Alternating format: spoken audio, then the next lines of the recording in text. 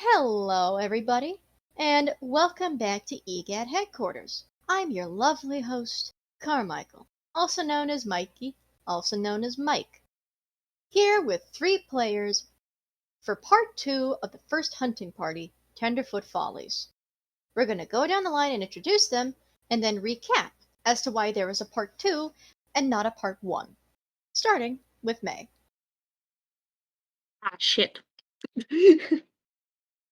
Language, Hi, we're on hello. air.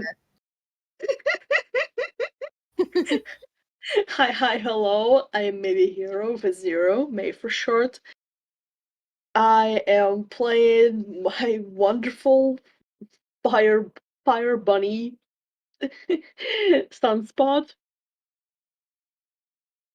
And yeah. Hello, I guess that's my turn. Hello, I'm Mala Sorte. Nice to be here. I'm here to kick ass, and I'm playing Francisco Puccino. I don't want any Italians having opinions about this name. Sorry, lads. No Italian opinions. Hello, I'm Spiffiest T with an S and a T. I also just go by Spiffy since that's a lot easier to say.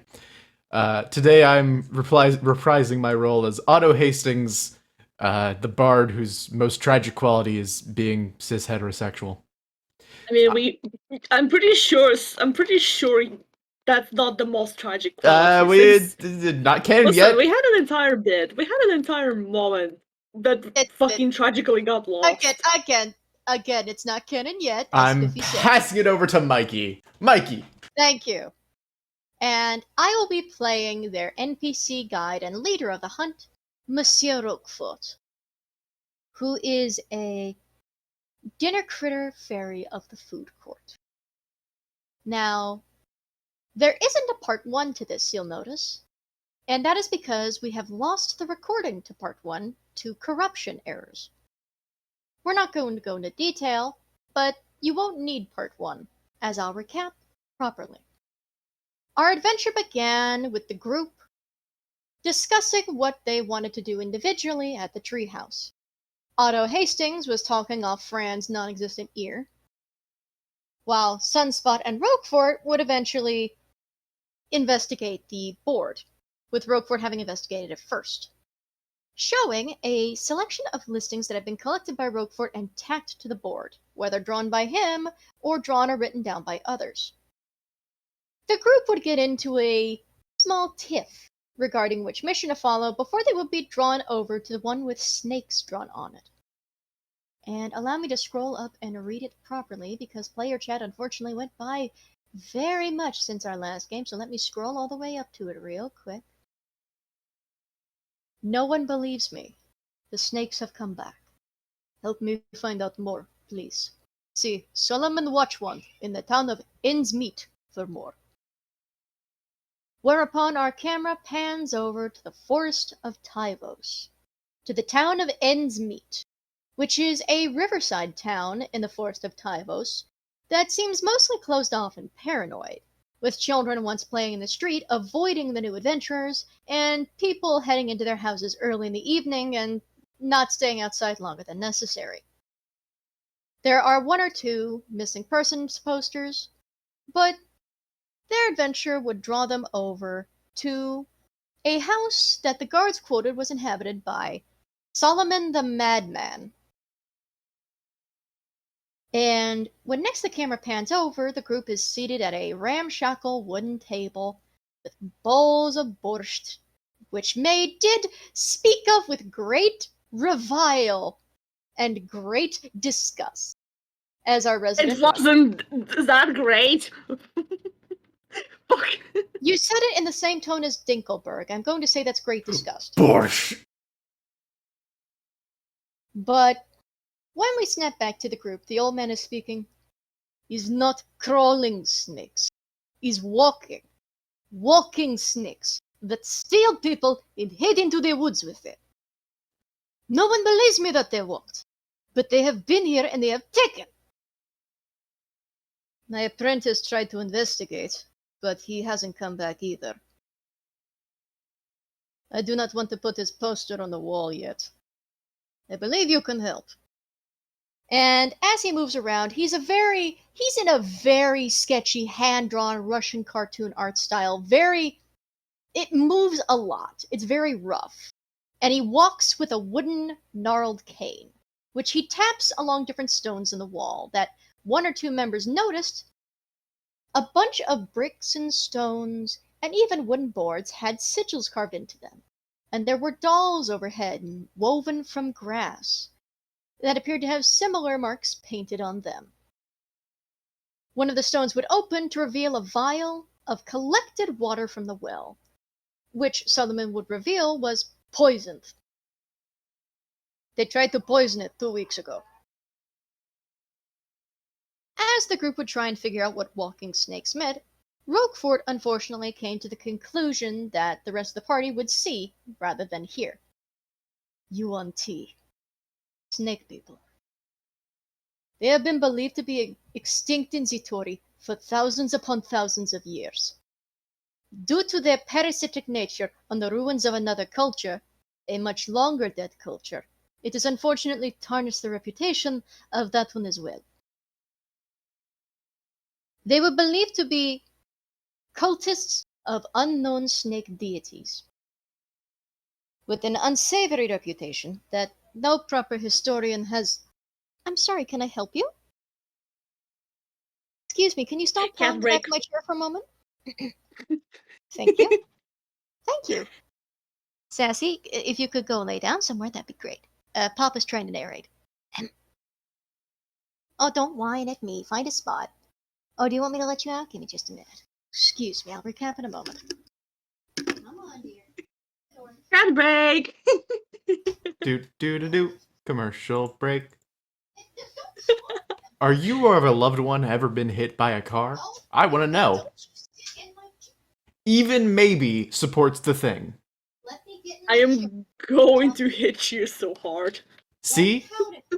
Would you really trust a man who is willingly admitted to hitting a child? I'm back. Orb? Welcome back. Continue the recap. I did no bits while you were away.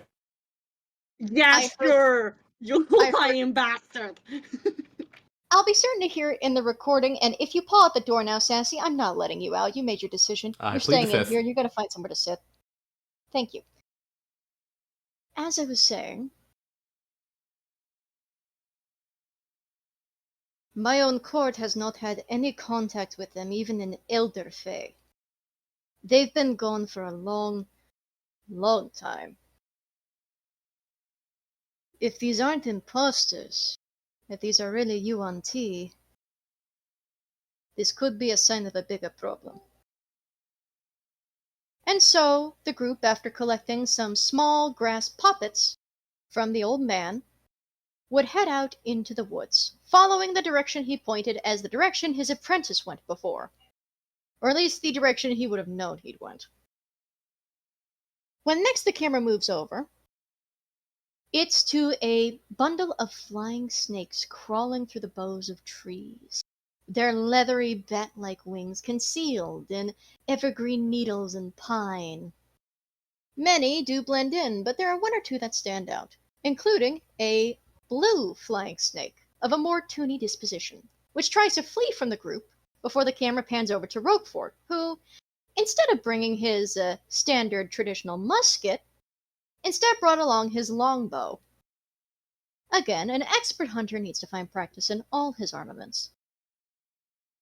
The camera then snaps over as he lands an arrow from 150 feet away through the blue snake's wings, and then pans over to Otto Hastings, properly intimidating and interrogating the snake upon using Speak with Animals.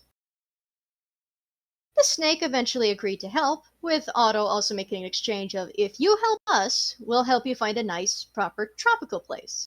As flying snakes are traditionally they're for more temperate environments than this. And this Teivos forest is a bit too cold, a bit too misty, and not quite right for their kind, clearly showing they're not natural to the region. The snake, of course, mentioned through stuttering about not exactly masters, but unfortunate threats which threatened them to keep an eye on the area and made a camp in the distance, and was gently persuaded. Snap to the camera over of Roguefort holding the arrow and bow up again, and the snake immediately sweating, visible beads of sweat, before the group would be led over to camp. This would pan over to, allow me to recap how many, 5 cultists, mostly in concealing attire, a few with the masks of a jet black serpent over their face, bearing unfamiliar symbols on their cloaks which nobody could recognize. One figure in particular went into the largest tent in the grounds. Otto Hastings would follow this figure, while the others would prepare an ambush for the rest of the cultists outside, who were busy guarding the camp and dealing with 2 piles of bodies. One pile is full of unconscious bodies, bound and stripped of any protective gear, writhing in a seemingly unending state of nightmare, while the dead bodies are cleared of anything and everything valuable and look like they've been, for the sake of the camera, covered up decently, but clearly stripped of anything they could have been wearing, possibly for other use. Presumably for scavenging means, with a pile of loot sitting conspicuously packed nearby. Otto Hastings we then snap to, putting on a big curly mustache and trying to play off as the Union.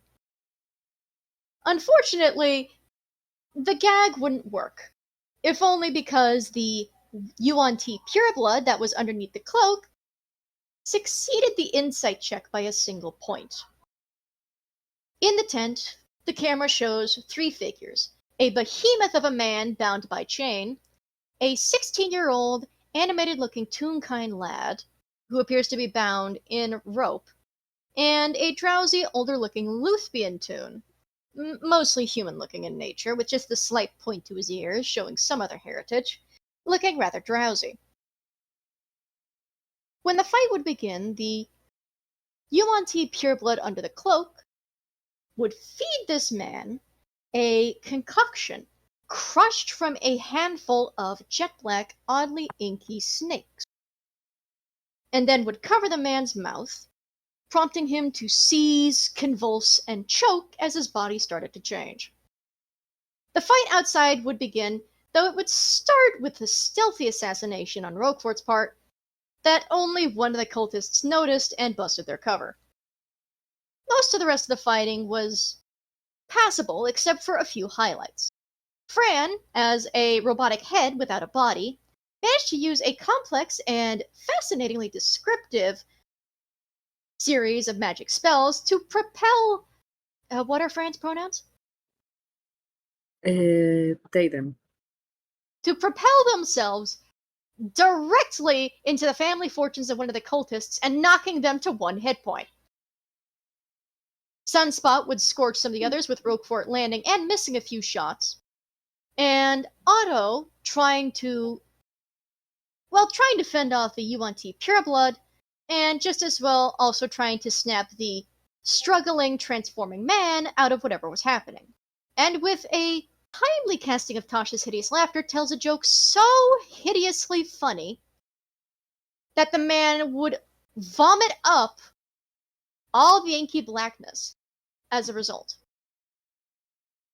and turned back to normal, which does indeed give him the commoner statistics rather than the UNT Malison statistics he would have gotten. But you know what? I think that's better than watching his teeth fall out and watching his arms fuse into snakes. I think that's an improvement.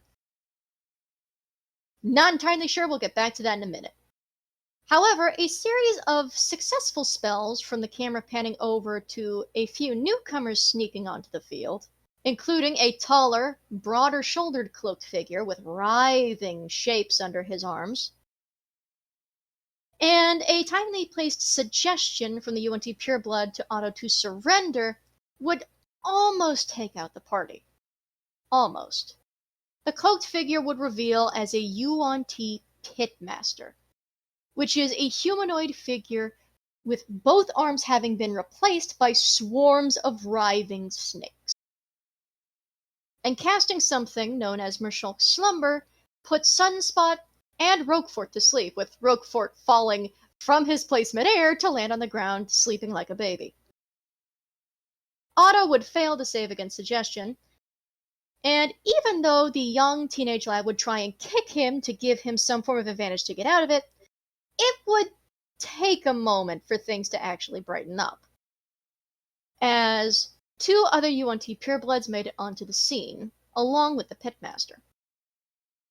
However, the scene eventually changes. After an unfortunately very cool speech, which we do not have a recording for, but the audience can imagine, Otto decides to, on an incredibly successful check, break the chains holding the big man down, who is revealed to be a... Excuse me for just a moment. Oh, you can't leave that out. It was a really cool speech, I promise. I did my best. You did amazing. Listen, you did amazing. Otto had the most epic, coolest moments in this game, and it's a tragedy that the game got lost. I got to make jokes about improv troops. It was great. You did indeed. You'll have to remember them and write them down later, but I'm back, continuing Roger. with the recap. The larger figure would be freed, prompting a slight panic from the old UNT pureblood woman, who I will note Otto Hastings was the only one to notice that, due to the glow in her eyes, may not have been doing everything of her own accord. But the other 2 would eventually be woken up, and the fight, now with the much bigger individual revealing himself to be a Teivosian artificer of a kind. And I say of a kind due to having a big fucking gun in his hammer space. Listen. We're left off last with an image of the group squaring off, Otto having been knocked down, swept into the arms of Roguefort, who saved him at the very last moment, narrowly darted out of the pitmaster's reach, just missing bites, and managed to use Cure Wounds to bring Otto Hastings back from 2 failed death saves. Whereupon, in an even more tragic event, Otto in his delirium tried to ask if he should call his mysterious rescuer, what was it, Father or Papa or Father or Dad? Father or Dad. Father or Dad, and Roguefort failed a wisdom save and so said Father would be fine. The soft moment would immediately be ruined by the fact that Otto would realize what he said, try to struggle out of his grip, realize he's flying, and cling to Roguefort midair.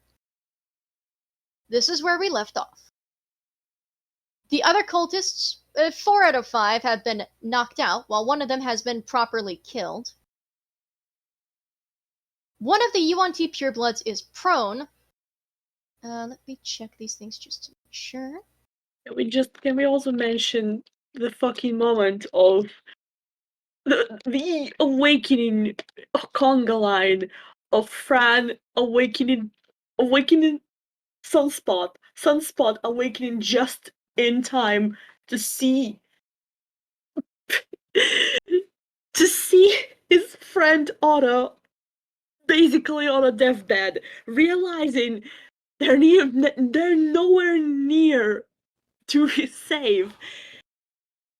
Getting Roguefort and basically yeeting him in Otto's direction.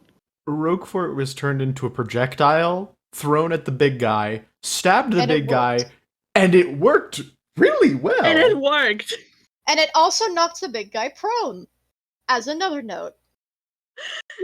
How do we keep doing it? I don't know. The magic of D&D. When we get back to combat, which is where we are now, the only thing I will notice is it appears Fran's token is at 0 hit points. So was Fran knocked out during a turn? No. How many hit points were you at? Fran is still at 44. At some point, he did transform into the skeleton stag, but he's no longer back, so he's back at 44. All right. He's a full they are a full HP, I want to say. Why did I have to say the number? Sorry. Yep. And Sunspot, how many hit points were you at? I mean, I did not refresh my. I did not click the finish long rest after which, thankfully, thank God I did not. I'm at 25. So I'm just going to put down 25. That is not the right bar for 25. I am using a placeholder map because reasons. I have my reasons. The audience doesn't Yeah. need to know them, and you don't need to know them. And Listen, you're the Otto, almighty DM. Not you Otto, do whatever you do. how many hit points were you at? I am at 14 of a max of 27. So, honestly, could be Yay. doing worse. And allow me to check Roguefort's statistics real quick, because I believe he actually... Yeah, he hasn't taken a single point of damage yet. Good job, buddy. Not a single one. That's a miracle of nature. The most competent person in this fucking group. Now, Fran, it is your turn. You are next to a UNT pureblood who is prone.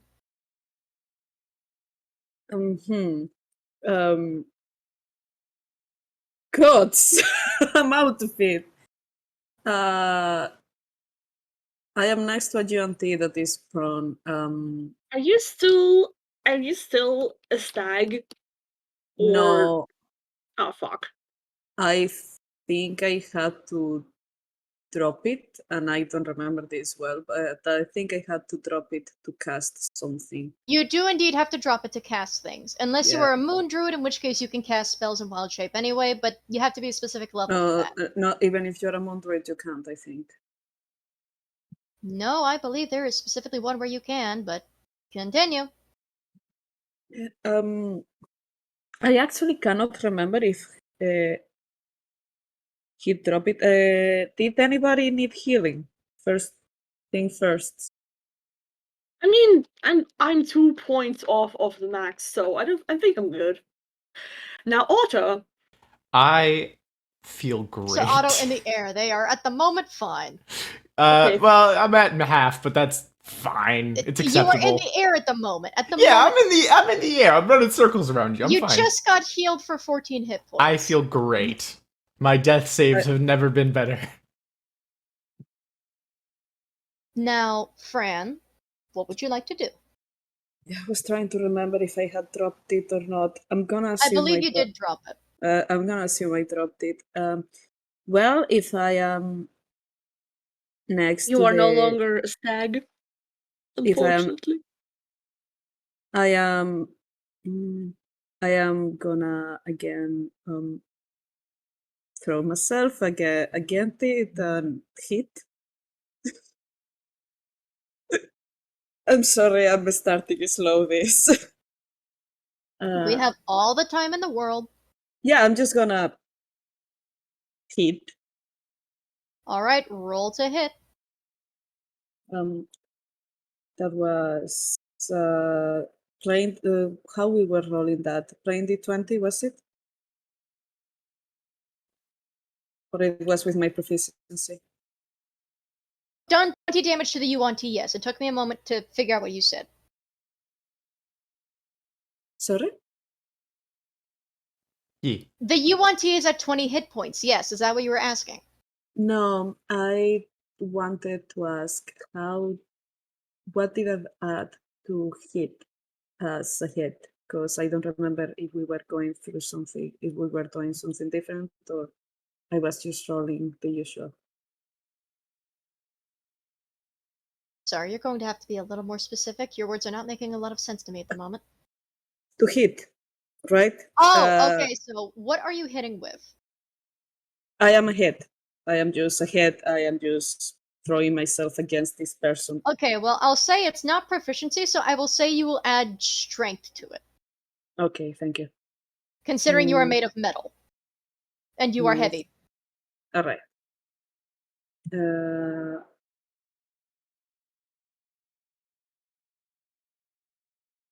Does 21 hit? If it doesn't, you would have a lot more problems. Yes, it does hit.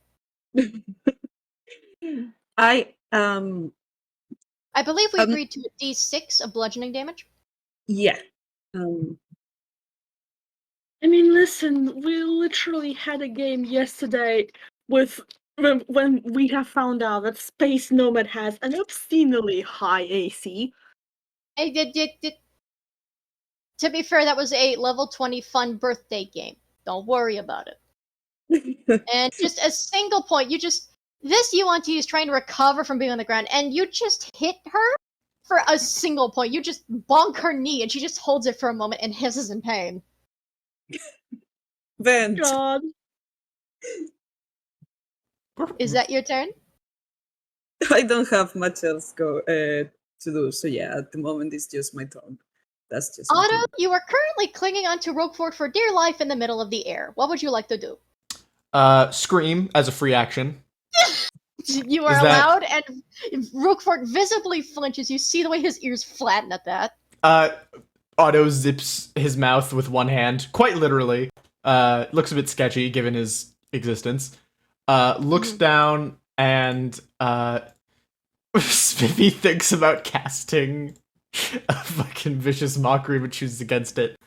Otto will grab his rapier from its hilt and point down, signaling to Roguefort, all right, let's go down there and let's do some teamwork. In out of character, I'm going to ready an action to slice at something. You know what, Roguefort? I'm gonna roll him an intelligence check real quick to see if he can put A and B together, just for a moment. He understands signals, but I wonder if he gets a specific plan, because if he does, then he has a specific action for it, so his intelligence is +1. Oh yeah, you did drop the rage, not the wild shape, but that's fine. That's fine. We can still say your wild shape next turn. Again, for context, it has, I believe, been a week since this game, so... Week plus. Yeah. D20 +1. He sees you point it down, and then he looks at you and goes, "But you are bleeding? I should keep you up here to heal, I would assume?" No, like, I make stabbing gesture with rapier. Oh, alright. Yeah, I it's can do that. Basically just imagine the enemies as a dartboard, and imagine me as your frail dart, and as he's saying this, he's already being thrown, or like, flown down. Oh yeah, he's not gonna be thrown. There's gonna be a specific visual to this. Oh boy. But let's get to the UNT's turns. Oh no. So the UNT that is prone is going to get up. And the two sort of exchange something of a look with each other. And I'm going to roll one of my casino dice for something, because I was going to roll it sooner in the off time, but you know what? I do kind of want to see. I'm going to mute for a moment because I don't want you to know what I'm rolling for. Here.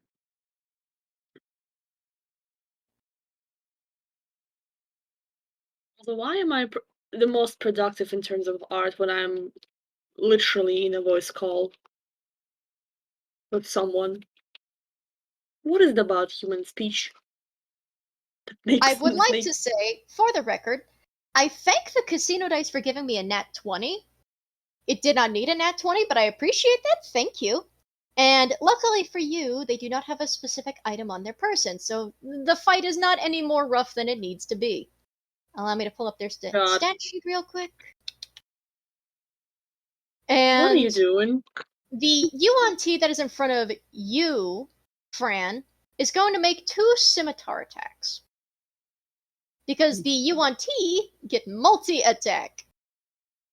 So that is 1d20 plus 3, 1d20 plus 3.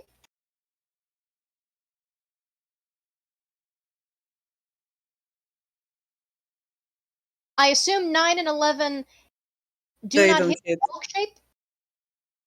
They do not hit, no. Understandable. And the other UNT... How did you miss a head? To be fair, Fran did bonk them on the knee. It's a little difficult at the moment. They have been bonked in the knee with what I imagine is a heavy enough piece of metal that weighs as much as a small cat. Okay, fair enough. And the other one is going to take 2 short bow shots at Roguefort. to try and get him to drop Otto instead. So that is also 2d20 plus 3. Uh-oh. Uh-oh. Oh, no. Both of those hit. So he's going to need to make 2 strength saving throws after this. But let's see. 1d6 plus 1, 1d6 plus... No, hang on a minute. Wrong dice. 1d6 plus 1, and then poison damage. Right, okay. So 1d6 plus 1, and then 2d6. 2d6. So this first one does 14 total damage. Does he not have a trinket for having poison damage? That does have poison damage. That is correct. Thank you. I did forget to explain that bit with the grass dolls, but let me yeah. see. That'll still be 9 points. For the audience's sake, the Russian doll guy from earlier, the crazy guy, the dolls give you poison resistance and advantage on... And you can't suffer the poison condition. Yeah! One thing that Fran does actually not noted... say from like the additional damage, but condition, yes, we don't have to deal with that. The one thing Fran did notice, however, was that the making of these things did follow a similar practice thread to a... yeah, I figured Fran would get hit as a stag. Okay, give me a minute. Let me go back in the dice rolls real quick. Sorry about that. Like the stag It's alright. The stag has an IC of 11. He doesn't usually have that as normal. He has higher IC, but as a stag he has an IC of 10, and I read the wrong thing. It takes 4 points of slashing damage. Cool. And then we get to roll damage for the next arrow that hit Roguefort, and he's going to need to make 2 strength saves. Everything is fine. Don't phone the fire department. So that is 5 total points of damage for Roguefort, knocking him down to 20 hit points. It's fine. And as he's holding you there, and he's kind of getting ready for it, you know, he's hovering there in the air, his wings are spread, and for reference, if you did not hear from the previous games that Roguefort was in, Roguefort has wings that are based on a beetle, but look similar to a red velvet Madeline on his back instead, since he is a very food-based fae of the food court. And as he's about ready to move you, you don't hear the arrows shot, but you hear the whistle through the air, and then hear the sickening snapping sound as they break through Roguefort's shell and into his back. Oof. Okay. And Roguefort makes it's a sound of pain. It sounds almost humanoid, but there is a different hissing quality to it compared to the Yuan-Ti. It is not a snake hiss, it is an insect hiss. And 2 strength saves. He gets +3 to these. Oh. Thankfully, he keeps you afloat. You can feel the way those arms actually flinch when they're holding you there for a moment, but they still hold fast. He's not that easy to take.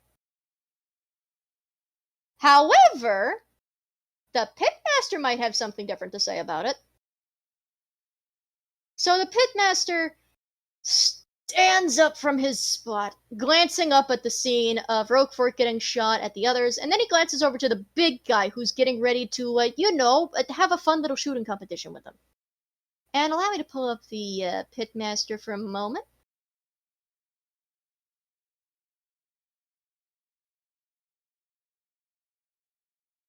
Going to just politely ask him, be alright with you if you were to perhaps go back to sleep and wait this out to make this very fair, just as a suggestion? And he needs to make a save against suggestion, which is a... let me check. Wisdom save. Oh no. Oh no. I'm going to mute again for a moment.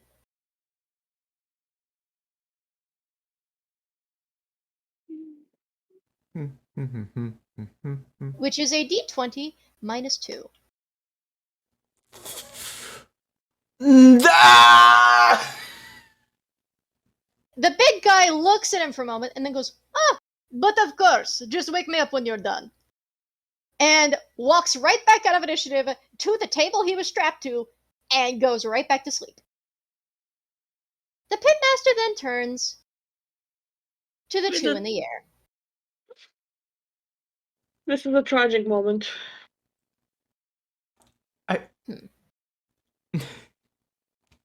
Part of me wants Otto to heckle this man for his use of spells, but he's not gonna risk it. You're one to talk. Hey, listen, when I do it, it's super cool and badass. When you do it, it's cheap and bad. Now I'm going to say this out loud, but you're not going to know what this roll is for. Okay. Odds the pitmaster has one of the staves, evens the pitmaster does not. Odds the pitmaster does have one of the staves, evens the pitmaster does not. Did you just blew on a dice? What? I do not believe. May was asking. No, I was asking Mike. What did you ask? Did you just blow on a dice? Yes? It's for good luck. Hey, good luck meant that you actually didn't, he doesn't have one. Which is good, because then you would have a giant constrictor snake to deal with. Yeah, I know exactly what that fucking item is. Alright, keep going. And he just glances at you for a moment. And he is going to lift one of his... It would be disingenuous to even call them arms. One of his swarms of snake heads and tails. And as he's a bit different than a traditional pitmaster, Eldritch Blast for him counts as a bonus action. So, let me see, what CR is he at? Oh, he would get two Eldritch Blast beams then. Okay, alright. Let me see, that is, considering that would be plus wisdom. Okay, so 2d20 plus 1, 2d20 plus... Actually, I believe it would be more than... Okay, I'll roll them on here then, because this has the better calculation than I do at the moment. Because my numbers do not sound right in my brain. I love numbers. Oh, he gets a plus 6. Okay. Oh, that's great. I love that. That's great. Awesome. Let me check Roguefort's AC real quick, because he's aiming at Roguefort again.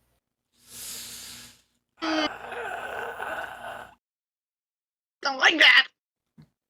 Not a fan. Okay, the good news is 12 doesn't hit. Bad news is 20 does. Mm-hmm. That is not a nat 20 though, but he takes 8 points of force damage and needs to make another strength save. This puts him now to 12 hit points. So Roguefort, that's a plus, I believe that is, was that a plus 3, if I remember correctly? Yes, it was indeed a plus 3. Rangers are fun. Despite what anybody says. Again, there's another flinch, and this actually, the way that you're settled, Otto, the Eldritch Blast perfectly goes past you and into Roguefort's gut, and you can hear how it knocks the wind out of him. And for a moment, the Eldritch Blast just looks like he fired off this eerie, sickly flame bolt in the shape of a venomous snake's head. Again, the grip shudders on you, and you don't think Roguefort can actually hold you for too much longer, but he holds fast. He's not dropping you. He's not dropping you to the dogs yet. Okay. Might have to update my bonds pretty quickly here.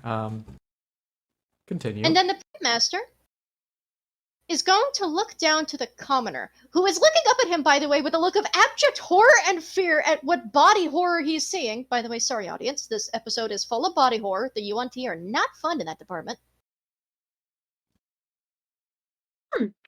And... We're all family. I'm going to do an intimidation roll as his free action.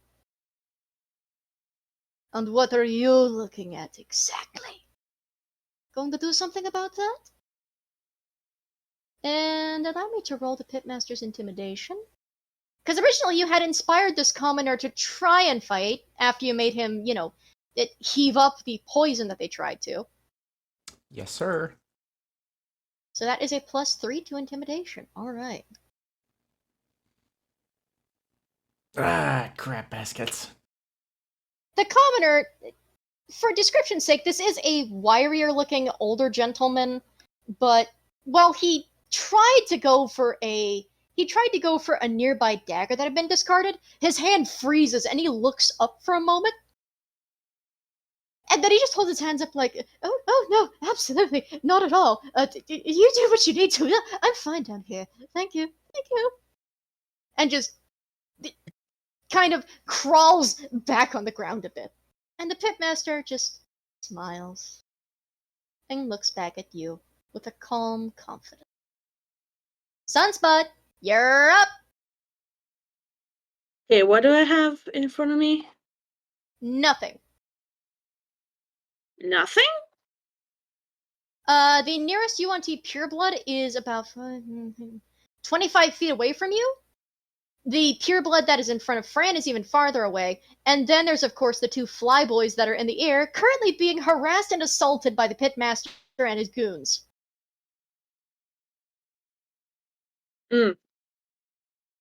So your big friend decided to go back to sleep and leave initiative, thanks to a suggestion spell.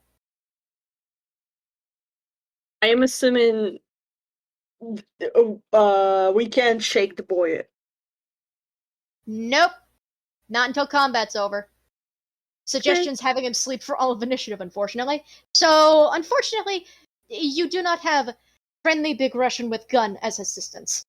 God damn it. I was so hoping for, two TF2X spies. Listen, your pyro can wake the heavy up later. It's fine. Just get roasting these snakes. Whether lethally or non-lethally, it's up to you.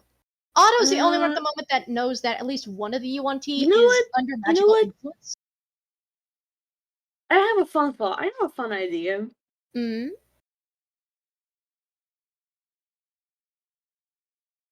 Sunspot is, I'm gonna say, calling to their extra Zitorian nature. we would have called extraterrestrial. It's not Earth. I mean, terra still means soil. Fair enough. Sunspot is I not made of genuinely dirt. did not. Sunspot is not from this piece of dirt. A very different piece of dirt. But continue. Anyways, Sunspot is calling to her extraterritorial nature, and it looks like they just snapped the fingers a few times, and then 6 tiny meteors pop into existence. They cast Mel's Minute Meteors. Ooh, you love to see it. I love them. I love them, and I also just love Mel's Minute Meteors in general. I'm so sorry I spoke over your malicious laughter. Could you do it again, just for the recording?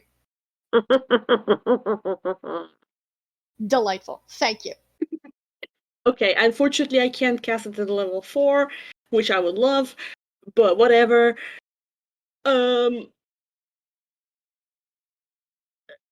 So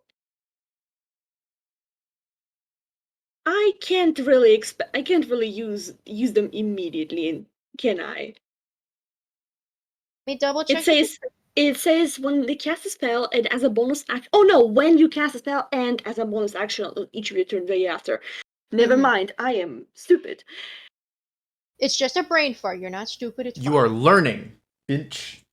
Listen, spellcasting's weird. Don't worry about it. At some points, I'm feeling like I genuinely have some problems reading English and sometimes Russian as well. But yeah, you say 2 of the UNTs who's been harassing the flyboys? You repeat your sentence.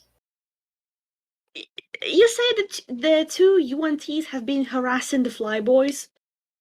The UNT pureblood that's in front of Fran shot some arrows at Roguefort, and the pitmaster just nailed him with an Eldritch blast. So the farthest pureblood, and then the pitmaster with the fucked up snake things going on. I'm pretty sure neither of them are further than 120 feet of me.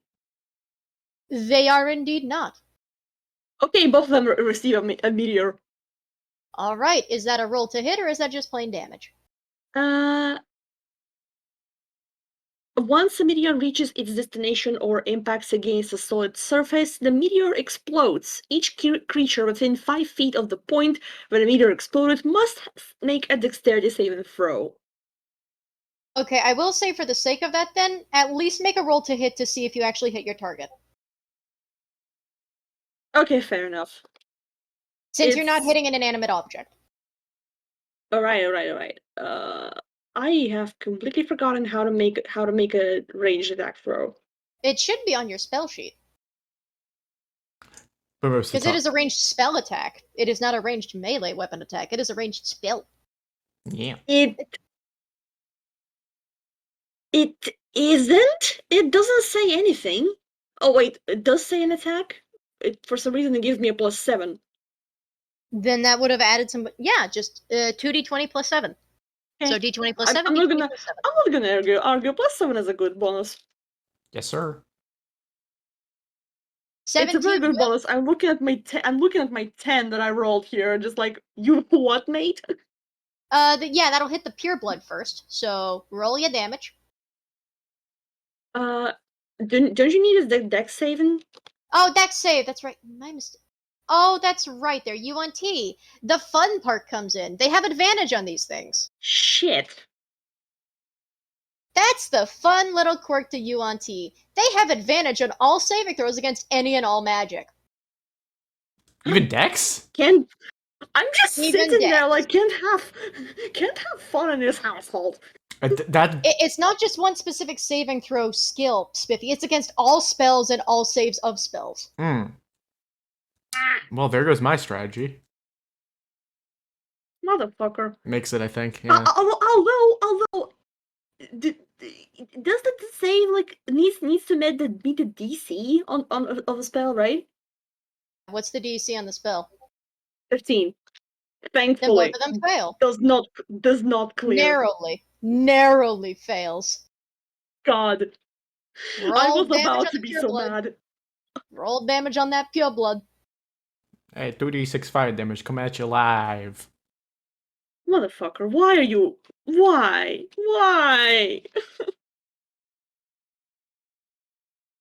Question.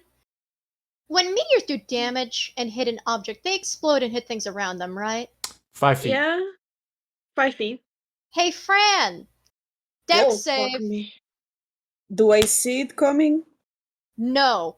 You are a head on the floor. You are facing a singular direction. That is a no. Oh, so I am not an elk anymore. Oh, no, you're a stag. You're fine. But no, you do not see it coming. Your back is to Sunspot, unfortunately. All right, give me a Why am I second. not thinking straight? Do I use my own dexterity or the dexterity of the elk? Whichever is better. All right, let me see. Mike, It's the same. Oh, that's not what I roll. Okay, both of you spoke at once. May, what did you say? Mike, I'm gonna have to ask you for you are on the PC, right? I am a. Rephrase your question? Are you asking if I'm an NPC? No, you are on the desktop, right? No, on the mobile. Oh, yes, I am on desktop. You do have the map open, like. I do. It is a placeholder map still, but yes, give me just a moment. For the clarity's sake, please. Yes, I will post it again. I'll post it again. I'll just post a screenshot and I'll update it if need be. Thank you, because I completely forgotten that Fran is in the area. Honestly, it's okay, and it's also semi-realistic. Sometimes accidents happen with spells. And also, I'm gonna say this might be in the character for Sunspot, because Sunspot does not think.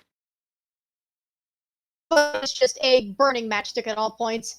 And if that matchstick has a longer length, more brain cells. If it burns lower, less. And yes, Sorte, you would make a dexterity saving throw against the damage. No, the dexterity saving throw is 15. Oh, 15 meets it, beats it. Why am I 25 out of 25? I'm 25 out of 27. You did not say your full hit points. I I'm had sorry. to fill in something. But since Sorte succeeded, where the Pureblood did not, how much damage is that? That is just still 3, correct? Yeah. I mean, it's Is it half? it is half. It is the 2d6 on a fail or half as much in success. You take a single point of fire damage. Just slightly singed. And then it's going to be a dex save with advantage from the Pitmaster. Because all you on T have this fun little thing. I'm gonna be very mad. I say that with the calmest face possible. I'm saying it with a smile, honestly. 18. Motherfucker! Roll your damage.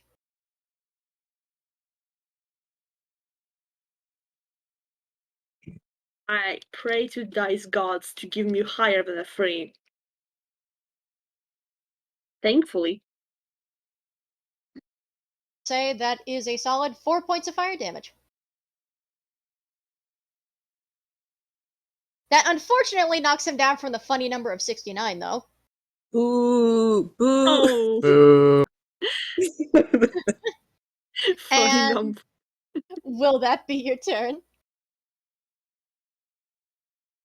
Yeah. We pay a moment of silence for the loss of the funny number. Blah, blah, blah. Blah, blah, blah. Okay, moment's over. Oh. I Unfortunately, have not grieved enough.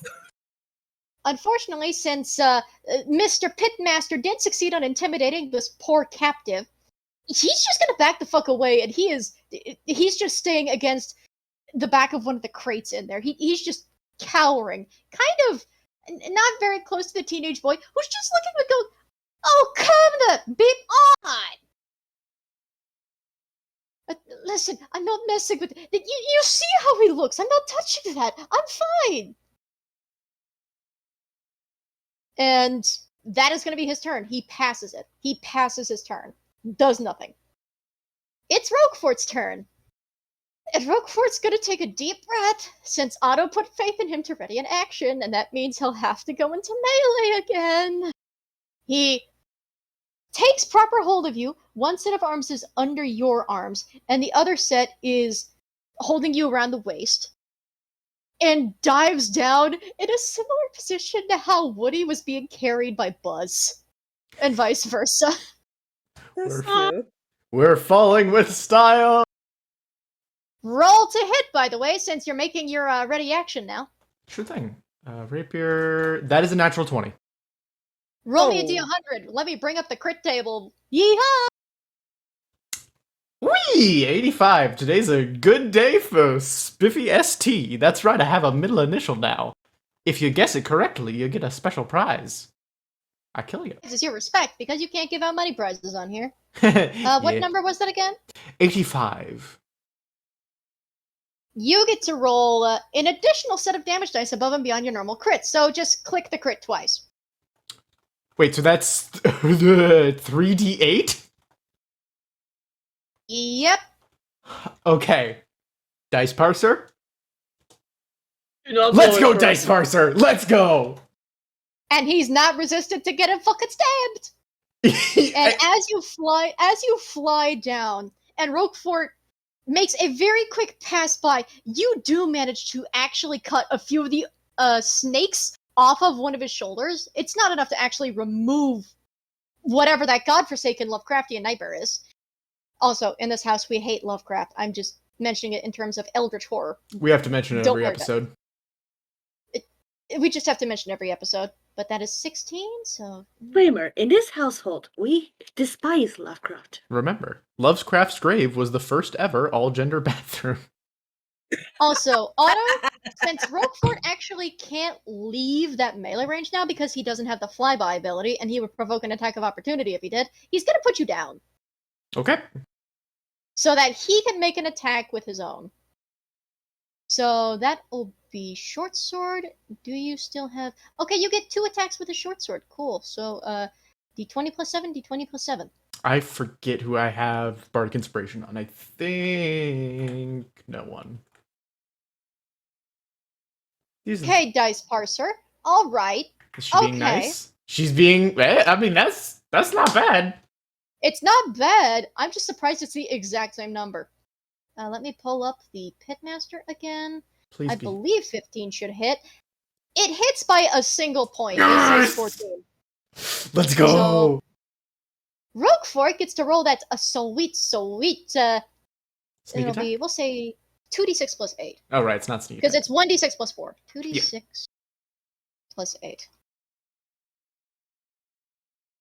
Come on, Dice Parser. No, wait, that was both of them. Okay. Come on, Dice Parser. Yeah, let's 18 go, more Dice damage. Parser. That knocks it down to 31. It's starting to. The Pitmaster's starting to look battered and bruised. Starting to look it. Oh, that reminds me. Let me go back to one of the other purebloods and roll a wisdom save for one of them. I want y'all to know that I have, like, it's not on the recording, because I have finally figured out how to, like, how to set up that the only Discord and my own mic is recorded. Mm-hmm. But I have Kirby Fighters 2 soundtrack playing, and fucking fucking Final Fame of versus DDD and Meta Knight have kicked in. Rogue. Good. Good. Hey, Mikey. Repeat. You said you were doing a Wanty Wisdom save, and that was a natural 3 on that one. What's happening, bud? Unfortunately, that is not good news for you. Oh, son of a bitch stick. Whatever Otto, that is. You remember how that first UNT had to roll to resist something, right? Yes, sir. And since she didn't succeed, she was still under the influence. That's the same with the Wanty that Sunspot just hit with a meteor. Fran, roll me a perception check. Alright. Perception check. 22. The meteor, you actually notice there's a similar glow in this pureblood's eyes, but it doesn't flicker at all. It's a little eerie to see from down there, though. And when you look at it, actually, since your number with modifiers actually passed a 20, Fran, make me a sanity save. Oh, that will what be the a wisdom. fuck? That will be a wisdom save, or That's just a straight d20. Got you. 6. You look up there, and with the mask on this UNT pureblood's face and those gleaming yellow eyes glaring down from the fire of a meteor that failed to really make much of a mark, your perception is high enough. You see something else. It's incredibly dark around this UNT's head.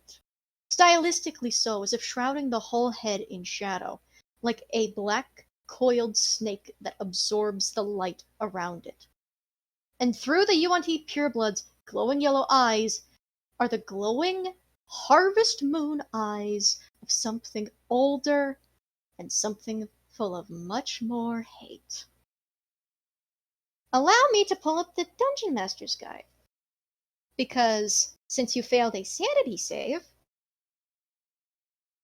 I get to explain a fun little gimmick about Elder Evil Perception.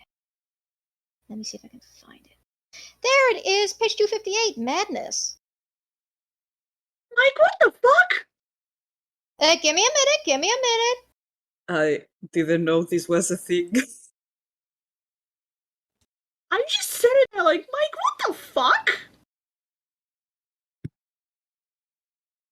That would be Wisdom or Charisma. Make that reroll.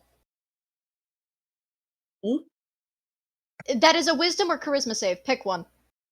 I'm gonna go with wisdom, because have you seen this guy? Fuck! 10. Nope. Again The for a dice. moment? I'm and going they- to do it again for a moment.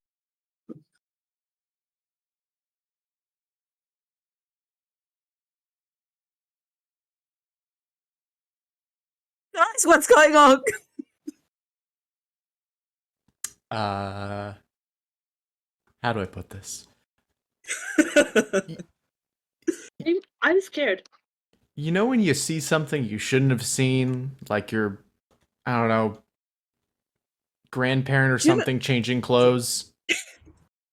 It's like that. Yeah. Why did I thought you will make this fucking Make a grandma. Do you know what? I think this is one of those circumstances where having a dumb, unwise character would have been perfect. Like someone so fucking thick that they cannot perceive this kind of things. God damn it. Fran, why? Luckily for you, a 10 succeeds. It is not high DC, and the dice were kind to you.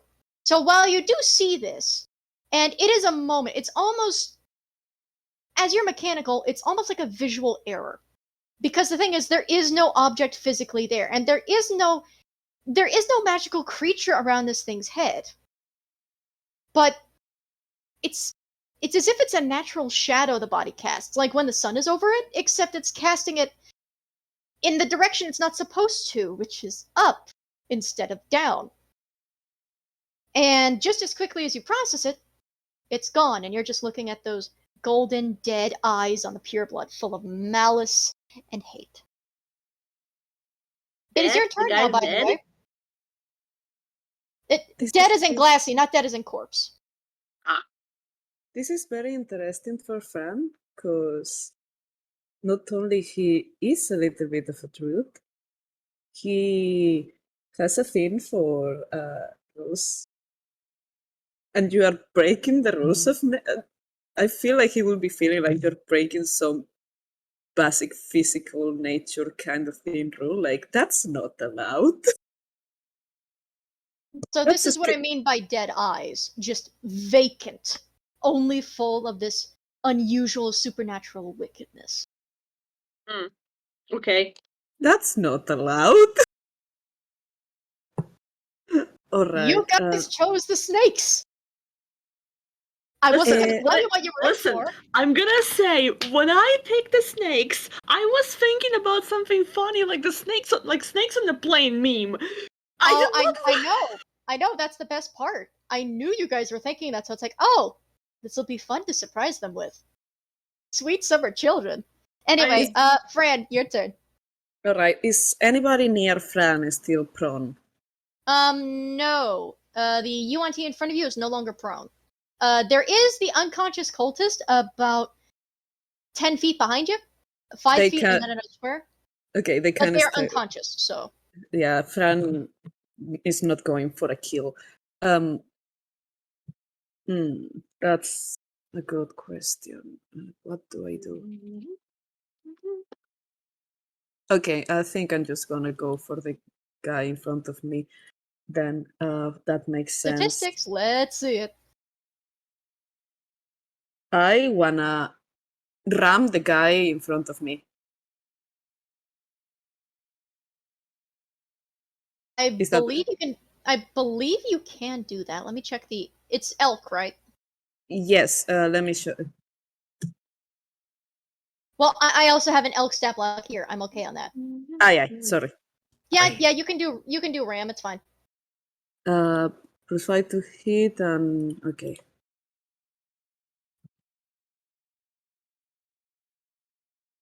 Nat 20. A D100. That's a nat 20. You love to see it. So to hit is 1d6 +3, right? Yes, but don't roll it yet. Alright, I'm not rolling it. You have to roll a D100 first. Oh, right. Because the crit table. 12. 12? You gain advantage on all attacks against your target until the end of your next turn. Oh boy. Go for it. So roll your damage now, and it'll be double the damage dice. So double damage. So 1d6 +3 twice. Yes. 2d6 +3 then. Yes. 2d6 +6. Okay. I don't understand dice. Same. 13. Does anybody ever? Ram this I assume that's non-lethal damage. Fran is angry, but they are not trying to kill. They are trying to maim. Maim is still not pleasant, but it is better than just trying to kill, because you ram your horns into this UNT and your horns pierce skin and scales. Blood streams down your horns in streams and trickles. And you hear the strangled shriek of this UNT as her hands are gripping at... It should be gripping at fur, but you're not. You're not like that. You are just this husk, this bare bones infrastructure for an elk without any of the fun fuzzy bits. And it is just cold, unforgiving steel, like at least a dozen daggers piercing into her. Is that your turn?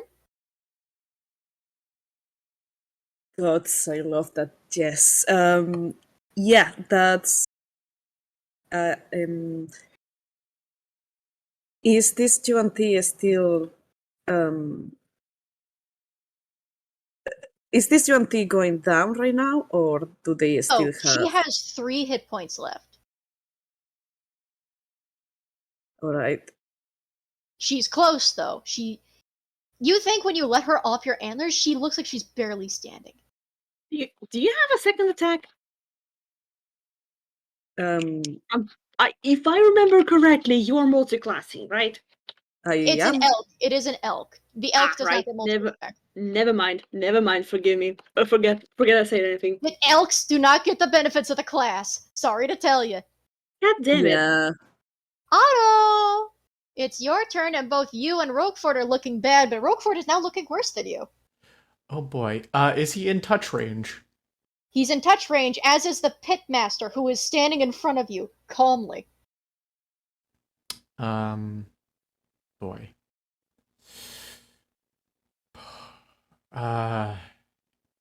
Otto will reach out to Roguefort and simply point a single finger to his chest, where several things have now gone through.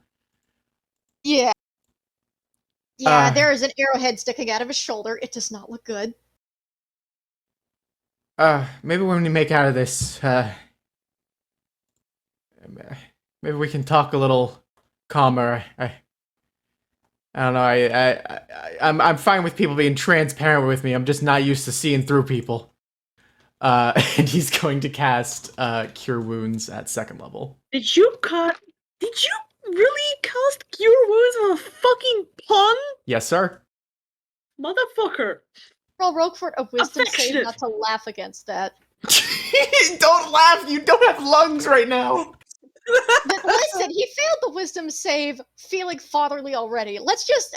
2 for 2. D20 plus 2. And unfortunately, even though he's a fairy, he doesn't get advantage, because the UNT are one of the only things that get that thing just race-wide. I would say a 10 actually does resist the urge to laugh, though you do actually see his expression falter for a moment, just like processing the pun like, excuse, but roll your hit points. Local bard falls to their death by making a very bad joke on a very bad time. I've done that thrice now! That is 17. That brings it back to 29. That actually almost puts him to full. Okay. Bonus action. I'm going to go ahead and Bardic Inspiration. God, who needs it the most? Actually, hold on. You can't give it to yourself. It's a sad thing you can't give it to yourself. It's such a sad thing, isn't it? This is gonna be really stupid. Can I attempt to throw a rock at Heavy Weapons Man, who is now sleeping? I'm gonna say above board, that ain't gonna work. Piss. Goddamn. Sorry, suggestion knocked him out like a goddamn stone. You look over and you consider for a moment, but you see he's already rolled on his side and somehow pulled out a teddy bear. He is politely sleeping with a little teddy bear. I feel like in character, Otto is like about to throw the rock, sees the teddy bear, arm goes down with a And instead, bardic inspiration to Roguefort. No words are exchanged. Just a simple head nod is all that he needs. And the pitmaster, however, speaks where Roguefort was about to. Oh, no. By all means, if you want to speak calmly, I could just knock you out and we could have a far more civil conversation back in the tent you just destroyed. How's that? I have just a better suggestion. How do I put this? Go f yourself, you. It just starts blasting. God, what is that fucking language called? Galfix or whatever. Grolix. Grolix. Yeah, just full Grolix. Just. We're not allowed to do censor. I don't want to get an R rating for this episode. Roll something for the pitmaster, but it's not for you. Fun. Okay, so what check do you think would be to recognize something or somebody? Or at least hear about the reputation? That's a history check, right? That's a history check. I believe, is intelligence, so +2. Perhaps you heard of me. Uh-oh. He glances over, not to you, but to Roguefort. No! You know, I'm impressed with how well you're holding together, but not surprised. Perhaps you would be more inclined to talk if I got rid of your temporary friends here. Eh, Hunter? And you see Roguefort's ears actually twitch at that as he looks at his face and realizes, oh, he knows me. You've heard of me? Through the grapevine. And it is the purebloods' turns. So that's gonna be, let me pull up the purebloods' statistic again.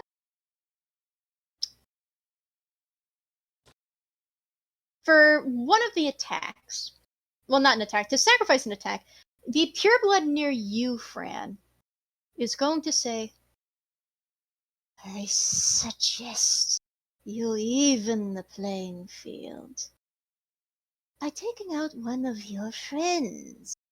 Dead. Wisdom save. Jesus fucking Christ, Jesus fucking Christ. 12. Check the pureblood save. Please. Meets it, beats it. God, You almost, there's a moment that your elk brain almost thinks, huh, that doesn't sound too bad actually. And then Fran kicks in and is like, hey, wait a minute. Hey, hold on. I don't know why Fran's from New York for all of a sudden. That's the suggestion. And Vigilante waits to see, but upon seeing no recognition, she shrugs and goes, with a shot. And she's gonna go to stab you. Scimitar attack. That's Wait. I am not under the suggestion. No, you're not. You succeeded. What? Like I said, the DC is a 12 for the pureblood suggestion and other spells. Sorte goes for their nearest crucifix and starts praising the Lord, just like, thank you. I have one here. Does an 18 happen to hit an elk? I believe 18 hits the It elk. very much does. 18 hits the elk. D6 plus 1. I can't believe I guessed it right. You take 3 points of slashing damage as the scimitar cuts into your chassis, or Right. lack thereof. I'm gonna say that this already a skeleton-like, that thing that should not be, is looking very rough, like there are sparks and there is like motor oil bleeding, like there are twitches to it. It's really creepy, like it's something that is already emancipated in its aesthetic. Now it's looking like it's about to take a step and just fall down to the ground, but it's still up. Sorte. That's my way of saying that Fran is very bloodied at the moment, but it's fine. It's fine. It's fine. Nobody kill him. The old woman that Otto was trying to snap out before, this older Yuan T, turns to see the scene. And Fran, seeing as you're wild shaped, you would count as a beast at the moment, right? Oh my god. I don't know because they. I mean, Fran is intelligent as a person at the moment. Like, Your physical form at the moment is that of a beast. Yes, a mechanical beast, indeed. Just making sure. We're not doing anything with that at the moment. Just wanted to check. I don't like that. I'm getting my, hugging my crucifix. And It came with the house, by the way. If anybody's questioning why do I own one. the old woman looks at that scene, and of course her friend is close to collapse, but they're not really friends. And she glances over to the one who made the meteors to begin with. And is gonna notch 2 more arrows and loose them. 2 shortbow attacks towards Sunspot. Fun.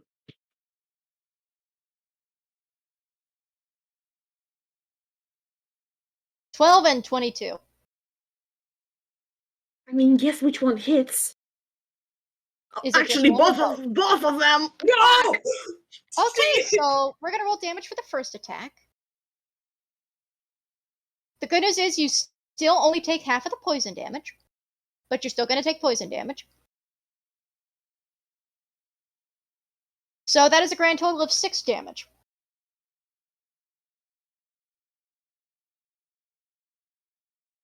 And then for the next one, once you're ready, May.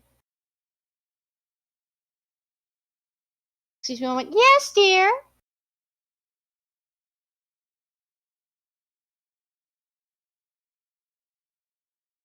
Excuse me a moment. Cat break? Cat break. Welcome to Cat. Cat. It's a kitty cat break. Welcome to Cat Break. Welcome to this Welcome to sponsored Cat Break. segment. Our sponsors today say meow meow meow meow meow meow meow meow meow meow meow meow meow. I'm back. Meow. I'm back. And that was a word for our sponsor today. Meow. Meow. Meow. Daisy. Daisy, find yourself a spot to lay down, would you, sweetheart? Papa's gonna get back to some carnage here shortly. Thank Meow. you. Also, I I- say carnage affectionately, by the way. Okay. I But love and I, hate that both. I am just gonna say, Mike, that now I'm inspired to get to actually get any good at the ending, so what I can lure you into a game and absolutely put you in a bad shit situation. Oh, that's the put them in a dream. Just That's put the them in a situation. Okay, Let's May- put Mike in a situation. I'm saying this with love. May, you took What? 6 damage from the first one, correct? Yeah, I already wrote it down. That is going to be 7 damage from the second. Ah!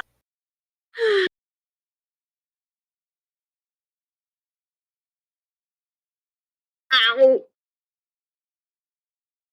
Down, no, where they go? I'm gonna say, as a funny flavor thing, that like the 2 arrows that pierce the suit, they only stay arrows for like a second before they are incinerated immediately. Fair enough. She is going to take 30 points of. She's going to move 30 feet back to get partial cover behind a tree.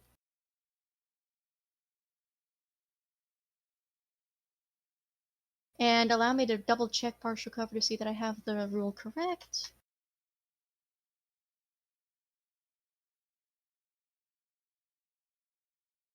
Combat cover, yes, please.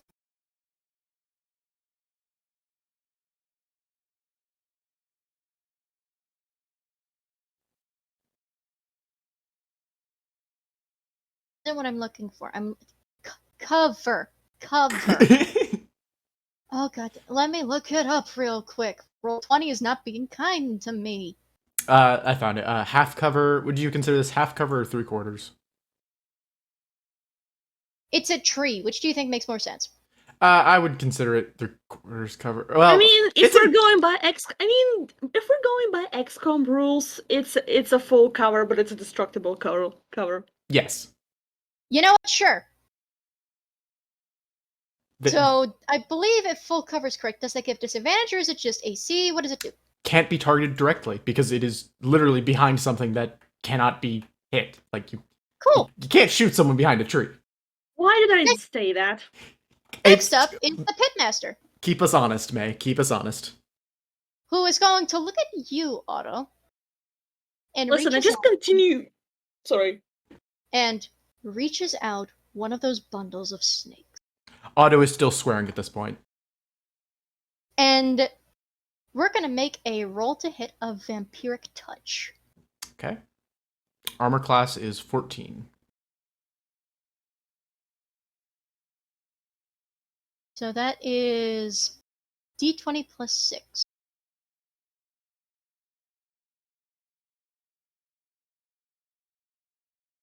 Oh, wait, I already clicked it. Does an 18 hit? Yeah. Cool, let me pull that up real quick. Why do I So, say with things? vampiric touch, Keep us honest, May. Keep us honest. 3rd level. Listen, I'll just continue shooting myself in the foot. No, I Otto, you lose the ability to swear as you feel your body weaken, as this does 13 necrotic damage to you. So, because You this are is at 1 hit point. Mikey, I'm assuming you see what hit point I'm now at. Yeah, I just Otto- said you were at a singular hit point. Otto is mid-speech, referencing something about a scaly something or another. And his outline falls. All of the black that should surround him drips down to the floor and splatters. The only thing that is left of him is the white sketch and the blue coloring and the red Buddy. blush. He looks horrified. He is shaking. He grabs his rapier and prepares for a counterattack. And that's their turn. The UNT Pitmaster can really only cast 1 leveled spell per turn, so he can't just vampiric touch you twice. However, let me check something real quick. Yep. Does he I have a believe cantrip? that is a melee spell attack. Is it an action or a bonus? Oh, right, he has 2 actions. Oh, fuck. You're not going to be at 1 hit point for long. Oh, good. I would like to ask the audience.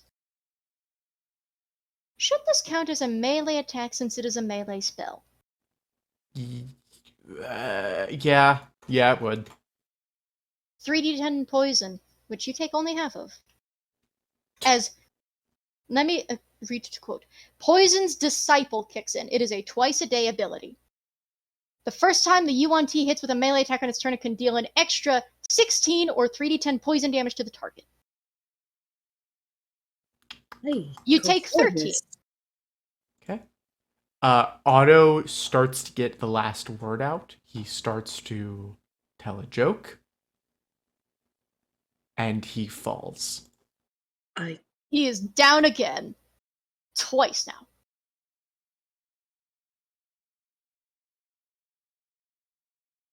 You two cannot see Roguefort's face. But while fairies, they can vary in terms of personal expression from fairy to fairy. Some are incredibly well poker-faced, and others are incredibly expressive. Roguefort dances a fine line due to the fact that he has the big googly eyes, and he has eyebrows, but no other facial features to denote expression. All that's left of his nose, or what it used to be, is the ridge of it. He has no mouth.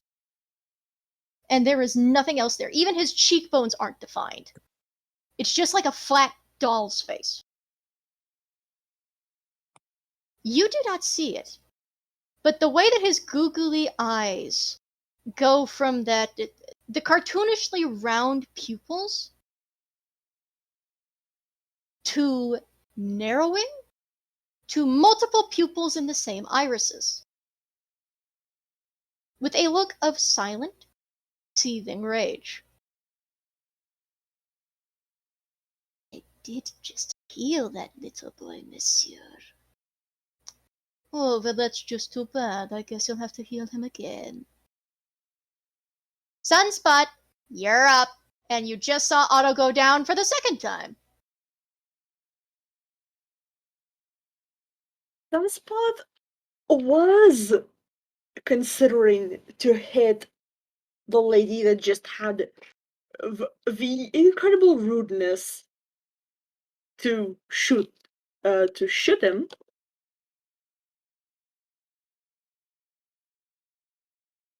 And then this happened. So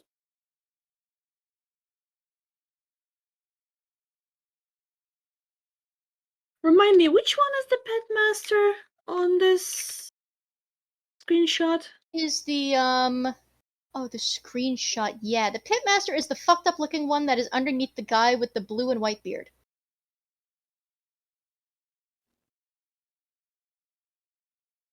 He's the one at 69. Does that Problem. If you use the meteors on him, the radius is going to get both Otto and Roguefort. Yeah, that's the problem. I was thinking, you know what? Okay, fine. I remember that meteors No, I did remember a rule. Hang on. You could just aim them directly behind him. Cool guys don't look at explosions type thing. You could aim it to his left. Well, technically to his right, and yeah. Global technically right. His left, your right. And that would only hit the pitmaster and Roguefort. Roguefort can take a hit. He's not focused on you. Do not, Sid. If I aim, okay, change of plans. Change of plans.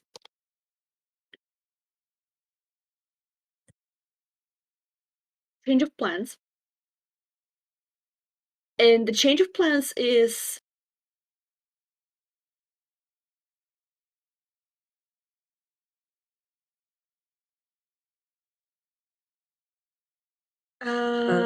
if I aim, hold on, if I aim meteors at the tree where the lady is hiding behind, this won't hit the guys. Yes or no? To hit the lady that's hiding? Yay. Yeah, that's not going to hit them by a long shot. That'll get the lady. If you hit the tree, you can just get the lady, yeah. Okay, change of plans.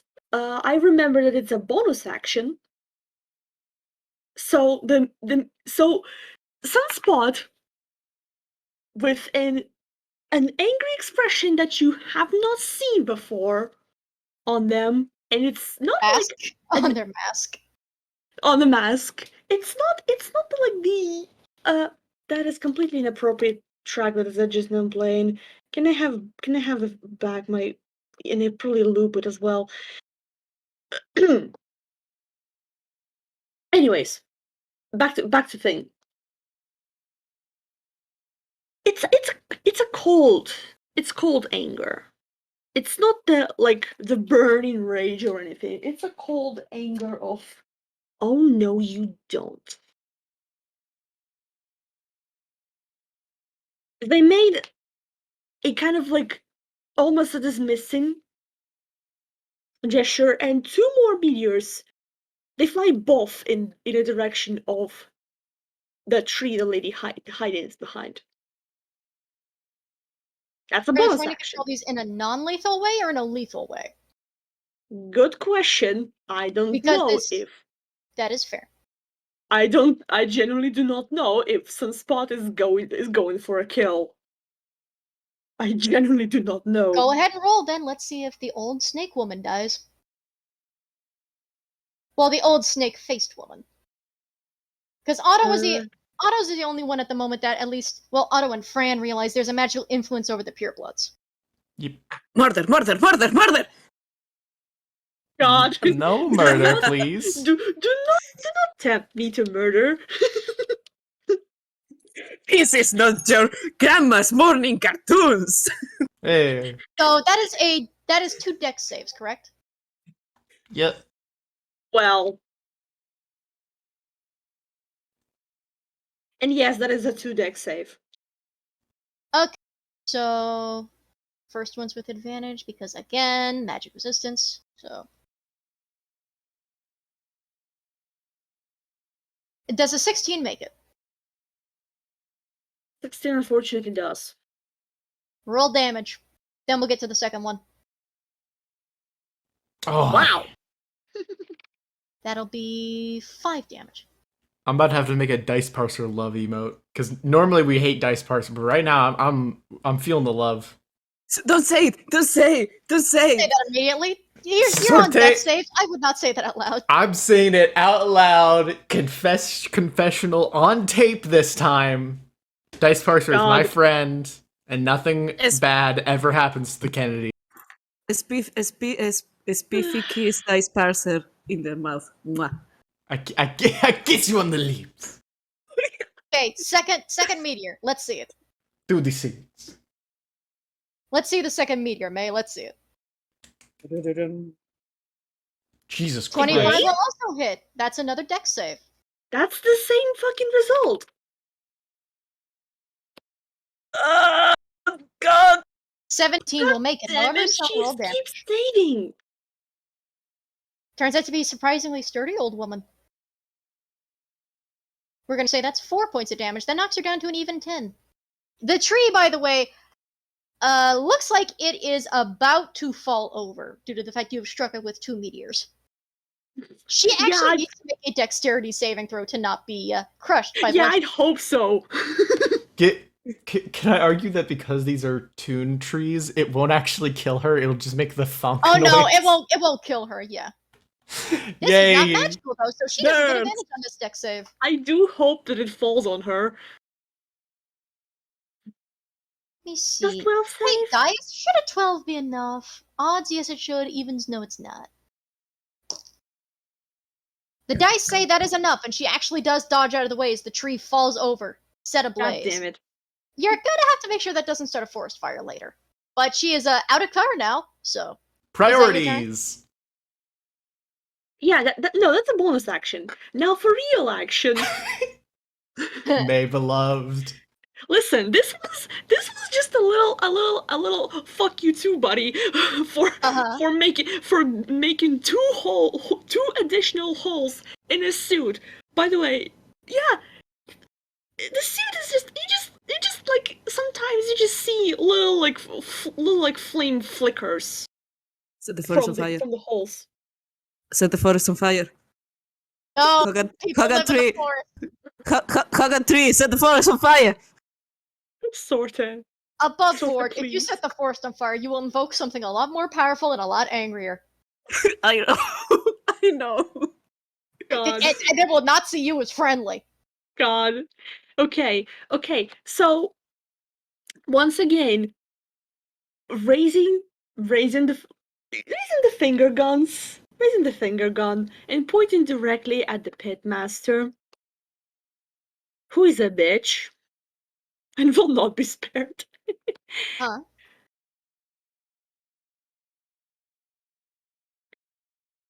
They cast Scorching Ray.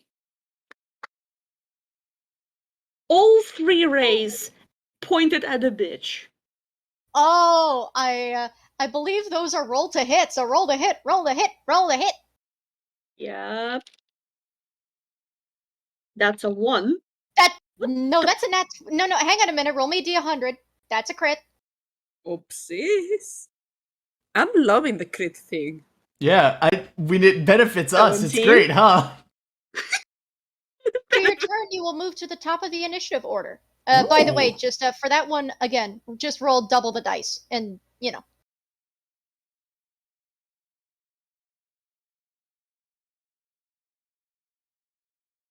I don't think 12 hits. It may. Damage What? of the first one. Sorry. It's fine. We need to get the crit damage out of the way first. I just roll 4d6, right? Yes. Holy fuck. Solid, a 15! You may, let me check the other one. Now, since you rolled the second one, 12 does not hit. I mean, it's not always 25. Sometimes it's 22. Normal damage. Roll normal damage this time. 6. Yeah, it's once not again Pissmaster? flares. I've accidentally called him Pissmaster. Oh no. No! Pissmaster! Riddle me piss, boys! Riddle me piss. The Pitmaster with a T, not an S. It's gonna be a joke if this villain lives. Yes, it is! Is not looking good. But that is your turn, I believe. Yep. I need to actually roll the comment or something because he's seen that the guy that made him laugh hard enough to spit out the poison is Down. now just just colors and watercolor on the grass, threatening to fade. And where is the commoner's stat block? There it is. And we're gonna see if he can roll a charisma check to persuade or inspire himself. Only has like No. Oh. The Pitmaster has instilled the fear of something beyond his understanding. He looks at that, and there is a look that he feels bad, but he also understands that if he goes up there, that's going to be him. Understandable for a commoner, but still heartbreaking to the audience. He is officially out of initiative. He is not participating in the fight. He's just cowering in fear. It is, however, Roguefort's turn. And Roguefort is going to take a deep breath, looking down at Otto's collapsed form.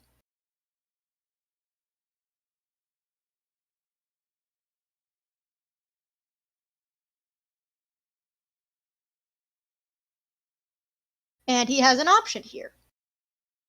The Pitmaster isn't looking good. He could try and take him out, or he could heal Otto. Fifi, would you like healing to be odds or evens? I would like evens, please. Alright, we're doing a coin flip. If it's heads... I would like to influence the thing. How so?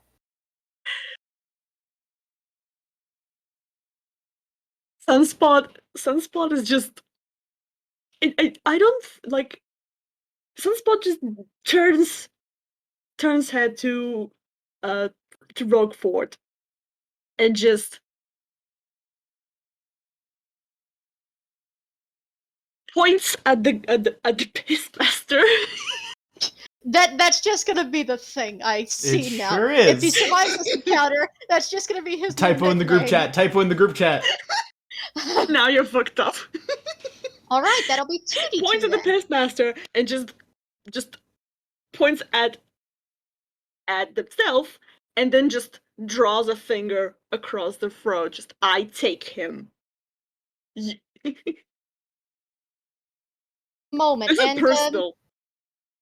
And out of, like, over the board, I'm saying that because Sunspot has absolutely no healing spells. that is fair. I will say, however, what languages does Sunspot understand? Good question. Is it in proficiencies? It should be in proficiencies. It is. Absolutely nothing. Only common and Grolix. See, you actually see him speak. It's actually a very rough Grolix in comparison, and it looks oddly like bubbly text, like bubbly, cartoony, big text that you understand in Grolix as non-lethal. Oh. You cannot decipher the expression. He's letting you have it, but non-lethal in case they need an interrogation. However, you did give him a coin flip with advantage toward the healing, so let's see. And with advantage, yeah, he is going to glance over to the Pitmaster, who is, point blank in his range. And he is going to, the first thing he's going to do is he's going to, we're going to roll a strength check to see, no strength, to see if he can pick Otto up. So d20 plus 3. Because he has 2 actions he can do here, since he has an extra attack, and he's going to sacrifice one of them to try and pick Otto up. Do you believe a 14 is enough to lift the unfortunate tune? Let me be clear. Otto is described as, and I quote, a frail-looking man. It's pretty easy. So that succeeds then. It's like picking up a tub of If I custard. remember correctly, you're know. currently the puddle on the floor. Oh, okay. So as he grabs what he thinks is close to his chest or like his spine, his stomach, it just like picks up. It's like a non-Newtonian fluid. You pick up Otto? Question mark. That's You acquire Otto. I Now, have- originally his plan was to... Yes, Sorte? No, I was just wanted to express my feelings of at this. I Mhm. have expressed them. Please continue. And he pauses for a moment. Originally, he was going to pick him up and fly away, but he may provoke an attack of opportunity doing so, and he doesn't know how much damage he could take. Especially knowing that those snakes on all his shoulders are venomous. Instead, he is just going to hold Otto close, and he's going to put himself to where he will take whatever hit goes for Otto. He is turning into a quote-unquote human, quote-unquote, meat shield, while he's going to cast Cure Wounds. 2nd level.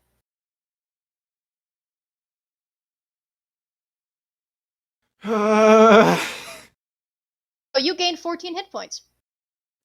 Back to half. And you are being held oddly tight and cannot exactly see what's above you at the moment, but there is something blocking your vision. Otto's coloring is back. He can't see. He clears his throat. And one more thing, you scaly What do you mean by temporary? I will show you temporary! Roguefort is just holding him there. And it is Fran's turn, by the way. You have a pureblood before you with an otherworldly influence over it that is at 3 hit points. And also, not far from you, is the other pureblood old woman, who looks like she is considering whether to stay or flee. Can I, as a free action, try to intimidate them and then? You can intimidate one of Finish them. him. Sorry, come again. You can intimidate... I tell you what, if you want to try and finish the one next to you, you can intimidate the one that looks like she's considering running. I'm actually thinking of charging towards the pitmaster while doing reckless attack. Sure, but you're going to provoke an attack of opportunity. I know. Yeah, Larry.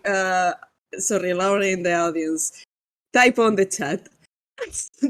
Mikey Alright. misspoke Pitmaster once, and it has caught on. If the pitmaster survives, this is officially going to be his name on the record. I am. This guy has pissed us off. This guy has officially pissed fucking Sunspot off.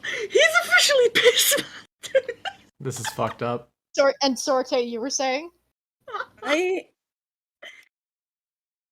Seeing how these two are, I don't think Fran cares much now about getting hit. So can I try that going to charge again the Beastmaster and with reckless attack? You know what? Let me check the elk's movement real quick, because I still have to count the squares. So Also- you are normal elk. Also, I want to say that Fran is making the most horrible screeching noise. It no longer sounds like it's like an elk or anything like that, or a booming boat alarm thingy they have, like the woo woo thingies. It hurts in the ears. Fucking foghorn sound. full horn, but it's like if suddenly whatever truck is trying to hit you has feelings, and the feelings are anger. And I love the idea. Unfortunately, you can't really enact it because you are not actually lined up with the pitmaster to where you can charge him. God, God damn it. Grab the crucifix. It's all right. Another plan. If you decide to move squares to where you are aligned, you will still take the attack of opportunity. You would just need to step. You just need to step to my left once. listen, whatever it takes to charge against this guy. Okay. Give me just a moment. Dice odds, the attack of opportunity is just 1 scimitar attack. Evens, it's 2.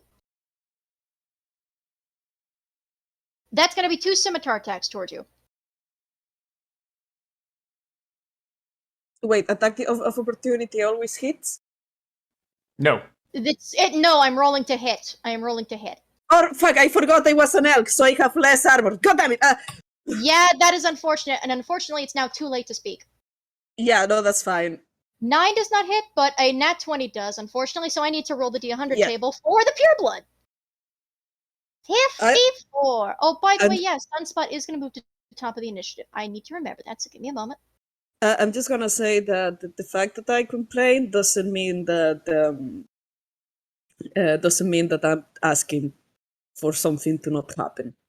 It's okay, you're fine. I understand. But sometimes you just have to express how much you hate this situation. That you're in. But like, we are enjoying it while we are hating it. That's the fun part. It's the fun part. So the pain is the part of experience. this one actually wouldn't be able to apply since you technically don't have a weapon, so give me a moment. Odds, we re-roll that. Evens, we just turn that into double crit damage. Okay, I guess we just get to roll the, we get to roll double crit. So that is 3d6 plus 3.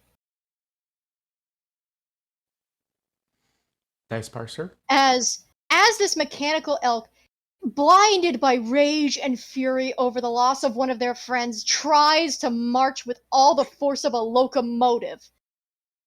The pure blood before you, who, while bonked by you when you were, bonked by you, and also impaled by you, is a lot more pissed at you than scared. Does 9 total slashing damage. Fran is out of this construct, falls to the ground with a clank and a screech, and it's like I assume that just stops you grinding. moving. Metal grinding, and Fran is now out of will shape. Does that mean that we lost Fran? No. We lost Elk Fran. Elk Fran has different hit points than normal Fran. Yeah. Wait, I don't know how the fuck does the wild shape work? Okay, I will explain it in brief. Allow me to explain in brief. I have played Druid for a while. When you take a wild shape as a Druid, you replace your hit points with the creature you turn into. It is essentially like the creature is a meat shield for you, but it's not a real creature. So any damage that is done to you normally is only taken by the creature unless you take so much that it knocks you out of wild shape in one sitting. This can be anywhere from convenient, just as, a chance to escape, to somebody, say, turning into a T-Rex and turning into a tank that could scare the piss out of God. As I say from experience, having a bard that turned their allies into T-Rexes in Barovia. The vampires did not know what the fuck to do. Barovia has dinosaurs? Ooh, No.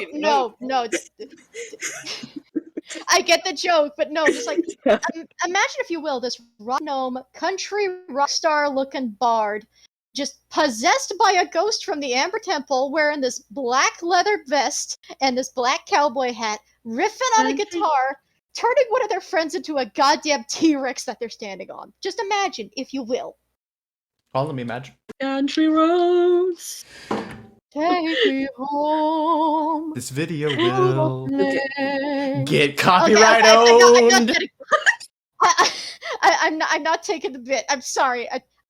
Anyway, Alright, I just imagine so- the fucking turning into Veterox and just going, Virginia! Jurassic just- Kingdom. Sorry. Okay, so just I'm sorry. okay, so just a thing. Actually, like I am out of will shape, right? Mm-hmm. So I have as a bonus action healing word.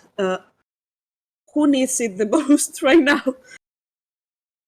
Gonna go out on a limb and say either Otto or Roguefort, because Roguefort looks like he is about to invoke the wrath of something with multiple snake arms. Yeah, Roguefort, just 100%. Great. So I am gonna cast healing word on Roguefort, on our lovely flying charming lad.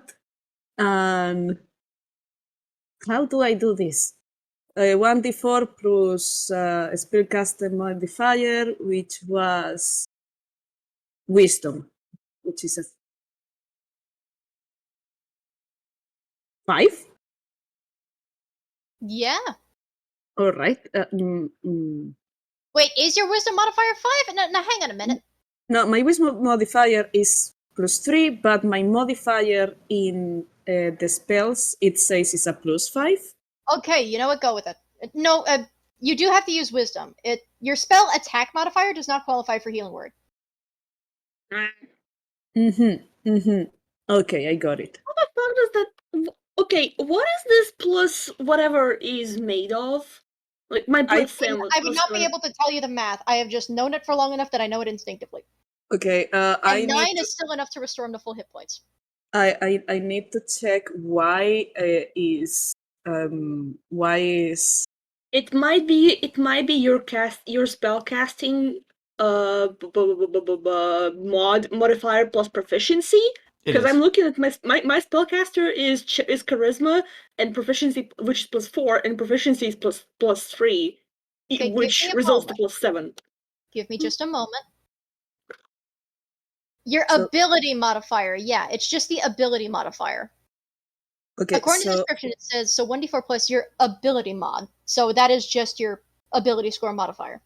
Okay, so because I'm just gonna say it here that Dungeons Master Vault is telling me that my modifier for spells is +5, like right next to the spell list. Should be, since your wisdom's +3, right? My wisdom is +3, yes. Yep, +3 plus 2, since that's your proficiency bonus, and then a d4 on top of that. Yay! So should I roll a d4 +3 or a d4 +5? 5. 5? Okay, is that okay? Yeah. Yeah, that works. That's fine. I'm not gonna nitpick it, but it still restores him to full either way. All right, Yeah. I'm gonna. Hopefully, it will matter if he can succeed his next wisdom save. All right. Stop That's a saying 7. things. Yeah, that's a 7, and Fran still has an action to wield shape again as the same elk, Mm-hmm. and he's just look directly in the eye of this bitch, whoever I will say, actually, you tried to make your action as the charging thing into an attack. No, actually, you can wild shape. You're fine. You just can't do anything else. that's fine. But can I still move? You can indeed move, but you did just take a decent portion of damage.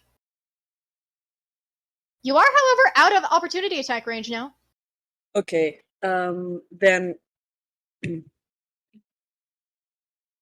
look this then I'm bitch gonna- directly in the eye and just turn back into an elk. Like, I do what I want, bitch. yeah, basically, like he is gonna go for the pitmaster, and this is obvious. All right. Spot, you're up. Yeah, okay. Did I? That's not a. I did not. Now I did. I did forget something. Sorry. You can focus on what you want to do in a moment. I need to roll something for a certain somebody who is at the very bottom of initiative order. So Is it Pissmaster?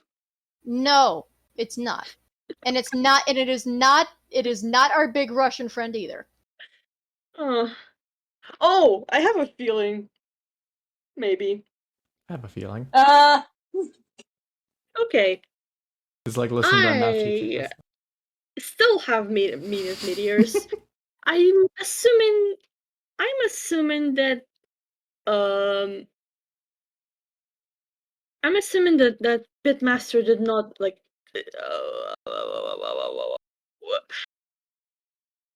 I'm assuming Otto and Roguefort are still near the Pitmaster, Yeah. so he's not a target. Okay, never mind. I will Who say, is however, you can Hmm? focus on the moment. As Roguefort is holding himself over you, Otto, and I will need you to roll me a perception check, actually, to see whether you can process what exactly is happening here. Because again, each round fully is 6 seconds in real time. Yeah, so Otto just like glances like a motherfucker. Let's see if anything happens. That's a natural 20, goddammit. So you start to finish your words, and then you process your position. Specifically, the Pitmaster over Roguefort, who is over you. You unfortunately realize what is about to happen.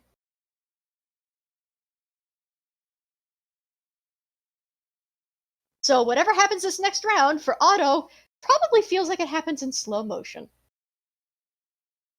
However, as you're looking at the Pitmaster, everyone's focus is somewhere else, so nobody actually notices or even hears when rope snaps.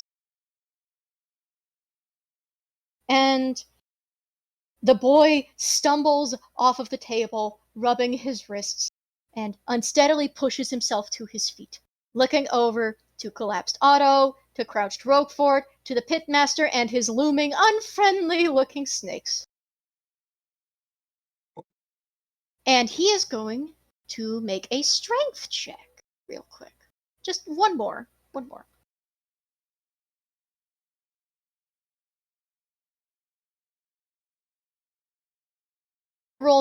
to roll the Pitmaster Perception.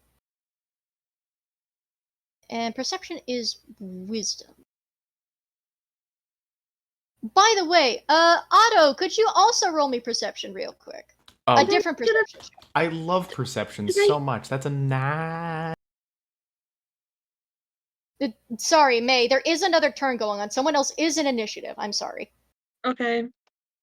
That is what this is about. This is essentially the 16-year-old entering initiative. Which is both good and not good, because commoners only have 4 hit points. Meaning any attack will go over his max and just kill him outright. Okay, so that is +1 to Wiz. Neither of you actually notice. And we're just gonna roll stealth for the commoner real quick. That's +0 because he has no modifiers. Unfortunately, actually, you do indeed notice. Out of the corner of your eye, you can see past Roguefort and the Pitmaster a shadow trying to sneak up behind him, who appears to have snapped off one of the table legs and is about to try and club him upside the head. And allow me to roll something for the Pitmaster real quick. If this succeeds, there's going to be another roll after it, but strength is +3, so...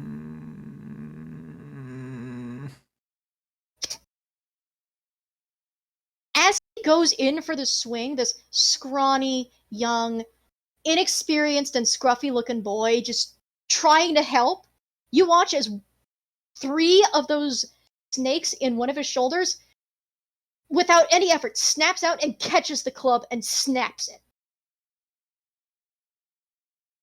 And he just turns toward the boy.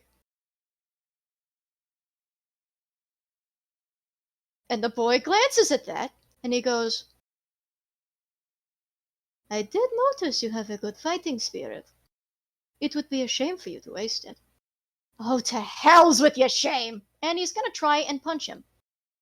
That is just a plain strength roll, no proficiency. This is just a kid using his last action to try and help.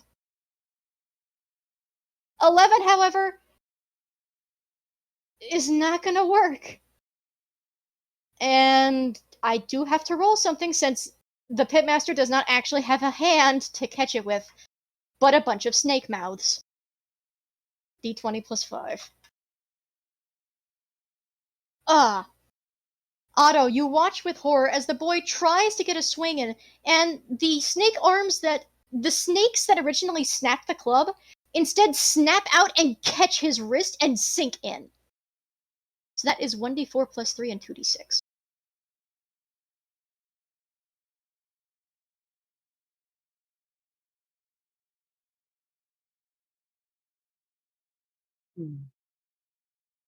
Allow me to just make a roll real quick, since that technically goes over max. Odds will say non-lethal damage, so poisoned but out. Evens. I'm gonna say if the guy dies.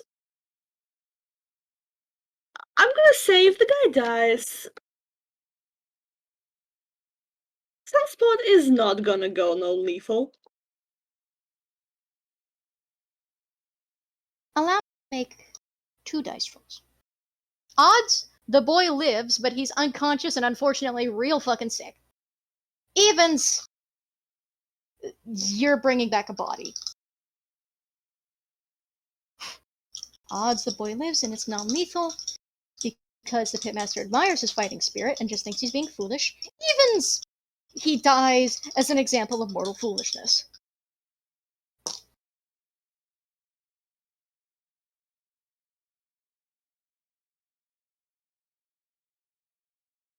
Fifi, I'm going to ask you, very respectfully. You don't know what I've rolled yet. But without looking, do you want me to keep my dice rolls or roll in Dice Parser?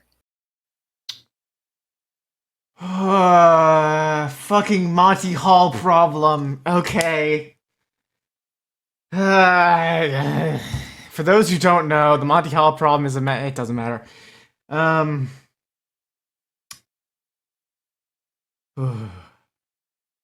Keep in mind, your choice determines if he lives or dies. Do I keep my physical dice rolls or roll in Dice Parser? The chances are the same either way. The decision is made when you lock in. Chances are the same either way. The decision is made when you lock in. Keep your regular dice.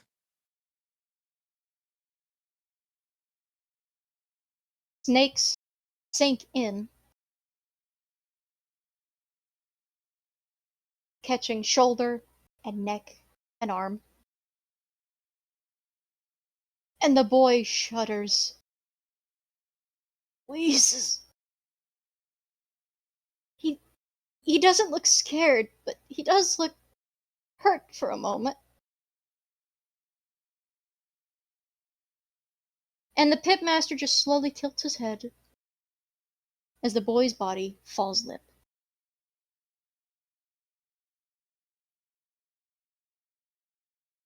Otto, roll me a perception check. Just one more before we get to Sunspot's turn. 14. He is not breathing. He is dead before he hits the ground. Otto was going on another tangent, going on another joke. He remembers the inspiring words he gave to the boy about fighting, and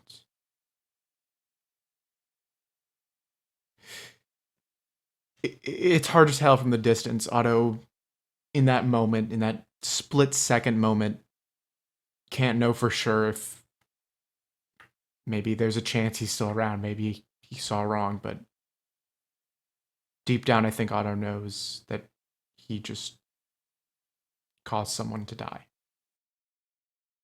But he doesn't have time for that, as it is Sunspot's turn. Sunspot, you cannot tell from a distance whether the boy is dead or not. Not even with a perception check. But you do see that the pitmaster tilts his head toward the body. Just think of the head tilt that Michael Myers does with a body. Just that little cold, uncaring, almost curious tilt. And the snakes still have blood on their fangs as they withdraw. And of course, only Roguefort and Otto really here. A pity. You did not have so much physical constitution to resist the poison. Not everyone is worthy.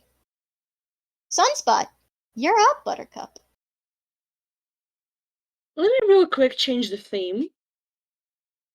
Are you changing it to Doom music? No, I'm changing it to Meta Knight's Battle Net. The first one. The first one. Okay. Because, congrats, Pissmaster, you have invoked the wrath of a star. Alrighty.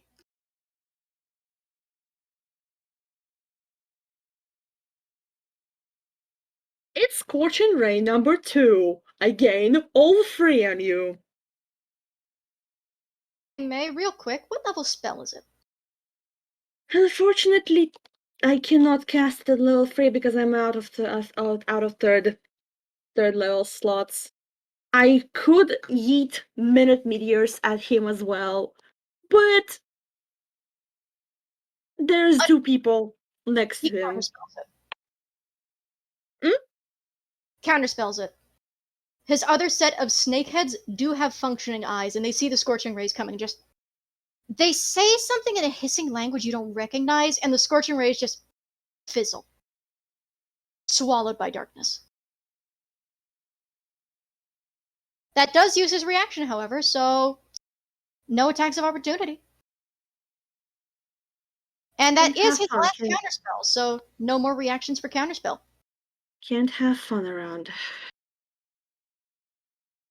I'm not. I know you're not actually complaining about the game. I mean, I assume you're not, yeah? No, not. Yeah, I figured. It's just, yeah, the Pitmaster is unfortunately what we would colloquially call a little fucker.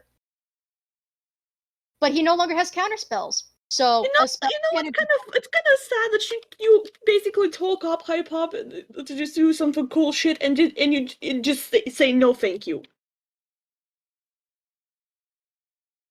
Is that an actual DM complaint, or is that the Pitmaster? It's a Pitmaster complaint. Okay. I'm sorry. I misinterpreted your tone. I thought you said me for a minute, and I was like, oh no, did I fuck up? Did I fuck up? You didn't. Okay. Is that your turn, or can you do anything else? Because you do have I do have 2 more. I do have 2 more minute meteors, but I don't know who to yeet it at. Because. Well, you have 3 targets. Both of the purebloods no longer have anybody within 5 feet, so you could nail one of them. And if you angle it right with the Pitmaster, you can hit the Pitmaster, but Roguefort will also take damage. How much Roguefort has? He is at full hit points. He can take a hit. Yeah, okay. Let's angle it. Alright. We're gonna say no roll to hit since this is a... Actually, yeah, we're just gonna say mouse minute meteors. It doesn't mention roll to hit, so yeah, just roll your damage. Well, dex saves, right, dex saves. Dex save, it's dex save. Pitmaster. Bastard. 2 dex saves. So that is +2 to dex.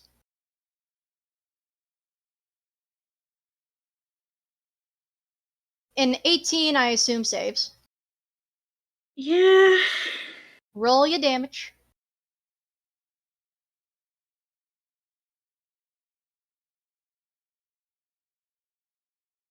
He takes 2 points of fire damage from the first one.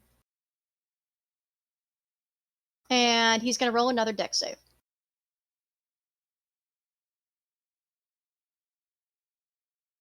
Saves on the second, roll your damage. 4 points of fire damage, but he is down to 10 hit points. He's not looking good. And fortunately, for the rest of you, since he no longer has 3rd level spell slots, no vampiric touch can heal him anymore. He's wasted his healing slots. This does put a smile on my face. Is that the end of your turn, Sunspot? I don't think I can. What features do I have? I keep forgetting I have sorcery spots. Spots? Points. Points.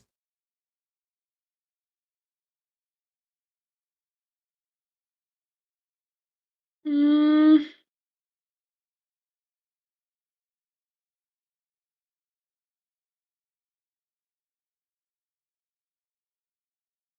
Yeah, no.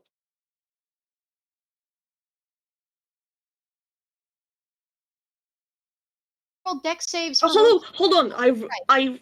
I do have a. No, wait. I already spent my bonus action. Yes, you did. Yeah, I'm not gonna. Okay, so Roguefort's dexterity saves are +7, so give me a moment. I can, however, spend one sorcery point to automatically succeed.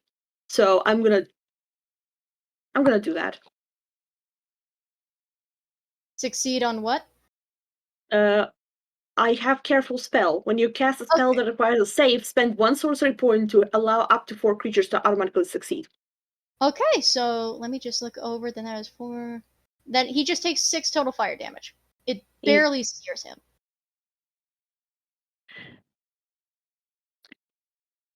Otto, it's your turn. Oh, Roguefort is staring at the 16-year-old apprentice. And the pitmaster is now looking down to you.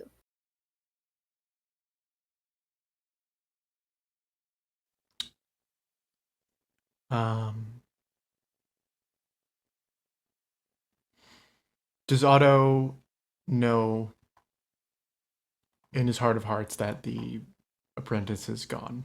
He can't be saved at the moment. You do not know that yet. There is still a chance, I will say that. Otto has his rapier in his hand. He looks ready for a swing. What no one was expecting was him to dash to the side of the pitmaster and try and go for a cure wounds.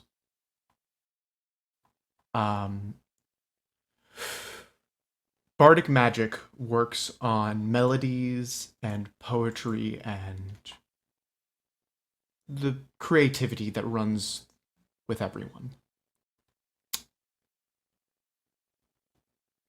He attempts to conjure up some of that magic in order to heal the apprentice, to right the wrong that he has done. In a shaky The fact breath, Otto blames himself just hurts. he, in a shaky breath, starts humming a nursery rhyme that he remembers.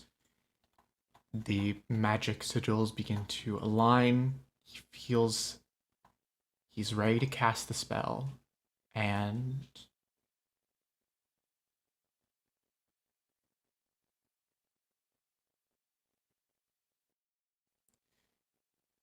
Cure Wounds doesn't work on a dead target.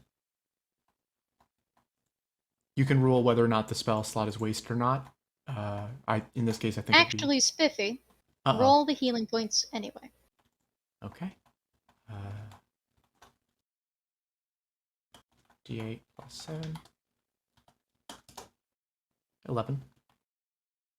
Allow me to go back up to how much he has 4 hit points. He got knocked down from 4 and then to 4. So 8, and then there's a bit more. Let me check the damage that the pitmaster did. D4 plus 3, 2d6. There is a moment you almost think it won't. You don't see it immediately.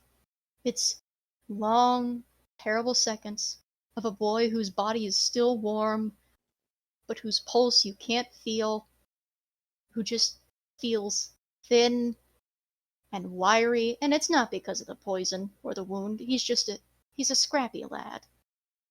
He honestly looks like if you just gave a scarecrow sentience and then put it in some clothes and put it to work. Otto But shakes his head for a moment. He understands, but Ali isn't conscious. You feel him breathe. It is wheezy and wet and full of pain. but he is unconscious. He will be making death saving throws unless he is brought back with another healing spell. Otto's breath is similarly shaky for different reasons. For a moment, he wants to laugh. He wants to have a second to breathe, but he knows he has just angered something more powerful than he is. Grabs his rapier, turns around, and faces his opponent.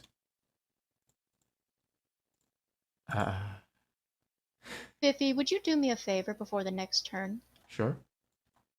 Would you roll me... You can choose one of 3 checks. Okay. Perception, Arcana, or Insight. Insight, +1. That is a dirty 20. Holy fucking shit, dice parser.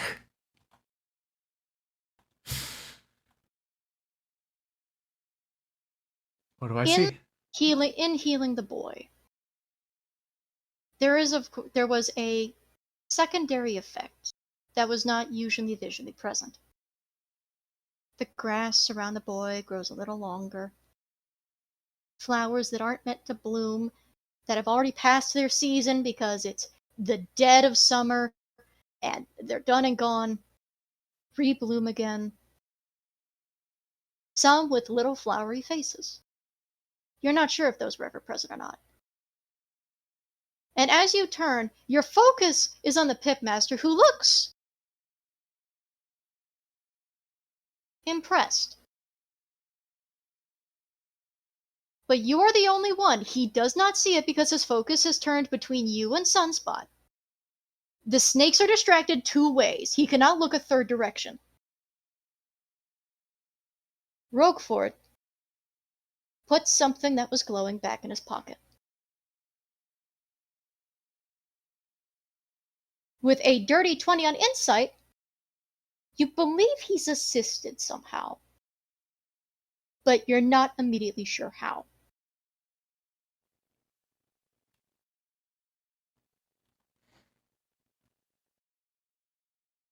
And that's your turn, correct? Ooh, boy. Yes, that is my turn. Turn you would like to try and realize how, you would have to roll an Arcana check. Oh, Otto is not smart. That's not gonna work. Continue. Arcana or Nature, one of the 2. But it is the Purebloods' turns. Now, I do need to roll Wisdom saves for both of them, but for different reasons. Because while they follow the will of their unseen master and have no other directive, one of them did almost come close to snapping out of it thanks to a certain somebody. So one has Wisdom with disadvantage and one has Wisdom normally.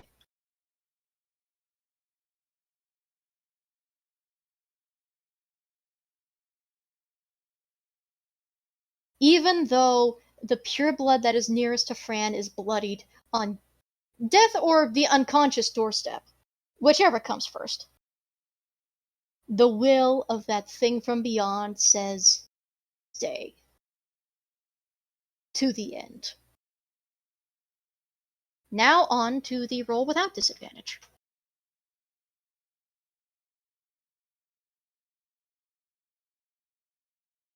Close. So very close, man. You just keep coming close to actually finding reason. But magic is tragic that way. There is a moment where the old woman that Otto was fighting and trying to snap out earlier, the glow in the eyes flickers.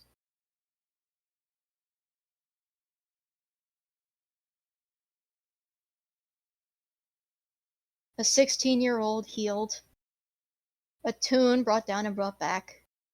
A fairy's help, which is no small gift. But then that darkness over the mind. Everything is just pointless resistance. Power and hope and love, as adventurers can have, it pales in comparison to the cold, uncaring grip of her lady's nightmare. And there is far greater punishment for if she disobeys, by running or any other means. So in spite of the fact at least she is more visibly shaking as a much older woman than the other pureblood, as it is now the pureblood's turns,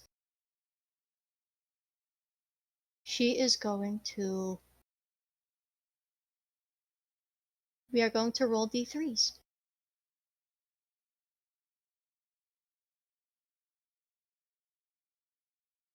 So the first pureblood is going to attack Fran. Because Fran, you're the closest to her, and even though she's bloodied, it's to the end. So 2d20 plus 3. 2 attacks.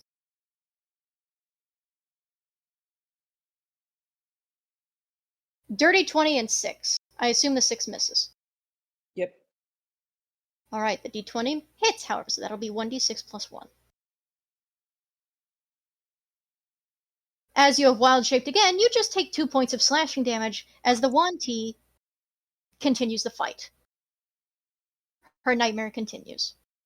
The second Yuan-Ti needs to roll 2d3s to see who she shoots at, because one of the targets is no longer prone, one of the targets is technically prone, but could still be hit if she gambled on it, and then there's Sunspot over there looking like the wrath of about 1,000 suns.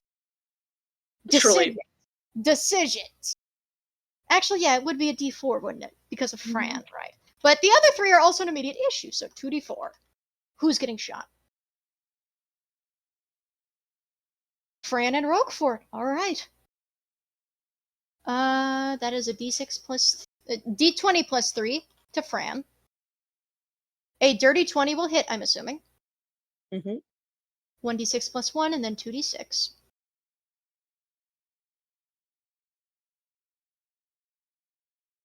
Okay, so that'll be 7 on the piercing damage. And then you take 4 from the poison. And that is halved. Next up is Roguefort, and technically, he's prone. How much have I taken? 11 total. Alright. So this next roll, in spite of everything, will be at disadvantage, because Roguefort is technically prone, but not quite. So d20 plus 3, d20 plus 3.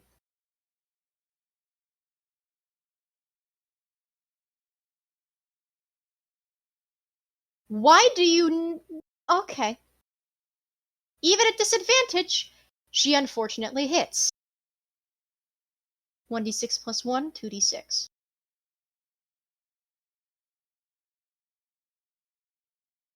And there is another sickening snap as another one pierces his hand-baked looking red Madeline shell. 7 total points. He is down to 21 hit points. He's not looking bad, but he's looking a little rough. And then it's the Pitmaster's turn. And the Pitmaster has 2 targets. One, who is looking... I assume Otto's expression is... would you describe how his expression toward the Pitmaster is, bloodied as he looks? Well, inked. A little bit of blood is in there. It is one of introspection. He looks like he's thinking of too many things at once, but mainly it's one of pity. I think Otto understands that, in a way, the Pitmaster is a victim as well from this terrible god. And he realizes that he can't save him. He can only subdue him. It's determined, but a sad expression.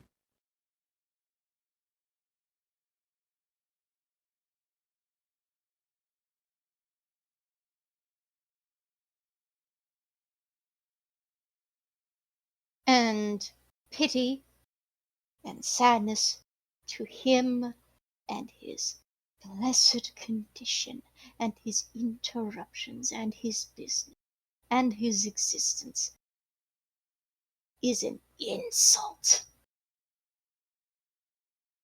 His attacks are going to focus entirely on you. Okay.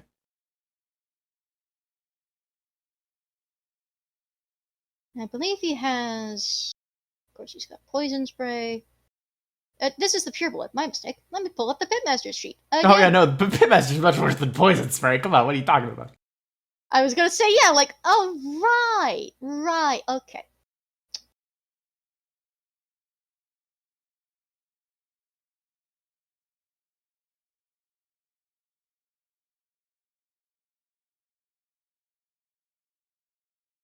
And we're gonna go with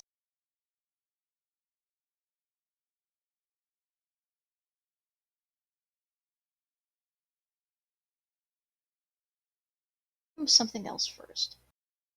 Intelligence +2.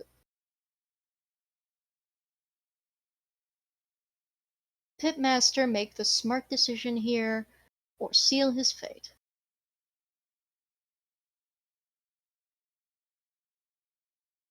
The expression he gives you is confused at first by yours, and then displeased when he understands what look you're giving him. But there is another issue that has yet to be addressed. He is outnumbered, he is bloodied, and he can't heal. And his two closest is a not accurate term, but fits for the situation. Companions are on death's door. If they all died here, then they would fail in their task as assigned by their god. The purebloods can be sacrificed. He feels he cannot. So he smirks in that Luthbian style, because unfortunately the lost recording did specify that he was also a Toonkind, but he was Luthbian. Now I immediately imagine him as a fucking Don Bluth style villain. Yeah, that's the point. Yeah, he's about as traditional Don Bluth villain as you can get, and I say that affectionately.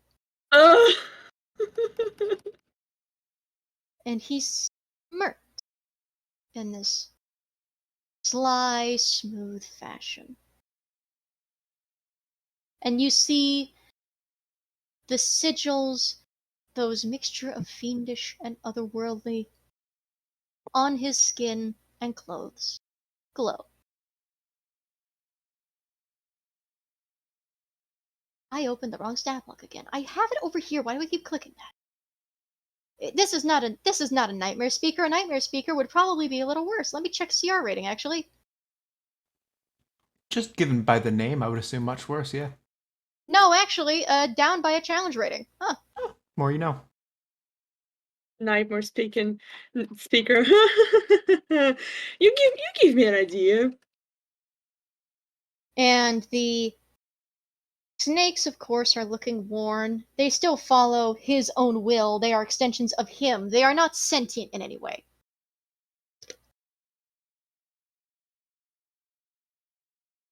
But you see those snakes lift, almost as if to lift your chin, Otto. Almost. And the same for Roguefort, who has stood up on his other side. Or at least is going to.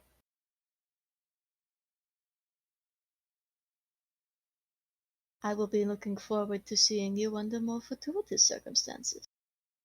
But unfortunately, I don't want to play. And he is going to Misty Step away from you.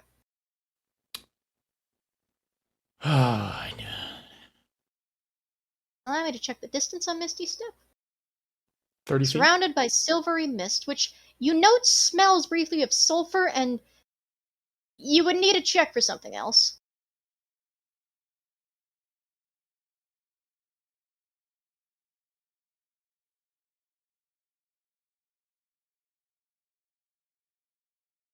and he's going to start making his escape. On the way out, yeah, no, he'll just start making his escape. Then it's Roguefort's turn. And Roguefort stands up and readies his bow. Because in spite of the fact that Misty Step is a bonus action, this guy is trying to run and dash as fast as his toned legs can carry him. Let me check his speed.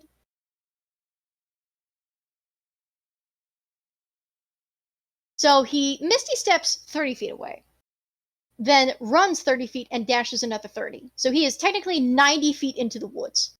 Thick trees are trying to conceal his escape. Roguefort is not about to have that. And the first thing he's going to do, and 5E, could you do me a solid and let me pull up Fairy's fly speed again?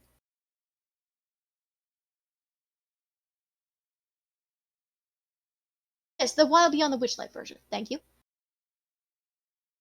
He has 30 feet of flight. You barely see Roguefort move, but you hear and feel the buzz in the air as he flies directly over you, Otto and the boy. And he is going to take 2 non-lethal shots at the Pitmaster.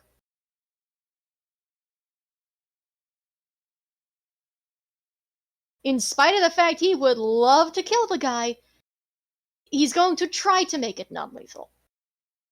But all things considered, seeing as he's pissed, I actually need to roll him charisma saves to see if he can maintain that. And there's a problem with that. He has a -1 to those. So we need a 16 or above? Something like that. Close. So, charisma saves on both to see if he can maintain composure and not butcher the guy outright. Well, the second one would succeed. The first one will fail, so let's see if the guy dies first. D20 plus 7.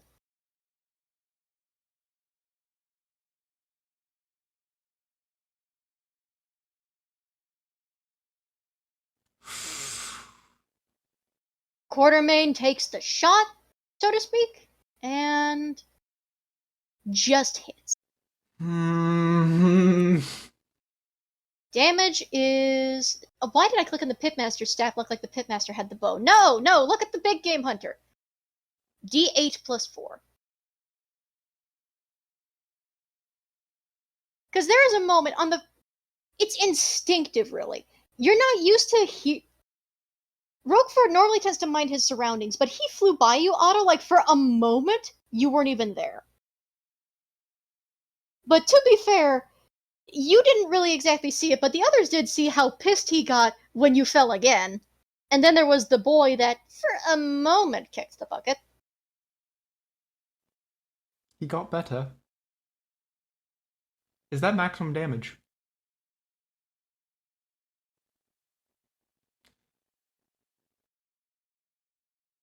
That is, in fact, max damage. Apparently, a lot of unintentional fatherly wrath is being invoked in this man. As he doesn't think of non-lethal for a moment. He doesn't think, alright, we need information on what the fuck this is about. We need to know if there's any others out there. He just thinks of the boy that stops breathing, of Otto falling twice, of that sickly transformation, the sleep spell, his friends being hurt, and for a moment, his emotion, his very valid and justifiable emotion of rage, much like Sunspot, gets the better of him. He does not fire to debilitate or knock out. He fires, and you, of course, this is enough distance, you don't hear the arrows, just whistle through the sky, through the trees, between the boughs and the branches, almost between needles even. It is such a fine point. You do not see whether it hits the killing blow or not. But it did. You will see how after the fight is over. But the pitmaster is dead. And on the Roguefort, I almost said Otto for some reason, is the only one with eyes sharp enough to see his body fall like wet paper, the arrow sticking out of the back of his head.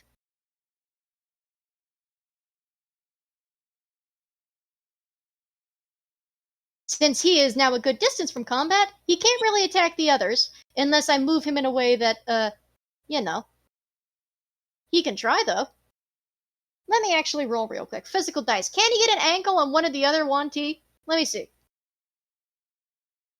D20 plus. What's his perception? Buddy, your perception's decent, right? +8. Good. Yeah. Not really, no. That was almost a nat 1. He can't move in a way to get anything else, so you don't see where he flew off to. But that is his turn. The older woman, Yuan-Ti, looks to the younger one, and the younger one looks more determined to finish the fight. But Fran, it's your turn.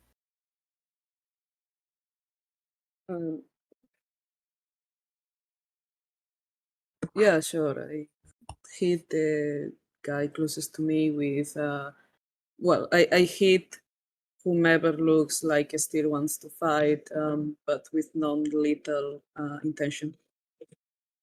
Roll the hit. Let me check. I'm assuming, yeah, because Pitmaster is already dead, so they are out of danger. So let me see.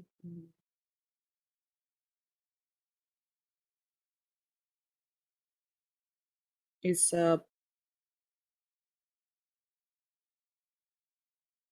sorry, 1 second. Take your time. I'm just gonna, yeah. I'm gonna use Ram +5 to hit and 1d6. 19 hits. Definitely. If you can't do less than 3 damage, that one's knocked out. Okay, because Fran is definitely not trying to kill. Oh yeah. Yeah, this time it's you don't get this one with. I assume you wild shaped into the same shape as before. Yes. This time you just headbutt her, and she knocks out like a rock. There is a. It would be comical in any other situation, but here it's just a resounding clang as you just hit her tiara piece, and she just shudders a bit before falling to the ground. Knocked out. Nice. I believe that is the only attack you can get, so is that your turn? Is so the other lady is still looking like she wants to fight. So sorry that I'm asking. She looked inflicted, but she did make shots, so she is still loading arrows, but her expression is strange. You would have to insight check her to know more.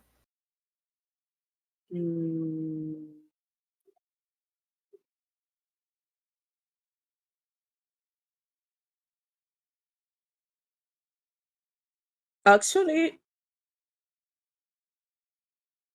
can I do the insight check, but also like walk to be right in front of her and stare her down? Yeah, you can. She cautiously aims the bow toward you, but you can approach. She doesn't back away.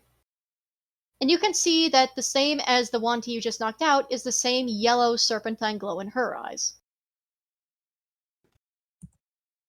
I got a 19 of insight check.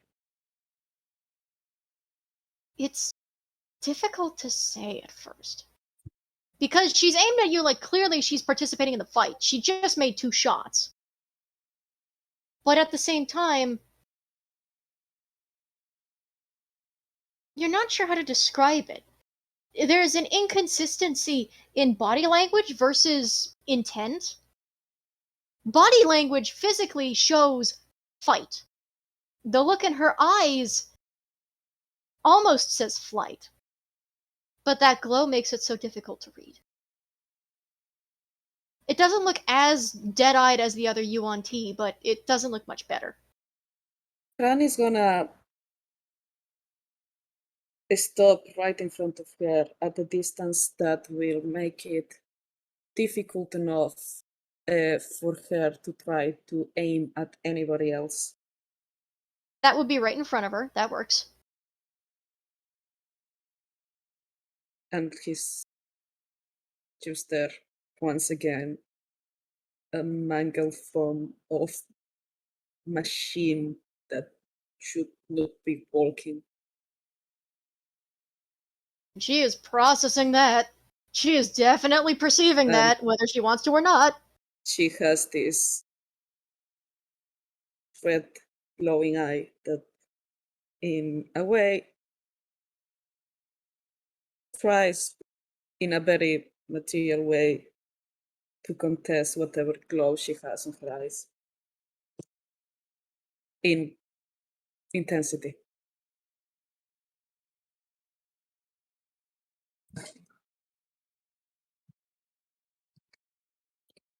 Try something here.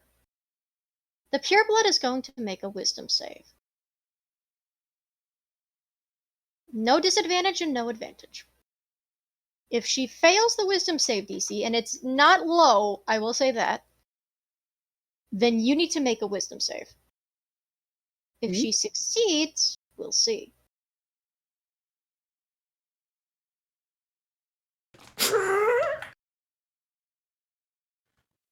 Read out that number, Mikey. What's that number?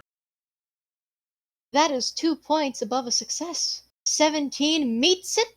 Well, not meets it. It's 2 points above. Had to beat a 15. And she kept missing for the entirety of the fight.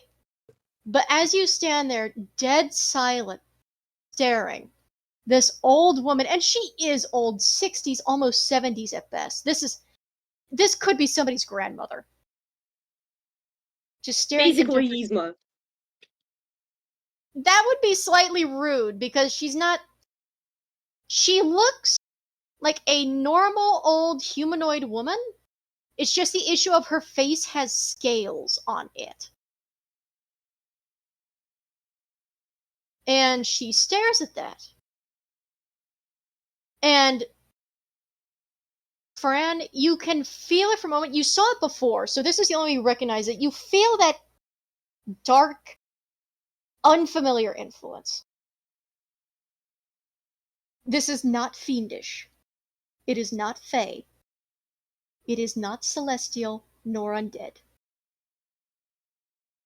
This is something else. Something beyond Zatori's understanding, beyond Zatori's rules and classifications and taxonomy. You stare into the abyss. And the abyss blinks. The glow in this old Yuan Ti woman's eyes flickers, and you can see her grip on the bow shakes. And you can see that as you're staring, it's not an obvious contest. But in your eyes, you can notice, of course, the magic is trying to maintain influence. But she is looking at you. She is staring back. And you watch as that alien glow, harvest gold, fades. And underneath of these serpentine eyes, you see the pupil dilate again, round, and the eye color of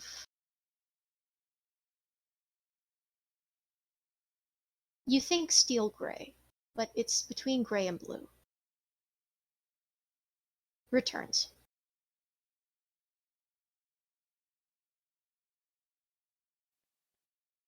The magic influence is gone. She just looks scared of you. But if it's still possible, Fran will just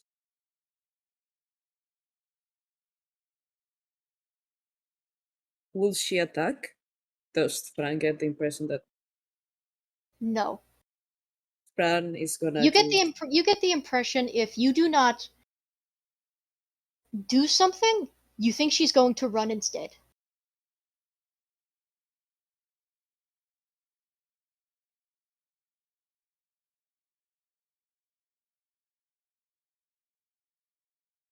Out of character.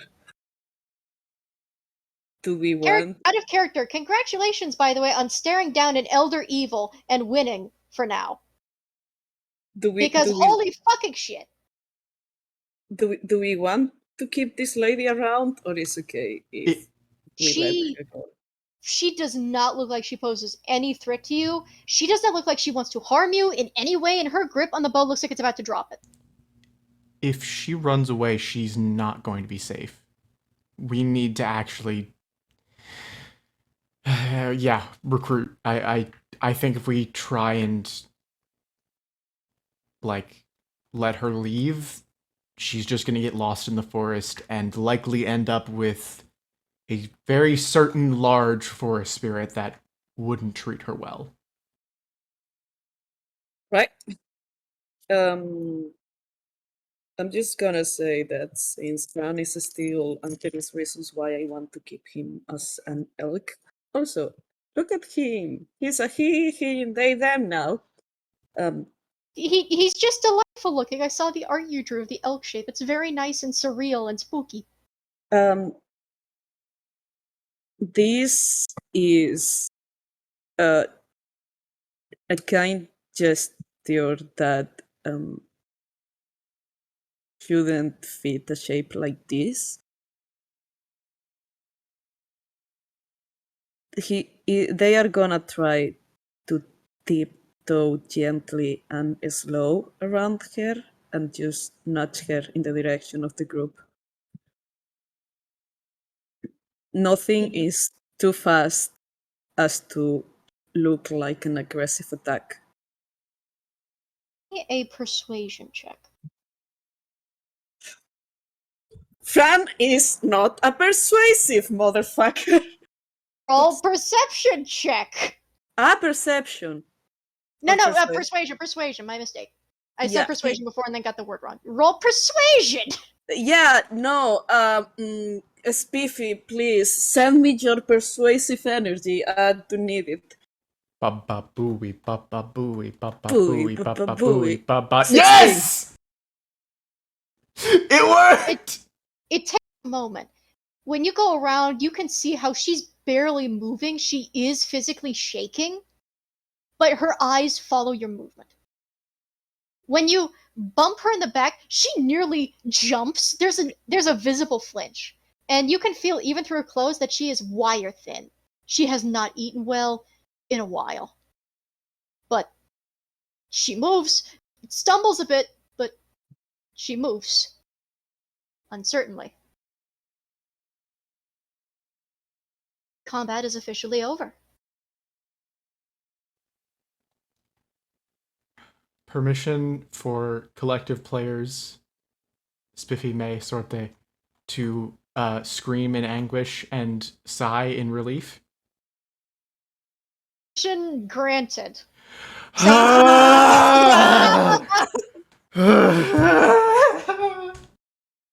I am kind of sad I could actually not go trample the motherfucker, but you that was so cool. Not same. I wanted fucking Sunspot literally summoning meteors and just slinging them like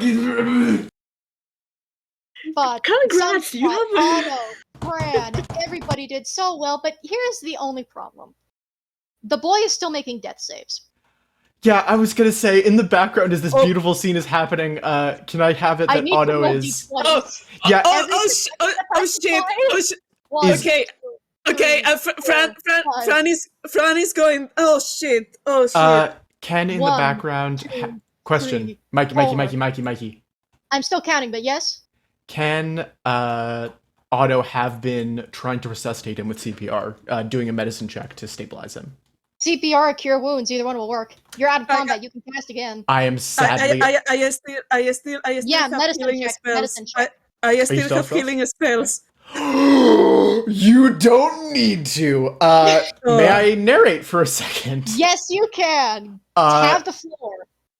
Otto feels Roguefort zip past that moment. He sees the elk knock out the last one, and all of his attention is turned to the apprentice.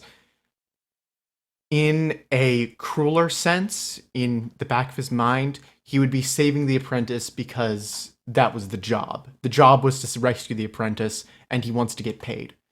In this moment, he is not thinking about payment. In this moment, he is desperately putting his hands on his chest, trying to put oxygen back into this boy's lungs to just save the life that he may have lost.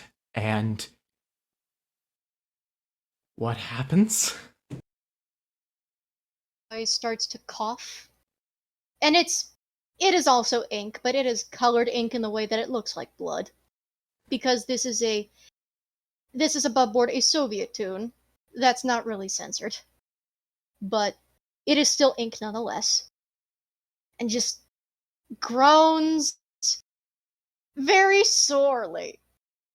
All due respect. All due respect. I hate snakes! I hate them so much! And he just continues coughing. Otto is laughing, he is joyful, and he is crying. As the boy does at least recover enough to try and glance up and process things, because he's very disoriented. The boy has been politely walked back from the Veil of Death by magic that we will get into here in a moment. And he almost goes to ask, you see him start to ask, did we win? And when he says win, it fades as he sees, of course, tears, laughter, and his... Unfortunately, he doesn't really process that he died, so he looks slightly confused and concerned. Otto puts his... I was about to say mangly, no. His, like, long hands around the back of him and just does a big hug. You're alive! I thought... But against my better judgment, yes, you're crushing me! And he's just patting him back, but you can just hear just like, it's more cartoonish cracking than anything else, just, sorry. wiry boy. Okay, releases. Okay. Did we win? Something like that. I think Sunspot, and it just looks at Sunspot. What is Sunspot doing in the background? I'm gonna say Sunspot was also I wanted to get the shot. And then So Otto just sees Sunspot like readying like a fucking like a pistol hand, just readying the shot, and then goes puts it down, realizing he's done. Somebody's it's just the TF2 spy has unfortunately stolen Pyro's kill. Yes. Yeah.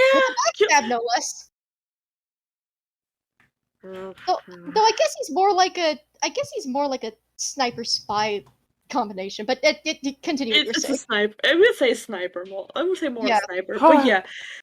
Yeah. I think we. They put down the hand, and then it's just they just walk. They just walk to you.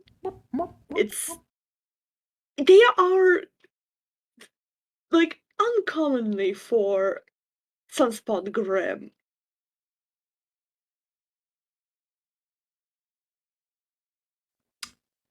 Yeah, I think we won. We'll need to do our head check. And I think at this moment, Roguefort comes back.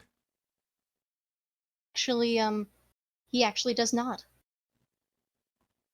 No. You do your head count.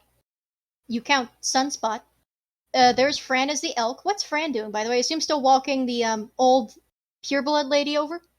She will walk them, kind of like head on her elbow.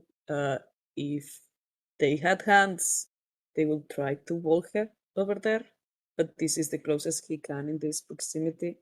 Mm-hmm. And as soon as he is close to everybody, he's gonna take a knee to the ground and kneel in case, because they got this feeling that there is gonna be a few people that might need the ride into town.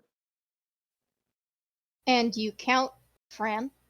And the old lady no longer has glowing eyes, but she looks at you and then at the boy and then immediately averts eye contact, looking incredibly, incredibly ashamed for an old woman. But you don't count Roguefort. His head is missing. Otto does his count. Again, seeming to enter a more comical state, and then his laughter fades. No. And he just starts running to where he last saw Roguefort swoop over him. He is not thinking. He is not telling anyone. He is just running. Roll me a survival check. Okay. You do not have a guide with you. As a 15. Meets it, beats it. You do not get lost. You part ways from the party and rush off. The old woman looks confused at this, as does the boy, who goes, "Hey, where are you?" And he tries to move, but too painful. Gotta sit. Okay. And the rest of you see him run off, and Otto is sprinting through the tree line, and eventually you do find him. You see him in the distance, standing over the lifeless body of the pitmaster. His back is to you. The ears twitch and turn slightly toward you, because I assume you were not at all stealthy and you're running toward him, because you No. can't be stealthy when running anyway. Not at all. But he doesn't turn. He is just holding up a bloody paint-stained arrow and just standing there.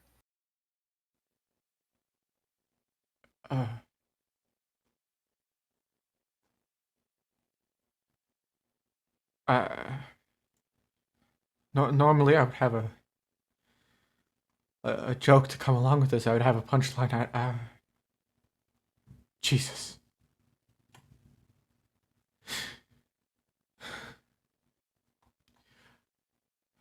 Roguefort, we don't have time. We gotta get these people back. But I promise. He turns towards you, and as you're speaking, roll me. You can continue speaking. Roll me insight. Sure.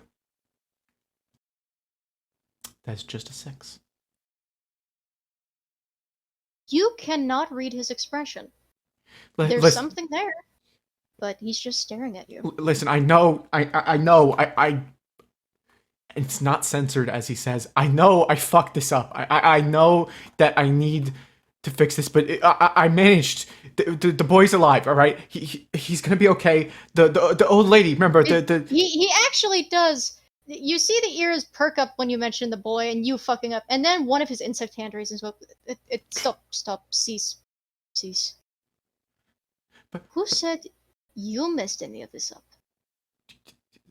I mean, I didn't convince the lady earlier, and then and then I was gonna run away, and then the dragon. Oh god, we gotta figure out the dragon's habitat. I gotta make good on that promise. And his breathing is finally starting to slow down. There's no more fight. There's no more targets left.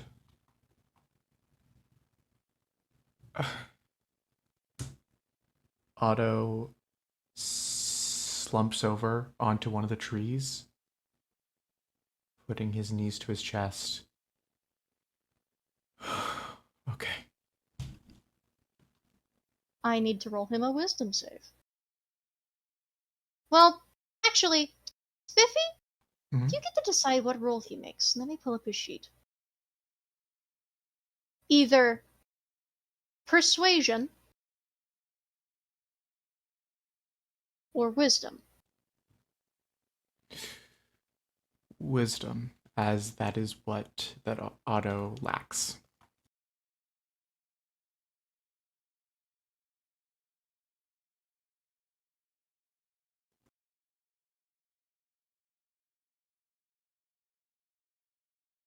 He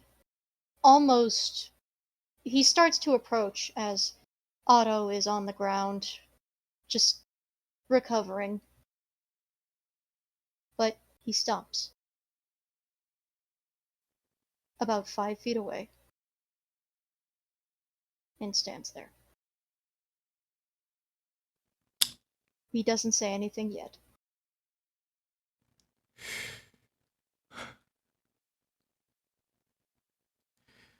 I mean, here I am thinking about my stuff. I'm sure you have a lot of questions. I'm sure that I have a lot of questions because I know I got a lot of questions. But,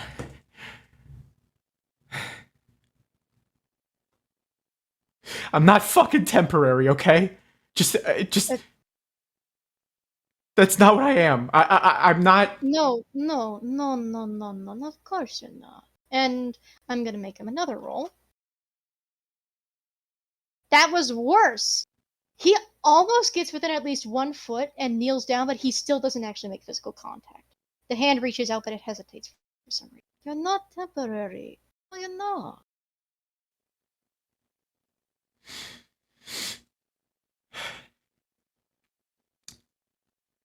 You're not temporary. Alright, monsieur? I do not think you or anyone else at EGAD is temporary to me. Especially since I technically owe you now. Otto blinks at that. May I see if Otto believes him? He's not lying, but go ahead. Yeah. I mean, that technically beats it. It does. There is a quiet moment where both parties look at each other, and Roguefort can see that Otto is ready to comply with the understanding that Roguefort was lying. Otto is ready to play along with the lie and say, yep, I'm not temporary, I'm fine, let's keep going. He looks up to Roguefort and is reminded of something that happened to him as a child, and reminded what his dad said and what his father said. He's reminded of the time he spent with his relatives, his cousins, and the days spent playing to no one in his own room. And he understands that there is a truth with the Yuan-Ti philosophy. He understands that there is a temporary nature to life.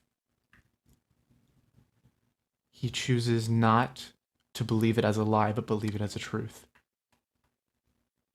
That he is, by all means, temporary, but that doesn't make him any less worth something. He holds up a hand. He holds it up, but before he can do anything, he's pulled into a hug.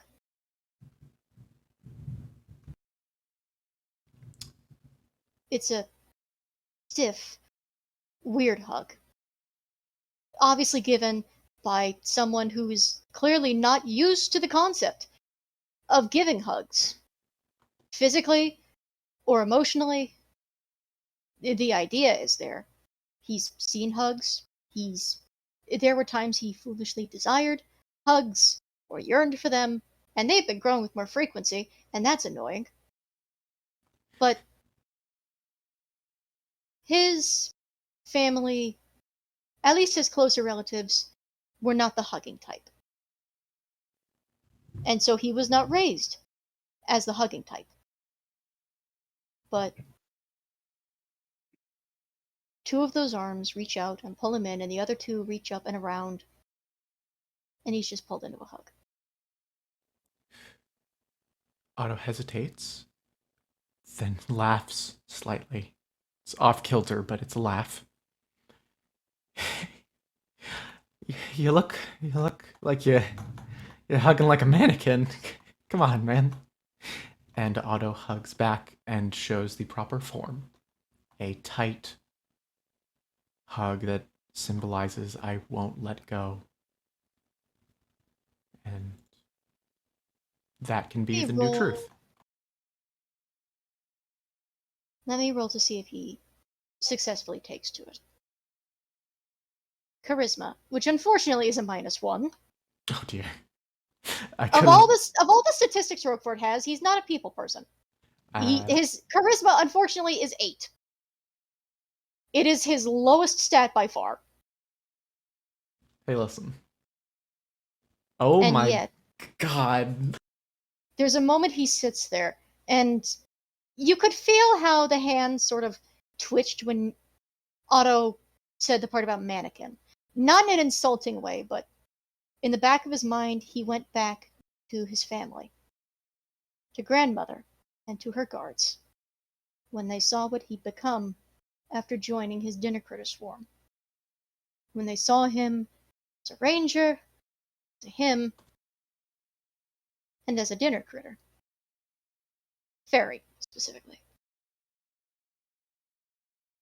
He's blotted out the memory of the face that was before, or at least he's tried. He's tried a lot. But it was the face that everyone missed. It was all the same. You look like a doll. You look like a mannequin. Your guard looks fucking creepy. Can you get him out of the room, please? Why does he look like you animated a doll? Can you paint him a smile? How does he eat without a mouth? What the fuck is his problem? All due respect.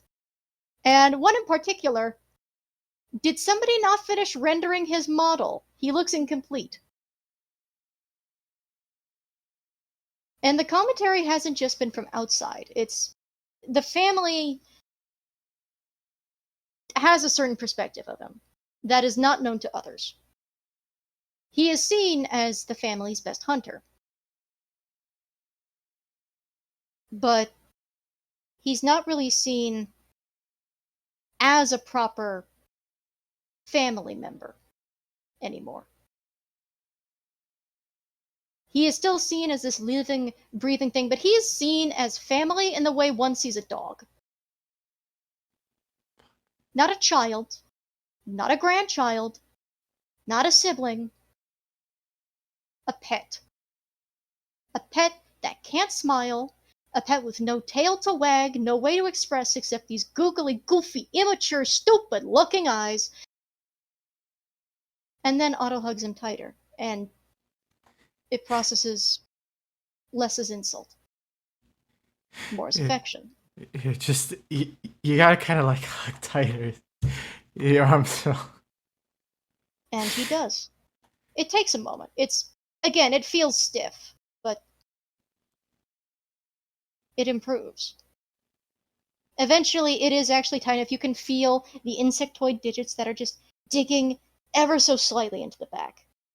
There you go. Put some real strength into it. Otto is laughing for no damn reason. He doesn't have a mouth. Not a visible one. And that's a shame, because there's no other way you could tell he was smiling. But as the hug draws, the smile eventually fades, and as much as Roguefort wants to indulge in the hug, again, unused to the action, yearning, mentally just begging 5 more minutes. But there is no 5 minutes. Hunter, first and foremost, and Fairy, second. And he has unfortunately committed a grave mistake as a fairy. So eventually, as that tight hug goes on and Otto relaxes, he pulls Otto off. Right. Looking at the ground. Right. God, we still have so much to do. Should we, take this body back with us, or should we just... I mean, oh boy. This is gonna be kind of hard to explain. Over to the body. You look over to the body, and it's not a pretty sight. The body itself is still intact. It is face down in the dirt. The arrow has been removed from it. But his swarm of ethereal dinner critters is solid, and is quietly inspecting the body and waiting for whether their papa is going to give them the order to just carry the body or do something else with it. They are just strangely just bobbing over like the, Bugsnax idle animation, just staring at it. Eerie. I think Otto takes that as a sign to leave. Right. All right. I guess you can handle that. I gotta go reassure the group that I'm not dead. Which way did I He does leave? not let you leave. Yeah, Otto was like pointing to directions and he just realizes he can't. As he tries to move, you feel that grip on the shirt, and it doesn't leave. Okay. Not leaving. We are sticking around here. Monsieur Otto, you misunderstand. I owe you now. I mean, I would hate to Roll insist. me an but Arcana check. You really don't realize. I mean, I don't really owe you anything. And then you think on it for a moment. I don't. You are one of the only ones that saw that subtle gesture of Roguefort somehow, some way, helping you heal enough on the boy for him to breathe again. And you remember something very specific about fairies and Feywild rules. He did something for you. Steep. He has not made a mistake in himself. He says he owes you, but the words are mixed up. He has given you something. I don't. He has unwittingly invoked the Feywild rule of reciprocity. Give and take. Meaning his words, because he's stressed, are mixed up. He does not owe you. You owe him.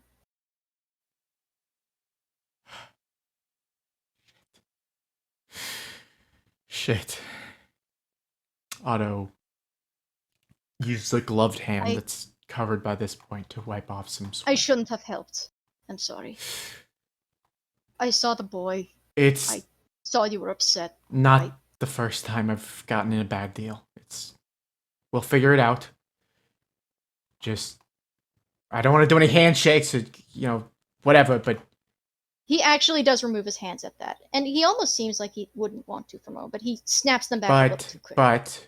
But, I do owe you, and I will pay it back. I don't really know how this magic stuff works. I'm not attuned to it. Most of the time it's back alley contracts, but... I can explain it. It is not exactly a contract. This is not a contract. Be thankful it is not. I am not a contract-making man. This is...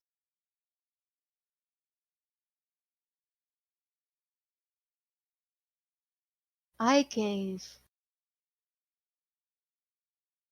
a gift. I assisted. If you are to repay the reciprocity in a way without me... He takes a moment to earn his words. If my family finds out somebody owes me, they will misuse it in a way I would not. And that's also the first you've heard him say that, by the way. He has barely ever mentioned his family. You barely ever spoke to him. But the first time he says, if they find out about this, they will not use it kindly, strikes you as a little weird. Does Otto know anything about Roguefort's family at all? You've probably heard he's from the food court, but you would have to roll an Arcana or Nature check on them. Okay. I'm going to go for Nature real quick. That is a natural 20. Try and think about the food court. Roguefort is a food court fairy. And at first, that would have been an easy dismissal for his appearance. But food court fairies don't all look like that. He is specifically a dinner critter ranger. He's joined his swarm, he's become part of the dinner critters, and dinner critters are the esteemed hunting dogs, essentially, of the food court. But the food court itself is strange. It's had the reputation in the past of being a deceptively benevolent court. It's always housing strangers, it's always rescuing people, always giving them food and inviting them to eat. Eat. Stay until you're well and healthy.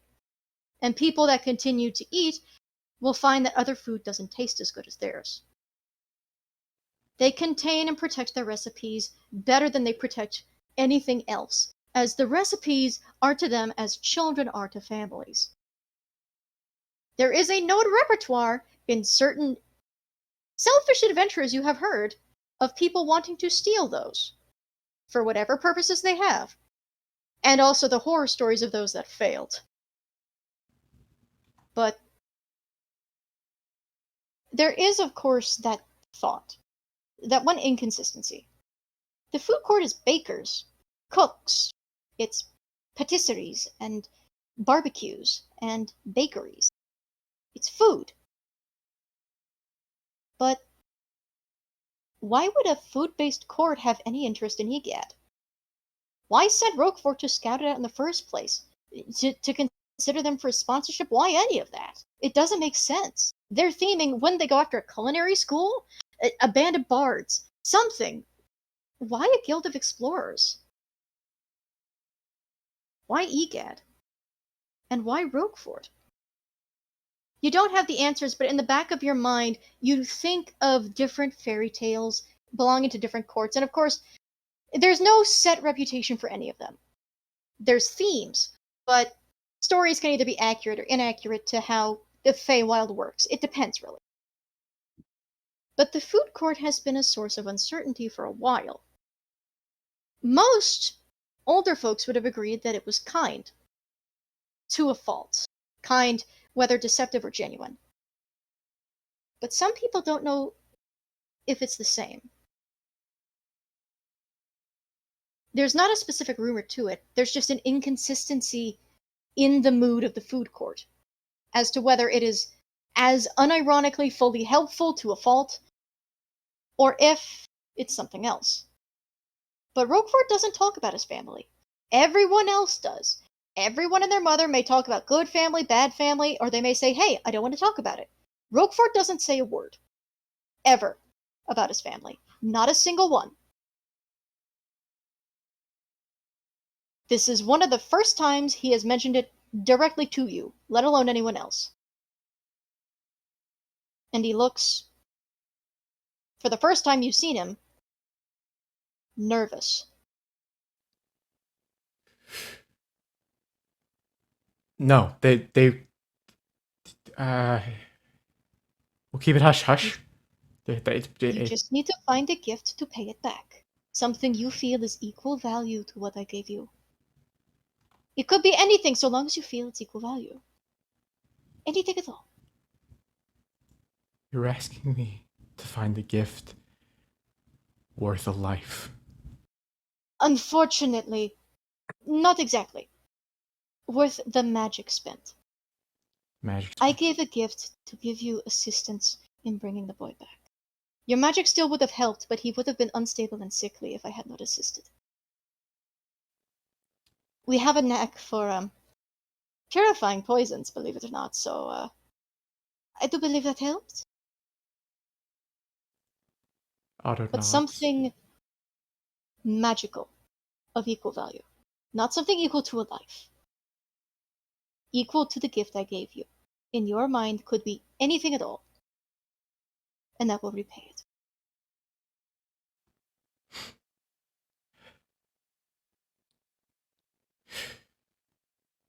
Okay.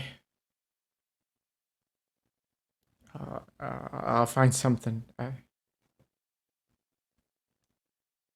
Otto's face is one of understanding. It's the face of someone who's been on the hook before. He understands that he is now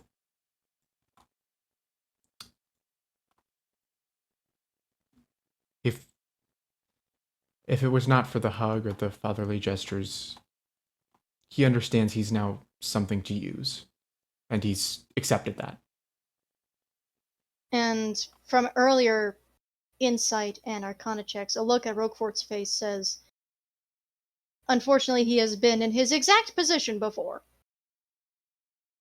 Or probably regularly is enough to the point where his expression, while sympathetic, is one of routine. Sympathy for Otto, but routine in that, I've been here before. Way too often. Look, we may find something in the camp. We'll look for something in camp, or you can ask the old man.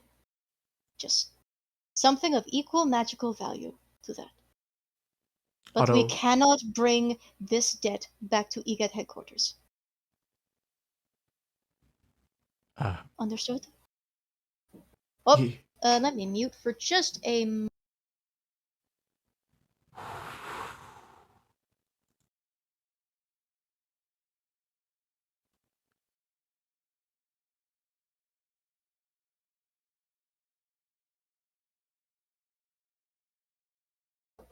Okay, I'm back. Let us get back to camp, and you can look around and figure something out. You're a smart lad. You'll figure something. And he actually does genuinely pat Otto on the shoulder as reassurance. Darlings! And he turns, and the bug snacks immediately bounce and look at him. These dinner critters look at him with a look of, yes, Papa? Would you carry the body back to camp? We're going to need it for autopsy examinations. And you watch as this solid swarm, once ethereal, flawlessly lifts the body and starts carrying it. Like a march of ants. Otto's done, seen, and been near weirder things. This is routine. Yeah, this is... The only thing... This is a Wednesday. The only thing that bothers him is that the bugs kind of look like snakes in like a sort of roundabout way. Other than that, it's fine. He walks alongside them and takes a second to get back into... And does walk with you. Yeah, he takes a second to get back into character, as if nothing happened. As you're walking back, it's quiet from before he says, you really did do good. What happened was not your fault.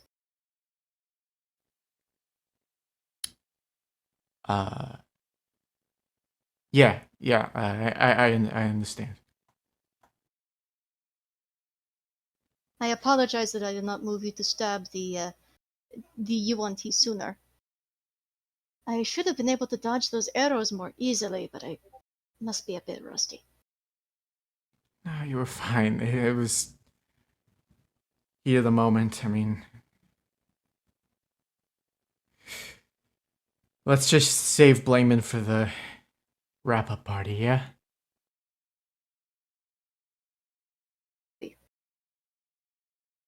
And he just... One of the arms, Otto, you don't see it, reaches over to try and pat you, but decides against it.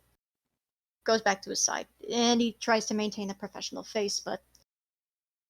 Oh, he really hopes his family doesn't find out he goofed up, or he's never going to hear the end of it. Oh, God, it's going to be annoying. He's going to hate it every step of the way.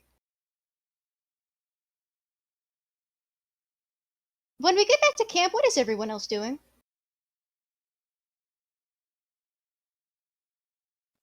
Because there's Sunspot, there's Fran, there's the old UNT woman, there's the boy, there is the sleeping big Russian fella, and then there are 2 piles of bodies, and a entire tent full of loot. One pile of bodies is dead and stripped of anything of value, but covered up for decency, and the other one is unconscious but trapped in a state of nightmare due to the poison at the moment.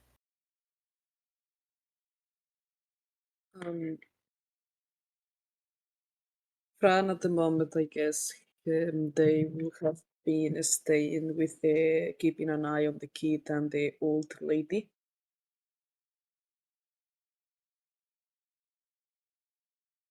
And what is Sunspot doing? Sunspot. I'm guessing is also keeping an eye on an old lady. As soon as Otto, Roguefort, and the dinner critters return with the body, they stand up. They run to Otto to check that Otto is fine. Everyone's fine. Still looks slightly worse for wear, not fully healed yet, but Otto is fine. And as you check over Otto, you do hear Roguefort say to Sunspot, I must apologize. I saw that you were trying to do your best to take him out, but I'm afraid I may have stolen your prize from you. Terribly sorry. Sunspot just looks at the body that they're carrying, and he just nods. Like, good.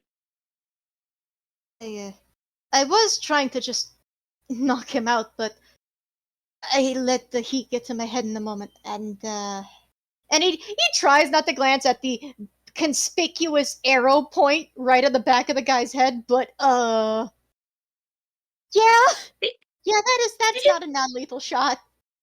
She just kind of shrugs, nods, and just. I don't know.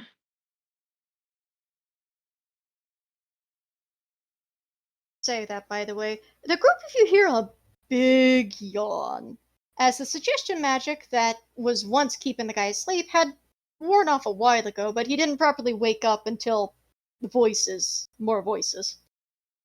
And you just see the big Teivosian fella just get up and stretch. And he just scratches his chin and glances over. Glances down at the bodies. Over to the UNT lady, who, by the way, now looks to be filled with the fear of God, as she's staring at the big guy who definitely does not remember her fondly. What did I miss? Oh, welcome back. Quite interesting. Yeah, it's. I mean, Sunspot, you can probably explain it the best. Sunspot is given the most incredulous look to. Okay, not the time. Not the time for jokes. Well, no casualties on our part. Big guy got knocked out with an arrow. He's stone cold dead, and we managed to break some of the trances from the people, such as and he gestures to the elderly Wanty woman. The name is Eliza, dearie. Eliza. Yeah, so pretty good stuff. We got oh boy. Yeah, we got Yeah, there's two piles of bodies. There's an entire tent full of loot to pillage through if you want. And Roguefort actually does just point and go, how about you get your mind off of it by inspecting camp, eh? Yeah, I'm gonna do a circle, and we're just gonna. All right. Otto begins to. God, I forgot what that motion was called. Like getting ready to run, and then pew sprints off with a dust cloud being left behind. Just jogs in place for a moment, and then. Yeah. And just tries to get a count of everything. Again, one moment. I give you so many moments. Sorte, how's hanging, buddy? Well, Fran is. How long do you think? How much time has passed? Okay, considering how much time has passed since when? Since combat or since Otto left? Yes, since combat. I would say about 5 minutes. Okay. Roguefort flew a decent distance away. The UNT pitmaster, Mr. Pissmaster, ran about 90 feet before being dropped like a rock, like he deserved. That's But perfect. Then Fran will still have time on this wheel shape. Yeah. I did want to apologize. And she actually looks at you, Fran, first. I don't really have a good excuse. But a good excuse for this, for being involved in all of this, for and she glances over to the boy and he goes, "Cults are weird. Don't worry about it." Well, I would be worried though, dear. I'm not. I mean, I'm okay. And she holds a finger up and decides not to say anything. Puts it right back down because, yeah, we're not gonna tell the boy he technically died. It's fine. It's fine. It's fine. This is fine. If I may ask, if you did not like what the group did, why were you here?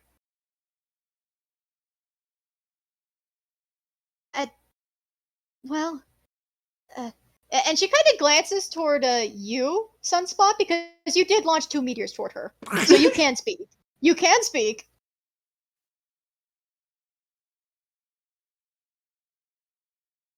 Sunspot, that meant I interrupted you. You can continue.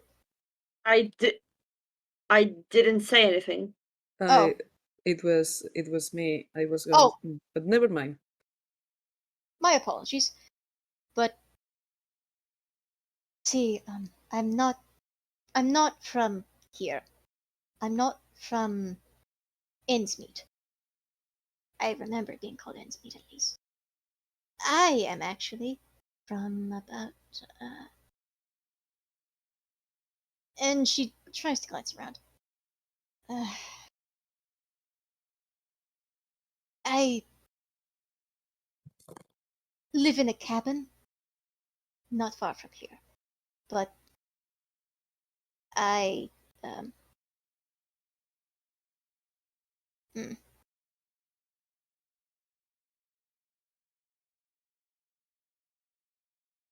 Fran cannot speak because they are an elk. But they are gonna try to write down in the dirt why a cult, how a cult, are there more? Takes them a bit. well, the why at first. No, the how. I live in a cabin in the woods a good distance from here. I garden. That's what I do. I grow vegetables, and I sometimes bring them to town, and would sell them. I've never been looked kindly on by my neighbors. I was not born with the prettiest complexion, as you can see. And she kind of just rubs the scales on her face with her fingers. But I just assumed my family was cursed, or I was. I tried everything and nothing got rid of it, though. I didn't know what to do. I just accepted that I was the ugly old woman who lived in the woods, away from everybody else. You don't want me in town? I'll break your nice new mirrors. and upon not seeing that upon seeing she doesn't get a laugh for that, the fake laughter does quickly. They found me first. I was out on the walk with my. And then she pauses and glances around. My dog. They do anything to my dog? I don't remember. Did they do anything to my dog? And she actually looks around a bit. Did they? I don't. I had a dog. I was walking my dog. Very She she was a gift from a friend of mine. She came with the name she came with the name Anastasia. A sweet little thing, very small, full of energy, and just does not like sitting in the house all the time. I was walking her, and then uh I met, and she glances over to the pitmaster. Handsome over here. Handsome is said with heavy air quotes. I did not see what he was immediately, but he approached me as a traveler and was just talking about his walk through the woods. He was new to the area. He had been invited by a friend of his, and he was wanting to look around, so I let him walk with me on the trail. I didn't trust him immediately, but I mean, if he was new, I didn't want to be responsible for him getting lost. You understand? Just wanted to help. And he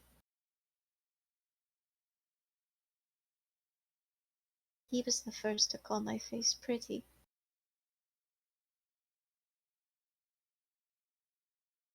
We kept talking, and he asked if maybe he and his friends could stay at my cabin for just a bit. They were going to camp somewhere else, but they needed some food, and I had plenty.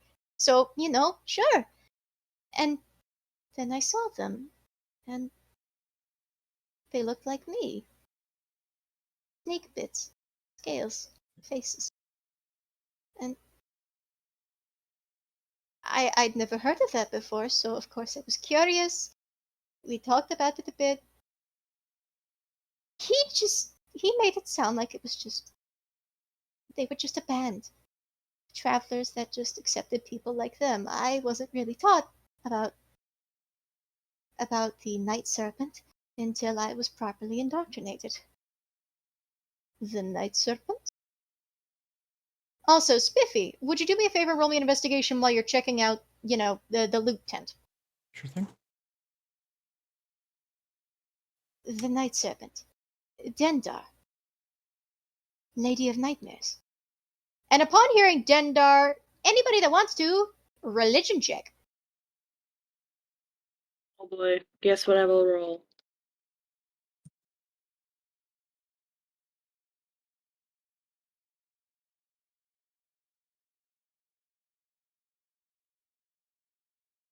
Both of you rolled the exact same number. The exact same number. I'm just gonna put something that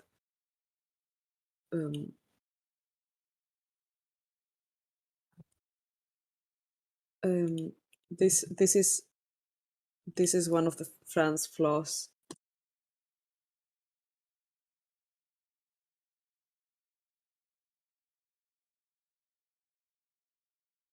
So already Dendar would not like you on principle. Oh my god. Fran is just gonna write like at least 5 question marks.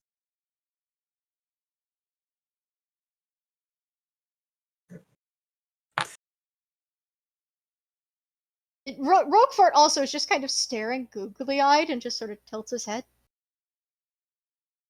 I'm afraid I have not heard of Dendar. I apologize, mademoiselle. It is fine. Not many people would. According to him, much of her worship here has been lost to time. And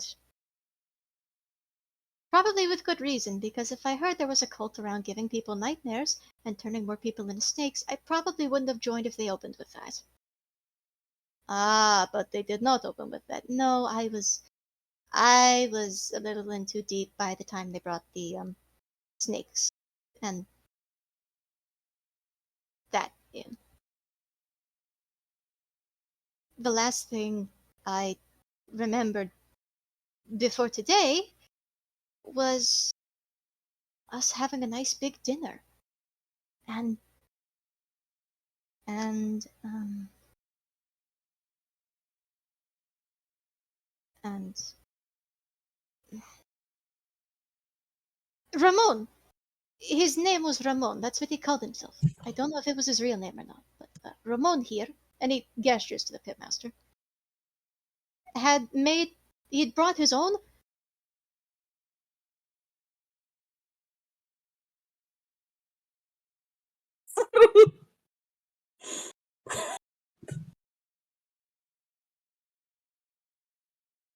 He'd brought this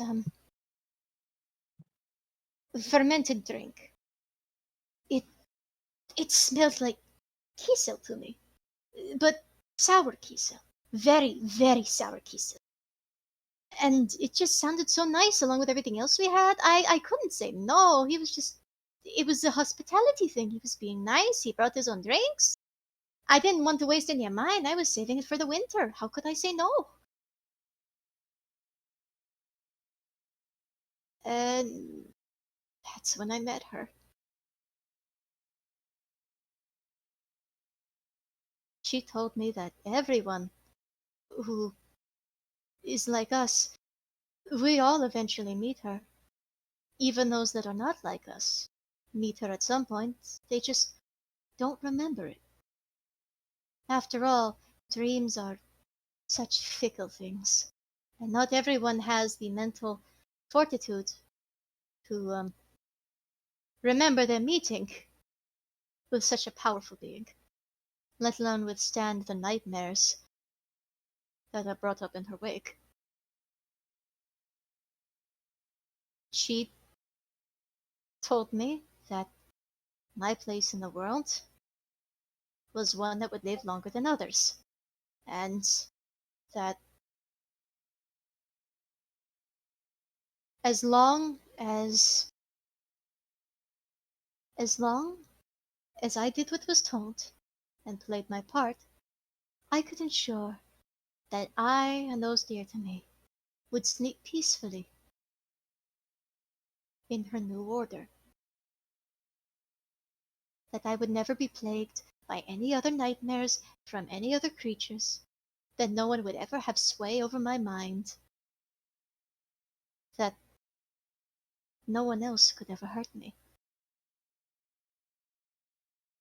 She had such a way with speaking. Her voice is infectious. It's sweet like mother, but wrong.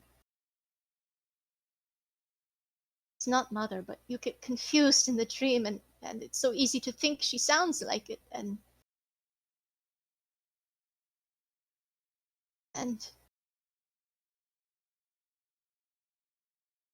serving her is inevitable.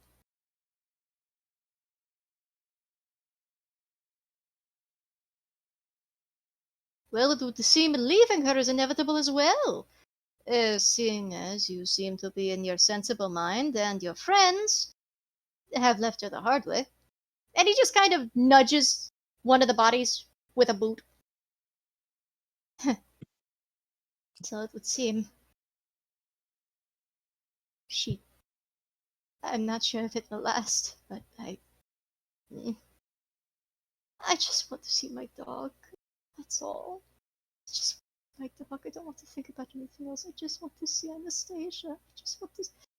And she's just sitting there, just kind of leaning against Fran's knelt elk body, and she just clutches her face with her hands and is just gently rocking. They are gonna put the underside of what would be their head, mandible, if they were a real animal, on top of her head and redirect as much heat as is not uncomfortable to that area as to give an impression of a living thing,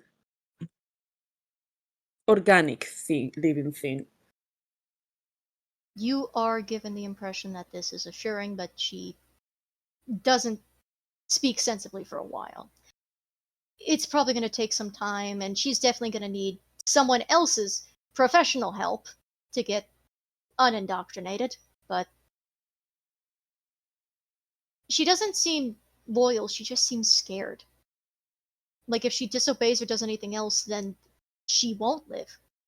She'll just be like the others on the floor. Or worse. But you don't know that. Deconstruction therapy. That's what it is, yeah.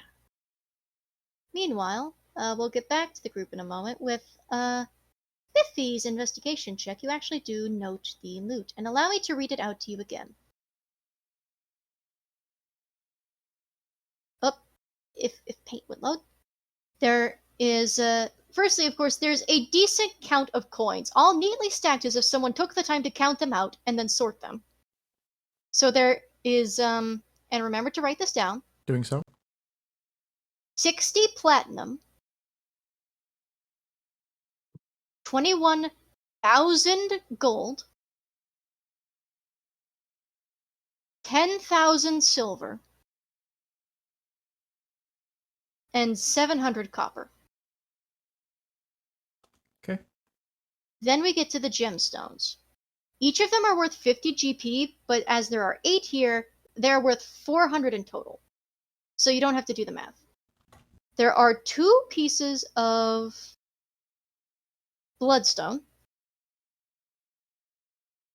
They are an opaque dark gray with red flecks. There is a piece of rough sardonyx, opaque with bands of red and white. A large piece of translucent green chrysoprase. A polished piece of transparent pale blue-green zircon. An oval-shaped opaque white piece of chalcedony. And 2 crystals of transparent pale yellow-brown citrine. Now, among these things, of course, you see there have been weapons that have been looted. There's armor. None of it's very good. It's basic adventuring gear, light leather, padded cloth. You see someone's hand-sewn wizard robe that they will never be wearing again. It looks hand-embroidered with a bunch of flowers. And then you see something else. You see a few things, actually, but they stand out to you because it looks different in quality compared to the rest. And I'm going to grab the images for these things real quick. You see a necklace of multiple crystal beads. And non-magical beads such as amber, bloodstone, coral, quartz. And it has 3 different looking beads, but I will post the picture of it before I describe how the other beads look. So, players chat. Here is the first item. This is the one that Sorte got a preview to but could not get answers for. So I need to roll 3d20.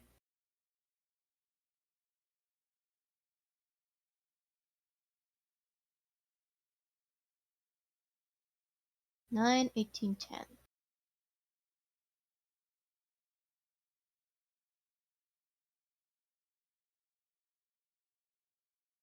Okay, 9 is...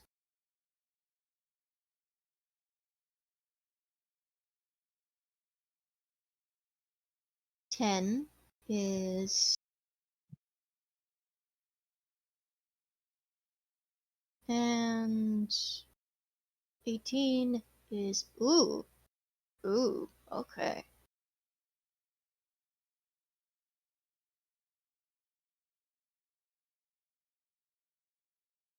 The first thing you see is a necklace with all these different crystals and beads. But it has 3 particular beads that catch your eye. One of them has a piece of brilliant imperial topaz, ranging from this gold to orange to red tone.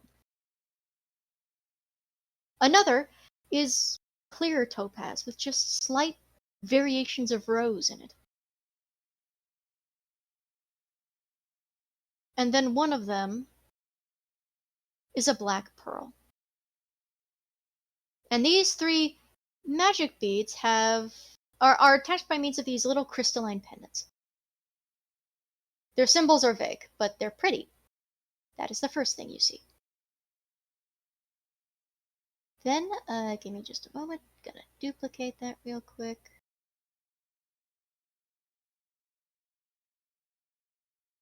You see, sitting on one of the boxes of clothes nearby is a lute. A lovingly carved thing of light wood, with pictures of howling wolves, hopping rabbits, running mice, skipping deer, singing swans.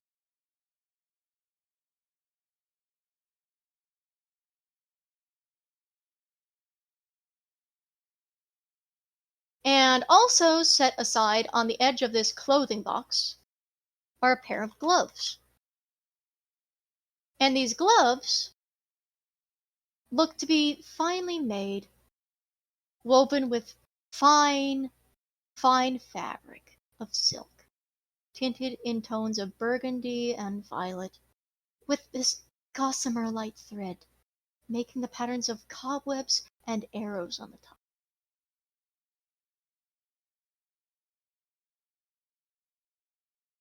And then you see something else. Now, the thing that catches you as off about this is because it's not set with the weapons. It's set with these things. See, you catch sight of a sheathed rapier. The sheath itself is a finely made black, with this fine filigree handle to the sword you haven't seen. I would describe it more, but unfortunately I did not write that down, so I will give more detail later. And that is about it. Once you are done writing, Spiffy, tell me if you would like to try and identify any of these. Okay. I'll post that in player chat. Correct any misgivings.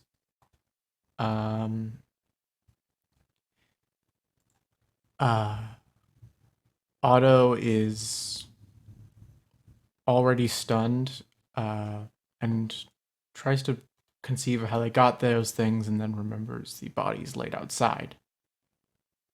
You will note that most of the bodies are of adventurers.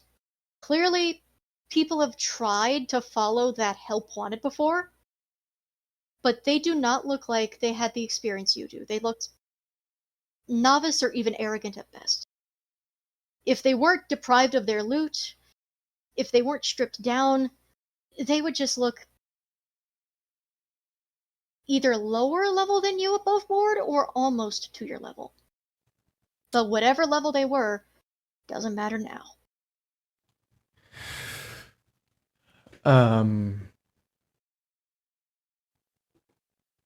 I think he picks up the sheath covering the rapier.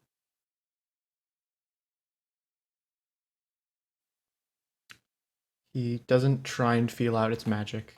Instead, he exits the tent and looks around to see everyone. And you, of course, see that the Wanty pureblood she's stopped rocking, but she still is kind of curled up with Fran. There is, of course, the dinner critter swarm has turned ethereal again, as Roguefort is inspecting the other bodies. What is Sunspot doing at the moment when Otto comes out with the sword?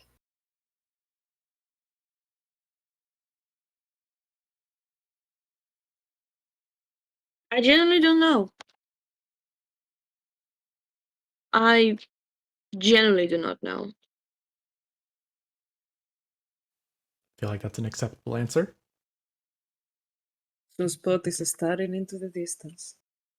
Sunspot is probably staring into the fire. If there is anything they're staring into, they're just maybe, I don't know. I kind of liked to think they were just kicking the pitmaster's body. Yeah. It's honestly, they don't care anymore. It's just Guy's dead. Guy's dead, and there's probably more questions than answers, because there's the sigils, there's the bodies, there's the fact nobody's run into these guys before, let alone you. Something tells me that Sunspot is much more simpler than that. It's just in their mind is just they have wrecked the camp, they have dealt with the from what they understand is the main guy, and that should do it, right? Should do it. There are the bodies there that you can return to town. You have the apprentice. There's your big Russian friend, he still looks like he's kind of recovering from the suggestion and sort of trying to dispense as to whether he genuinely wanted to sleep or if that was influence of magic. He doesn't look quite pleased with himself for that fact that he's also similarly lost in thought. While everyone is collecting themselves, to each their own. More or less, Sunspot is just like, okay, what do we do now? I'm gonna say for the lack of a better word, they look lost. I think that's apt. That is apt, baby. I wish to hold Sunspot like a soft plushie. And you will light on fire immediately. Worth it. Otto will walk up wordlessly to Roguefort while he is still inspecting bodies. And Roguefort would hear the steps. You're not being subtle. You see the way his ears, and he's kept the ears. It's not like he's completely featureless and doll-like. It's just the face, really, that's weird. But the ears turn, as you've seen on elves and fey creatures before, and he turns and glances down and back up to you. He kneels and holds out the rapier like a gift. And Roguefort would look at it for a moment. Spiffy, while this moment moves through, would you do me a favor? I would love to do you a favor. Pick I'm going to give you a choice of a roll to make, and you can pick which one. Mm-hmm. Perception or Arcana. I would like Arcana, please. I do have Identify as a ritual, but we do not have 10 minutes. That is an 18 for Arcana. You can't really use Identify till you get back to town. Yeah, totally. And 18 on Arcana, firstly, clearly the items that are separated aside are magical in some way. For some, it's more obvious. It's the gloves, it's the way the loot is carved, it's the necklace of beads. Though, I mean, you've seen weirder art pieces. You've seen weirder. Statement necklaces are a thing, and they're very popular. But while the sword is certainly well made, there's almost nothing that immediately denotes it as magical. It's not something that's seen. It's something that's felt. When you picked it up in the tent, when you held the sheath and the handle in your hands, the handle was cool, but not cold. And it didn't feel heavy. You're not a rapier kind of guy, really. Not a lot. You don't really look around too many of them. You just pick a weapon and go with it. If you pick a rapier, that's fine. If you pick a short sword, that's fine. You don't really think too much on their make and model. But you have your sword, and then there's this one. And this one is lighter than yours in a way that is honestly incredible. It almost feels like you're carrying nothing. When you hold it, it's like you're holding an extension of yourself. And innately, you feel that's not just craftsmanship. There is a magic there. There is something there that you don't know. But you don't feel anything malicious about it? You're not sure. It is magical in some way. There's no runes or anything, but there's a magic to that sword. I think because he can't figure it out, he feels it appropriate to give it to Roguefort. Something that he can't understand for perhaps something that Roguefort couldn't have understood. And he looks at this for a moment. Because this is, by the way, you're having these thoughts process in this quiet moment. And he looks at it for a moment. And only you two really have the context of what is being... This is a gift you feel is worthy. This is a gift that would qualify. And he carefully, with all the experience that an expert swordsman would have, he's not only a shooter after all, takes the sheath from your hands. And you actually do note he looks pleasantly surprised at how light it is. He feels it over in his hands. You see him actually carefully bat it between two insect hands, catch it easily. And then you see him draw it from the sheath. And allow me to... I had a page open. Give me a minute. Please give me the... Yeah, there we go. There we go. Bring me back to that page, would you please? Would you please? Give me just a moment. I had my options saved here. I had more accurate description because I found a website where you can actually pick parts to build your own rapier, and I wasn't going to make my own in real life, obviously, because it's fucking expensive, but it was good for referencing the names of parts. Does that make sense? Yeah. So give me a moment to... I believe it was... You know what? I said it was one thing before, but odds, standard, evens, we'll say Pappenheim. It is a rapier with a standard cup hilt that, in the light, could deceptively be seen as gold. With odds straight, evens is claw. With straight cleons, I hope I said that correctly. With standard Keon block,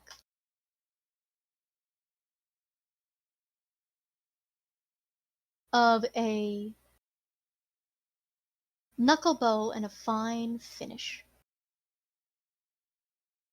And the way the sword looks, you're not, again, I cannot iterate enough, you are not a swords maker. But when you were taught how to use a sword, you were taught the basics of certain swords are not made to be ambidextrous. Because it's in the way, it's the guard's symmetry. Some swords can switch between hands fine, but others, their guard is meant for...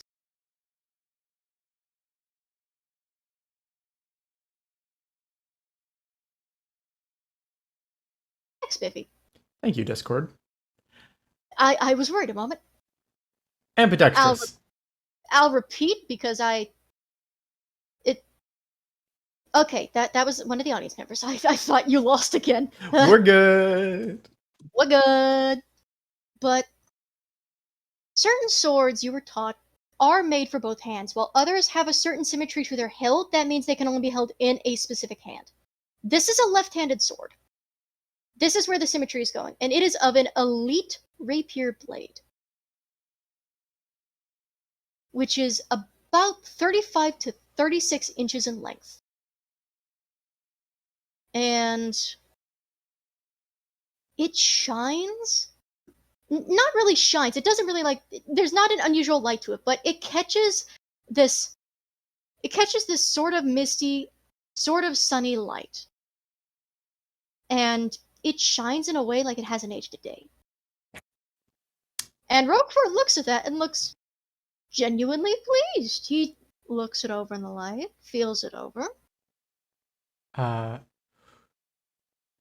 For a second, Otto realizes, oh shit, we're not supposed to talk about the deal outside of this, and does a bit. Oh, great warrior. I'm gonna be honest with you. Stands up from his bowing position, right back to sillies. No seriousness. I'm right-handed, so I can't actually use it. As you can see, judging by the hilt there, it's just not gonna work out. I mean, I could obviously get a retune to be made of that, but who am I kidding? It's a beautiful piece. You see Roguefort raising a playful, play-along, inquisitive eyebrow. Just this look of, oh, this is what we're doing. Okay. I see the I can game. play the game. Yeah, it's just game recognizes game, and he makes this sort of, it's a playfully non-committed, and the others can at least hear it's playful. They don't know that this is an agreement between the two. But it's clear that Roguefort's at least lighting up a bit. That part is at least pleasant.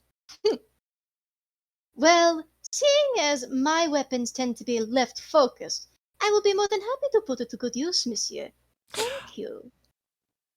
And he sheaths it for a moment, though you notice he pauses for a moment, but he doesn't look at anything in particular, and then just politely clasps it to his belt. All right. What else I found? I found some other stuff. Other folks. Wow, that's a lot of bodies. He looks down to the ground, remembers where he is. Most of them can be saved. Yeah. They've been drugged to sleep, but it shouldn't last forever. However, if any of you have any ideas how to, speed up that process, now would be a wonderful time. Oh boy. Yeah, I'm gonna be honest with you. I think this is out of my wheelhouse. Sorry, repeat the process of? To slow down the poisoning that all of these people have. No, not to slow down. Either to speed it up or purge it so they can wake up. Yeah. It's not permanent, but the issue is they are poisoned in a way that has them slumbering and stuck in nightmare. And Sunspot raises the hand with ooh. fingers still full of the finger gun.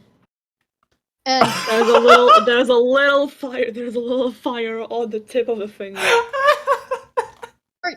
Roguefort glances if y'all want, roll an insight.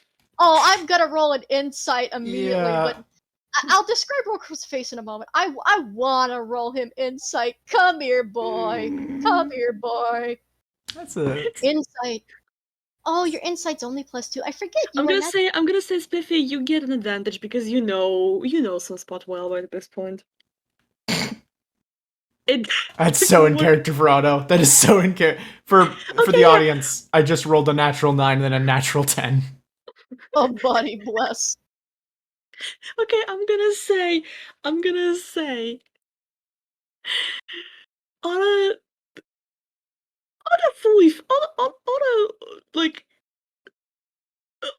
just thinks that Sunspot may be serious with this. It's just basically, you're not for real, right? You're not for real, right? Roguefort and Fran, you do see that Sunspot is not being serious. Sunspot is doing a bit. I mean, there's a moment in Roguefort's face, and again, for the most part, people know Roguefort as stone-faced, professional, usually smug about his talents or his position in the Feywild, but never really fazed by much. I'm gonna say one thing. Yeah. Sunspot is just looking at Otto and just goes, you know, I want to do the orphanage. Translator's note. He just said, like the orphanage or something along those lines. Otto's like, no. I mean, you're fair to yourself. I am going to go away now, and whatever happens, happens. Give me a second. Listen, for the audience reference. It is in canon that Otto. There was a bit in the first game that was lost, and I am making the reference to with Otto introducing Sunspot as if they had. And the first moment, like the first time they met, it ended up something related to burning an orphanage. Yeah. And Roguefort plays along with the bit like, I mean, I have not tried that tactic yet. I would not be opposed. Okay, both of you are big man. He points to the strong-looking person he freed from his cartoon chains. Yes, the big guy who has been let out of baby jail. Let's start picking these people up. We gotta. Yes, of course, just one thing. And he's been sitting on the table this whole time because, again, just drowsy, but he's a bit awake now. He walks over, and he goes over to the tent, to where he kind of checks for a moment, and then realizes you see him reach into his jacket, feel around for something. He probably was gonna look for his gun, before realizing, oh, it's back in space. It's fine. I don't need to pick up my baby. It's okay. Ah. Alright, fair enough. Are we moving the unconscious or the dead first? Unconscious? Yeah, I feel like unconscious is the correct way to do this. I mean, you guys could move the corpses first. It would certainly be lighter on Monsieur Fran. I imagine it would not do well on one psyche to carry the endless dead. And, Monsieur, and he glances up to the big guy. You do seem like you look like you would be experienced in carrying bodies, judging by the muscle. And he casually just pats his side. Just with one hand, just appreciatingly pats his hip. Oh, thank you! I actually have plenty of experience carrying corpses. Some were not even dead yet. Otto does a full, starting to walk forward, turns 180 degrees the other way, and starts going back to the loot tent. And, the big Let's guy... just leave this fucking conversation. Yeah, just... You were saying, Sorte? No, never mind, please. And, yeah, the big guy, at least, he does look like... Effortlessly. It looks like they weigh paper clips to him. He picks up the entire pile of corpses. The whole fucking thing. Then he goes over, and he picks up he almost picks up the unconscious cultists. Then decides, nah, he'll come back for those later. And he just starts strolling off. Doesn't even wait for anybody. He just starts strolling off with the bodies.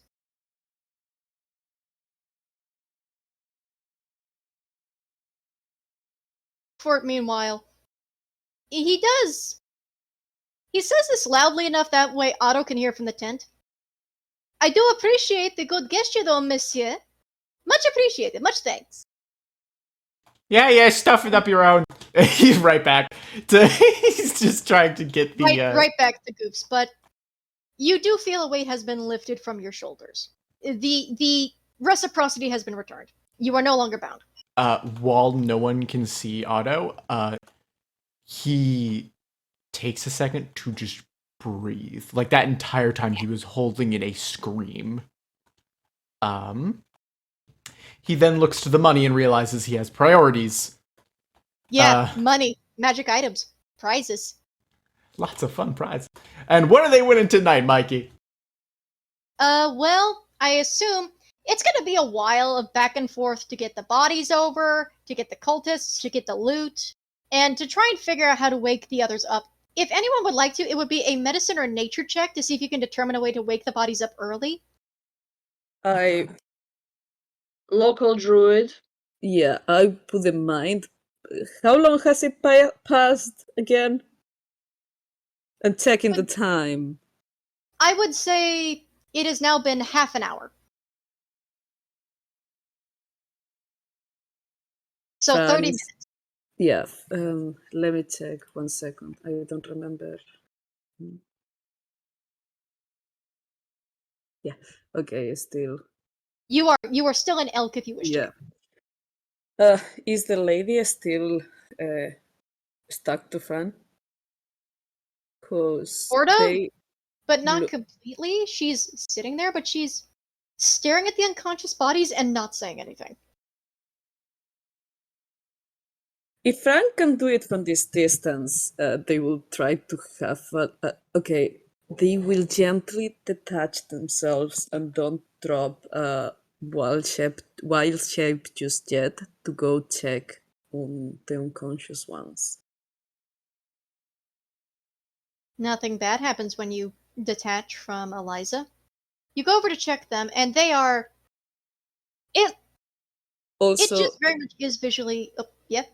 also, if someone wants to roll us to for Fran right now, and in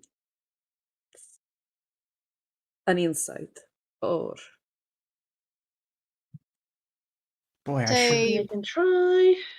yeah, Roguefort will pass But on the what's check. inside? And insight, I believe, is. Let me check the character sheet.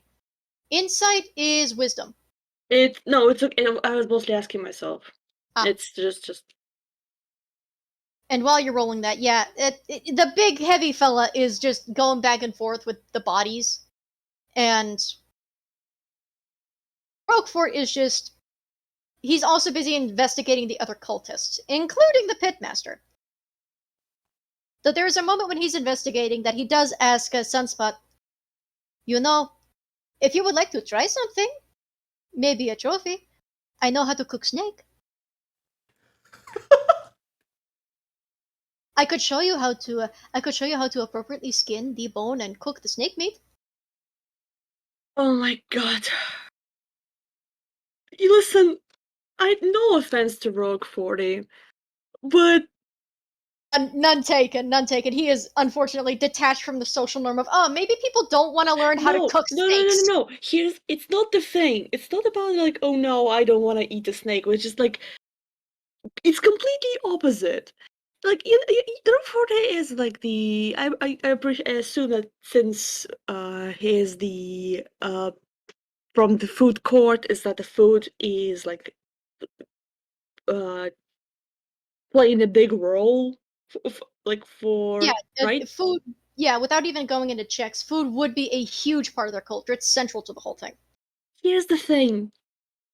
Sunspot does not give a shit about food. The food just I doubt they can even taste anything. I can understand that, but you have to consider Roquefort doesn't know that. Yes. So that just Sunspot is just kind of looks, shrugs, and just like I don't know. I think I don't think I'm gonna use that since you know I, I, hold on. I need to figure out my thoughts. I'm not gonna sort of say history to logs for you know a campfire. Not even as a bit. Sure, right? Okay, repeat that last bit, or at least type it out. That way I can read it out because unfortunately my brain turned into soup. Which one bit? The complete final bit? The final bit, or Your last sentence. Just the last sentence.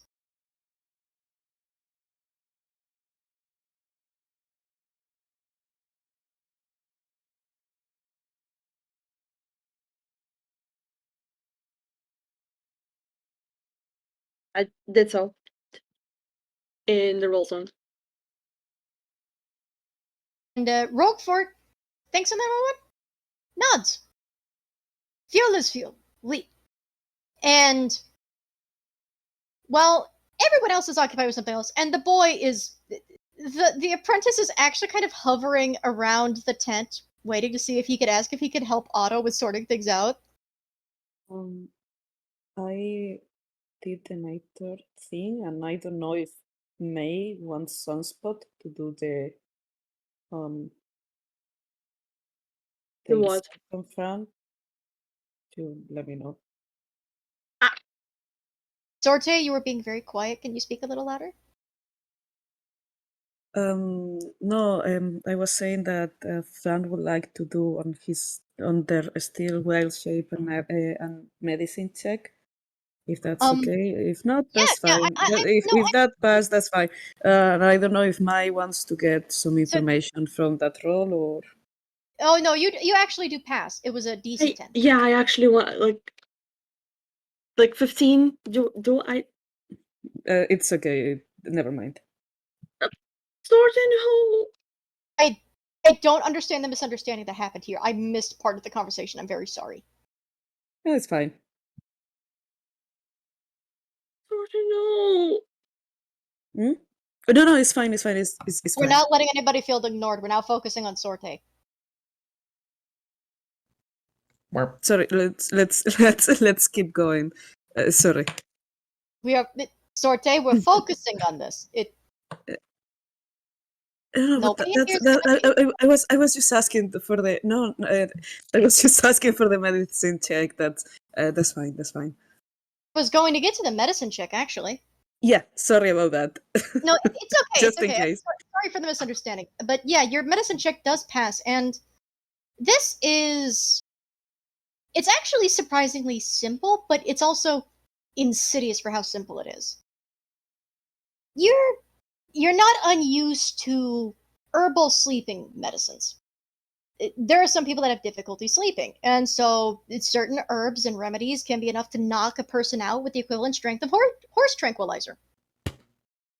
First thing, somebody amped that up times 5 with this dose, but they put in a couple of specific ingredients.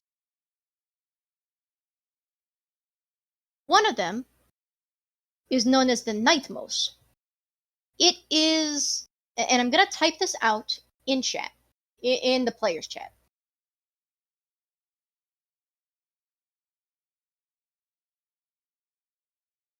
Nightmos is a distant relative, and I say relative because it's weirdly its own thing. It's an herbal relative of a cosmos flower.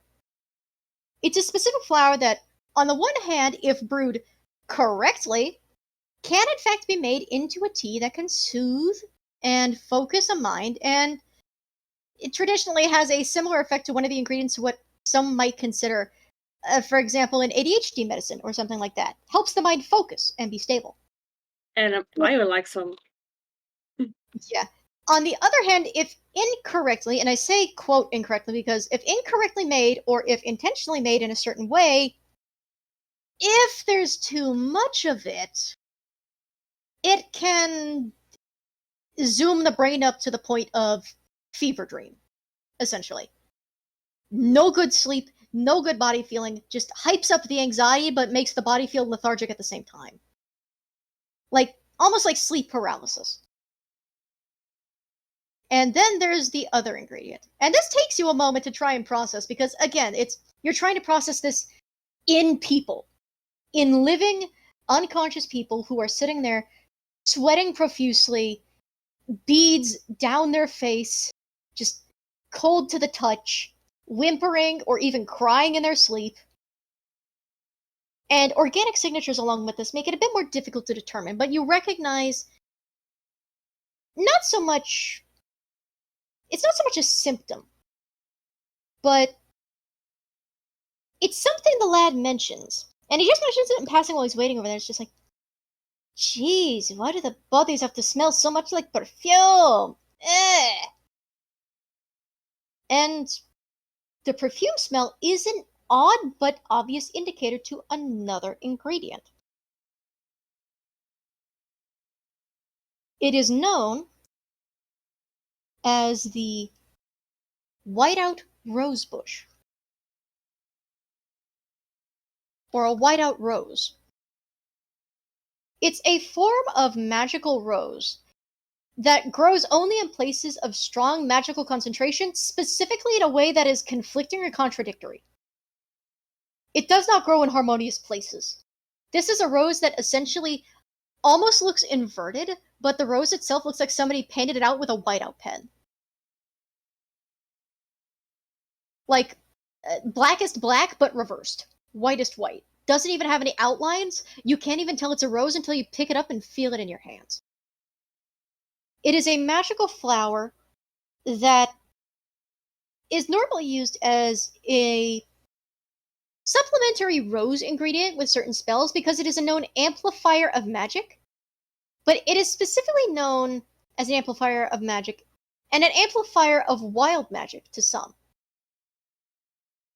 It is a rare ingredient that some hags would covet, but you don't think a hag is what did this, obviously. Combining these ingredients, however, would lead to a deep dreaming, feverish state that is essentially an inescapable nightmare until it wears off. And there is enough dosage here, they would be out for it. You're not sure when they were all poisoned, but you think it would be a while yet. It would be better for their mental health and their physical health to wake them up soon, but thankfully, with what you actually know the way to amend this. And you believe you actually have some of the components for it on your person, in the form of some druidic ingredients that you can mix in any of the empty or half-full potion flasks nearby. Because there are, and I kind of stress enough, in the loot tent, there are at least 20 healing potions. They are just sitting there, neatly stacked into boxes. Each one is in different bottles, so either there are some that were recognizably mass-produced and others that appear to have been homebrewed, but Otto, Fran, anybody really, it's obvious that these were looted from the dead adventurers before you. Potions that they never got to use, potions that never got to save them. And one potion, a few that are just half empty. Like someone was in the middle of drinking them and it's just stopped. You think if you get some of these specific ingredients in your druidic gatherings, and you mix it in with some of those healing potions, you can disperse it to the unconscious, and that should wash it out immediately. Upon discovering this, Fran is just gonna write near one of the unconscious bodies. No godly curses, just drugs. And they are gonna write the list of ingredients they need for this and point with a. All of this is happening with a very sharp, wiry leg. And point, and there is gonna be an arrow pointing at it. Turns around, goes to the lady, and writes, "Help me, please?" with an interrogation. While all of this happened in Sunspot, you might realize that for someone who is quite direct and rude, Fran is avoiding to have a speech for some reason and is being extremely light-footed. As they are a very clunky head. You can only imagine how the rest of their body is, but right now they are threading around as if they are surrounded by as an elephant in a in a ceramic store, but actually that actually has to pay if breaks anything, kind of thing. Doesn't fit them. You don't know why. Board, Fran beloved. It's Sunspot awkward. also, but Fran beloved. It's very awkward. But yes, they are gonna see if they can recruit the other ladies' help. And she does look at that, and she looks up to this admittedly still spooky looking, work in progress looking elk. Seriously, just looks like an avant-garde piece from some dystopian science fiction game. But friendly. The same face that, of course, slowly grounded them and brought them out of the nightmare vision that Dendar had placed upon them by means of the poison she'd been fed. Well, not exactly the poison, but elixir, we'll call it. And she just... You would trust me to help? After the fight we had? After we shoot at you? They write, taking their sweetest time. I have no hands. Oh. Fran! Of course. Oh my god. Of course, dearie. And she smiles in a way that looks like she has not physically smiled in about a month. But she slowly gets to her feet and then glances over to Sunspot. And Sunspot, while this has been happening, Roguefort has been showing you the careful process. Unfortunately, his example is he cut the snakes off of the pitmaster. Whatever snakes were intact. And he had been showing you, the hunter's process of carefully just the Sunspot is process. watching. Like, Sunspot is watching, mostly out of curiosity. It is of course the snakes are long since deceased, but it's a very common practice in hunters of the whole skinning, deboning process, just being careful to preserve as much of the meat as possible without also sacrificing the bone integrity. And of course, while humanoid hunters may have a bit more difficulty, the fact he has 4 hands to do this with not only makes this go by a little faster, on the one hand, it makes it look more what? I thought he had 6. No, just 4. Okay. He is based on an insect, not a spider. He just has 4 arms, so 4 hands. But while it's methodical and mechanical, but it's not mechanical in the robotic way. It's mechanical in the chitinous, satisfying to watch way. Kind of like you're watching him disassemble a pocket watch. He's incredibly good at what he does. I'm gonna say Sunspot is watching it not like as a person who would like to learn, but mostly like as a person who's watching the, like a person who's watching, for example, doll repainting tutorials just for the sake of watching a person to work on a doll instead of like learning how to do it themselves. Yeah, my brain was thinking like the people who watch hibachi chefs and sushi chefs. Yeah. Precisely like that. On the one hand, others It's might fascinating to watch. Yeah, and as an otherworldly creature, you're not as easily put off by the multi-limb, insect limb aspect because I assume you have seen weirder. Absolutely. I mean, So this, they've been weirder. yeah, and this is not only normal to you, as you mentioned, yeah, it is kind of satisfying. And again, it's not like it's some sort of gore show or anything. This is essentially what someone would do with deer or anything else. It's a hunter's process. It's messy, but it's interesting. And he does most of this on cloth. He doesn't do it in a way that could get on the soil because contamination, no, fuck off. Basic standard. So he does it in a way that isn't near his lap, isn't on the ground in any capacity because no thank you, but is a very nicely prepared set that is near what was once the fire pit, but the fire is starting to die out. It was dwindling before, but the fire is about to kaput. It's about to meet its maker, so to speak.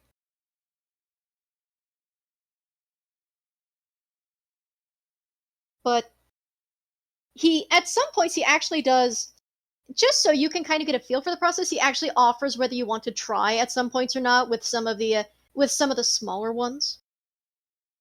Or even just help with like a process of like severing one thing or peeling something off. Just to give you like a feel for it, but that's only if you want to try. I have a feeling with the state they're in, and specifically their suit is in, if they pick up something, you just hear tsh. Fair enough. You can sear the meat. Yeah, just stick the snake meat on. That'll be fine, sure. But he does note that, and he still looks like he wouldn't mind either way, but also his tools aren't indestructible to heat, and he can recognize, even without anything like infrared sensors, like a certain robot, that, maybe not smart to give his nice utensils over to the walking star. Thank you. But Fran, we can abandon Fran here. We're getting back to Fran. I was just describing the whole hunting process. I was describing that process. Okay. But yeah, Eliza actually does sort of, she's unsteady at walking, but she's still, as wiry as she still has the physique of a woman who takes daily walks with her dog and does farming for a living. She is a gardener. She grows her own crops, grows her own food, and has a dog that she is still thinking about, but doesn't know where he is, or she. She kind of keeps slipping between pronouns, she's not sure. But with just one hand on Fran's quote, Fran, bony quote. Fran is definitely there giving all the support for her to walk. And she appreciates that. And she actually does. Her touch is so careful. You almost can't imagine the same thing, just the same grip that would have held that bow so tight and shot you before. Like, she's afraid if she touches you, you're gonna break like glass. Like she's touching fine china. And you walk her over, and of course she's courteous every step of the way. She makes gestures and asks when to take ingredients, if she can take a pouch, if she can look at things, if you can, move down with her and kneel, if you can hold this person's mouth open. I understand your hooves aren't that direct, but maybe you could just move one of them. I only have 2 hands. That kind of thing. She asks every step of the way. And for certain things, Fran is helping in a way that seems they are awkward with the gentleness, but there are certain moves that are definitely very practiced. She is polite and she doesn't ask about that because she's also just still recovering from the shock earlier. Oh, I've been free from something terrible. At least temporarily. I'm not sure if it's permanent. She's just a little out of it, but she doesn't ask. She's just thankful for the help. And if she makes the slightest mistake, you hear a tiny apology. If you help her out, you hear very soft thank yous. It's just, she's not completely different, but it's like you flipped a coin. And Otto, as you're sorting through things in the loot tent, you do see the yuan tea that you had previously tried to snap out, but unfortunately just barely missed out on. And also the one tea that you have slightly stabbed, but that's fine. And who has definitely not slightly stabbed you, but very much stabbed you, and still doesn't look proud of that fact. She comes in to borrow bottles occasionally. She doesn't immediately ask, because that's more routine. You think maybe she was one of the ones that helped move things in the tent. She moves in there just with knowledge and routine. Just takes some of the bottles and then leaves you. Though, you note the last time she leaves, she almost actually processes that you're there and just passes you a sort of apologetic, awkward look. Otto gives a smile and a wave. Eliza, right? Yeah? Wonderful. No, I'm just figuring out all the math of this stuff. I mean, I'm not the best with it, but I'm doing my best. Is everyone else doing all right out there? Well, the fairy is teaching the firefighter rabbit how to butcher and cook snake. Huh. And Otto, you do know that she calls her a firefighter. I guess if it was fire-fighter, that would be correct, but fire/fighter is more accurate. Not important for the time being. Just tell him I said hi and get this stuff sorted out. Or your big friend is helping out with the deceased bodies, but actually, I did want to ask, if it is alright. What are you going to do with... She opens her mouth to say one thing, but then pauses and corrects her words. My former co-workers?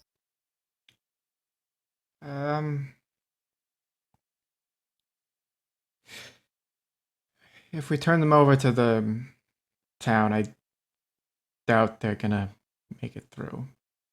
We're probably gonna have to fight through hell and back just to keep you safe, but If it were up to me, and I don't know if it is, I would want them to go into rehab, I guess.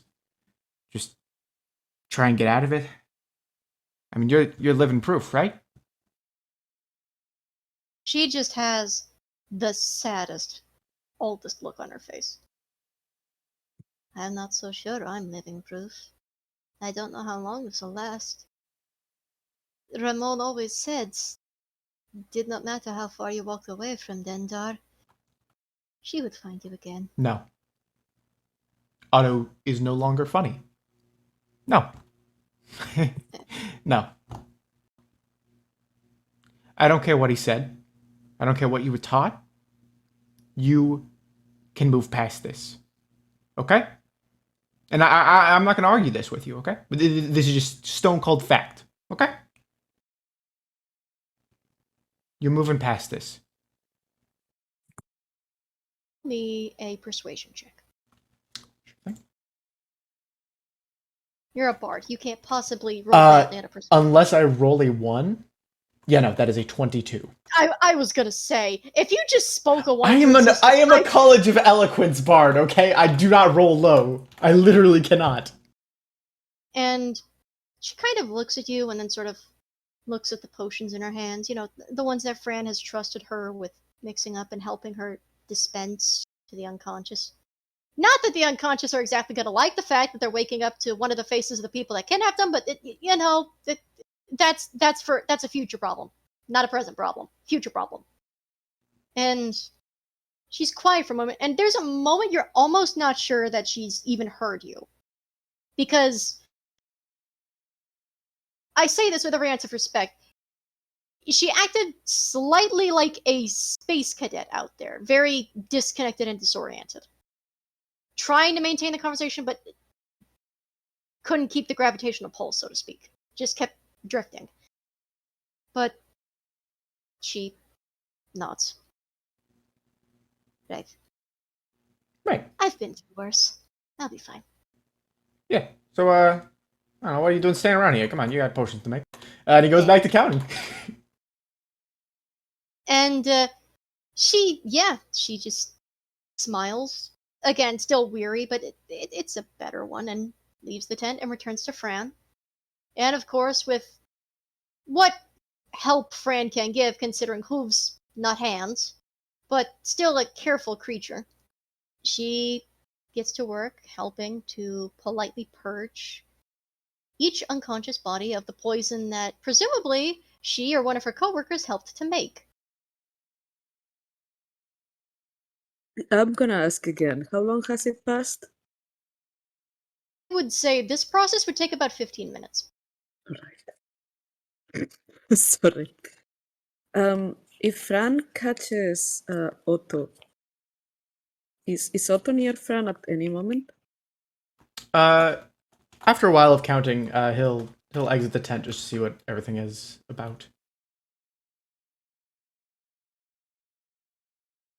Sorry, what? Yeah, he'll exit the tent a little bit after being done counting, just trying to see if everyone's still good. Okay, because if then Fran will approach quickly and do a medicine check on you, if that's okay. Yeah. Okay. So you just the elk just walks forward and like. Yeah, like the elk catches you and is like, okay, straight right to you. I feel like this is routine for Otto. He stands like in T pose, like he's going through a TSA thing. Sorry. I'm so sorry. You said T-pose. You said T-pose, and my brain immediately thought T-pose like for dominance. And I don't know. My brain did not thought about T-posing for dominance. My brain thought all that T-posing as like, you know, the fucking animation reset.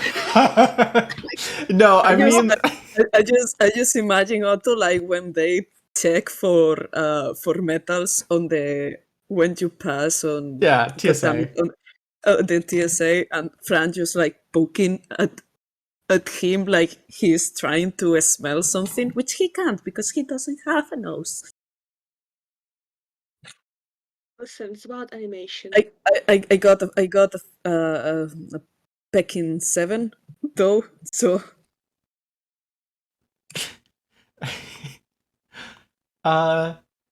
His outline is coming back, but it is hard to tell how much he's doing well and how much he is pretending to be doing well, and whether or not he's placeboing himself.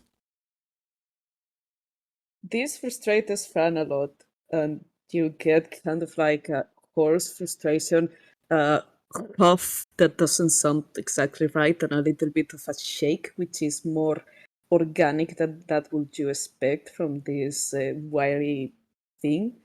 And actually, Fran takes a second. They draw something this time instead of. I'm gonna put it on the roll Keep zone. talking, I'm gonna be right back. Um, Just keep talking. Well, I don't have permission to attach files on the roll zone, so I'm just gonna send it on the gallery chat. Fran draws Player chat, to send it to player chat. Either or. player chat. Thank you very much. I'm gonna say Fran draws this on the ground. Otto immediately recognizes it as a fragile sticker on packaging. He points to himself and like tilts his head like me. Fran makes kind of like with his head a sweeping gesture over everybody. Yeah, I know we're not looking the best right now, but They shake their head again, side to side. That's a no, and a sweeping gesture, and stomps on the drawing again. okay. Fragile, broken glass. Not really sure what you're trying to say here to me. It's You times can like roll this. an insight. Sure. Because Otto is not good at.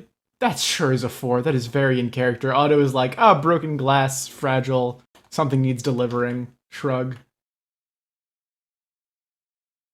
And for a second, you see Fran just. There is like this noise, again, noise of horse frustration, but it's an elk. And with more or less counted 15 minutes, Fran finally drops the wheel shape and just falls to the ground as a head and says, "You are all very fragile." Yeah, I mean, what about it? Like, I can't really change nothing about that. It's just how it was built. True. And they roll away. I am back now, by the way. Welcome back. Fran is no longer elk and has called Otto and his compatriots fragile. Fran has called everybody here fragile, and then has rolled away towards back towards Oh my god.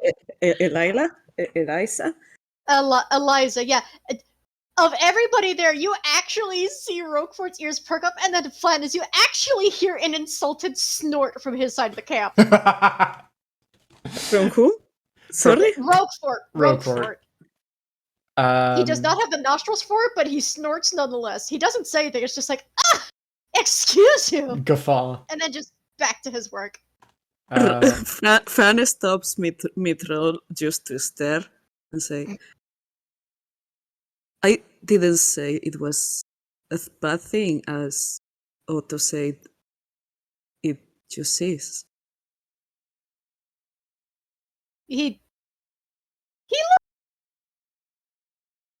neither bad nor good about it, but he accepts that as an answer.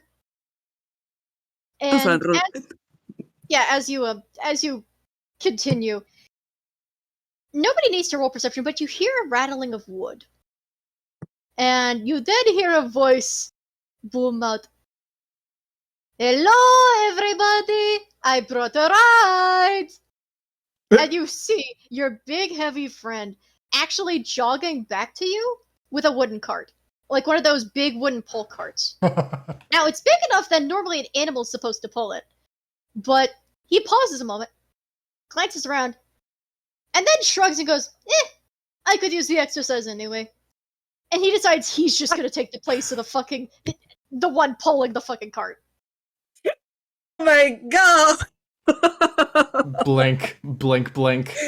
There's like a moment where Otto has an animation smear frame of him trying to speak, and it just cuts out. He's just staring. But one by one, the people that are being woken up are drowsy. They're genuinely tired, but they're not. Thankfully, they do not wake up in the midst of anxiety. Some of them do not like waking up to see Eliza, for sure, but it takes a little bit of explaining on someone else's part to understand, okay, she is a different one. She's fine. But one of the bodies in particular that wakes up appears to be this short, squat-looking, grumpy old man, just absolutely got the skrunkliest looking Russian art style imaginable. You could perfectly imagine what kind of art style, can't you? And he's just got these spectacles, and his eyes look like dots underneath, like just these squinty little dots. He's just sort of... His spectacles were left on, by the way. They were not looted for some reason. You assume the UNT just found them useless. Just sort of feels them like, if he was asleep, why are they on his face? And then processes, right, was not actually asleep, was just, being trapped in nightmare by some fucked up cult. And then looks up to Eliza, and Eliza actually looks slightly nervous about this one as he goes, Eliza? Is that you? Well, look at the time. Let me go see if the food needs cooked. No, you are not allowed to. Otto just grabs her by the stomach, turns her around, pushes her forward. No, please, I'm innocent, don't! Face the music. Face the music. She kind of struggles against you for a minute because the immediate grip, she almost doesn't process as a toonie because, the reaction is, oh god, please don't kill me. And then looks at you and just is like, oh. And stops struggling and just glances back and he goes, why are you dressed up so fucking weird?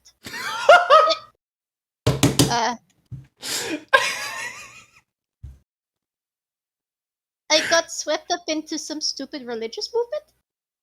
I think Otto doubles over in laughter. Just entirely out of it. This is the funniest old man he's ever seen. Oh, you let the Mormons into your door, didn't you? and she just... Sorry, what? The Mormons? She just raises a hand to cover the lower half of her face for a moment, just takes a deep breath. No, I did not let any salespeople or their funny books into my door. Please, Mercy. He is curled over in a ball, just trying to recover. Are you sure? That one looks Mormon. He's not Mormon, Joseph. Ugh. And she says something differently. There is one thing, though, and anybody can roll an intelligence check, because the thing is, he's not actually trying to say Mormon as in religious Mormons. I'm Elder Hastings. How's it going? Just intelligence check if anybody wants to try and figure out what word he meant. 13, not from me.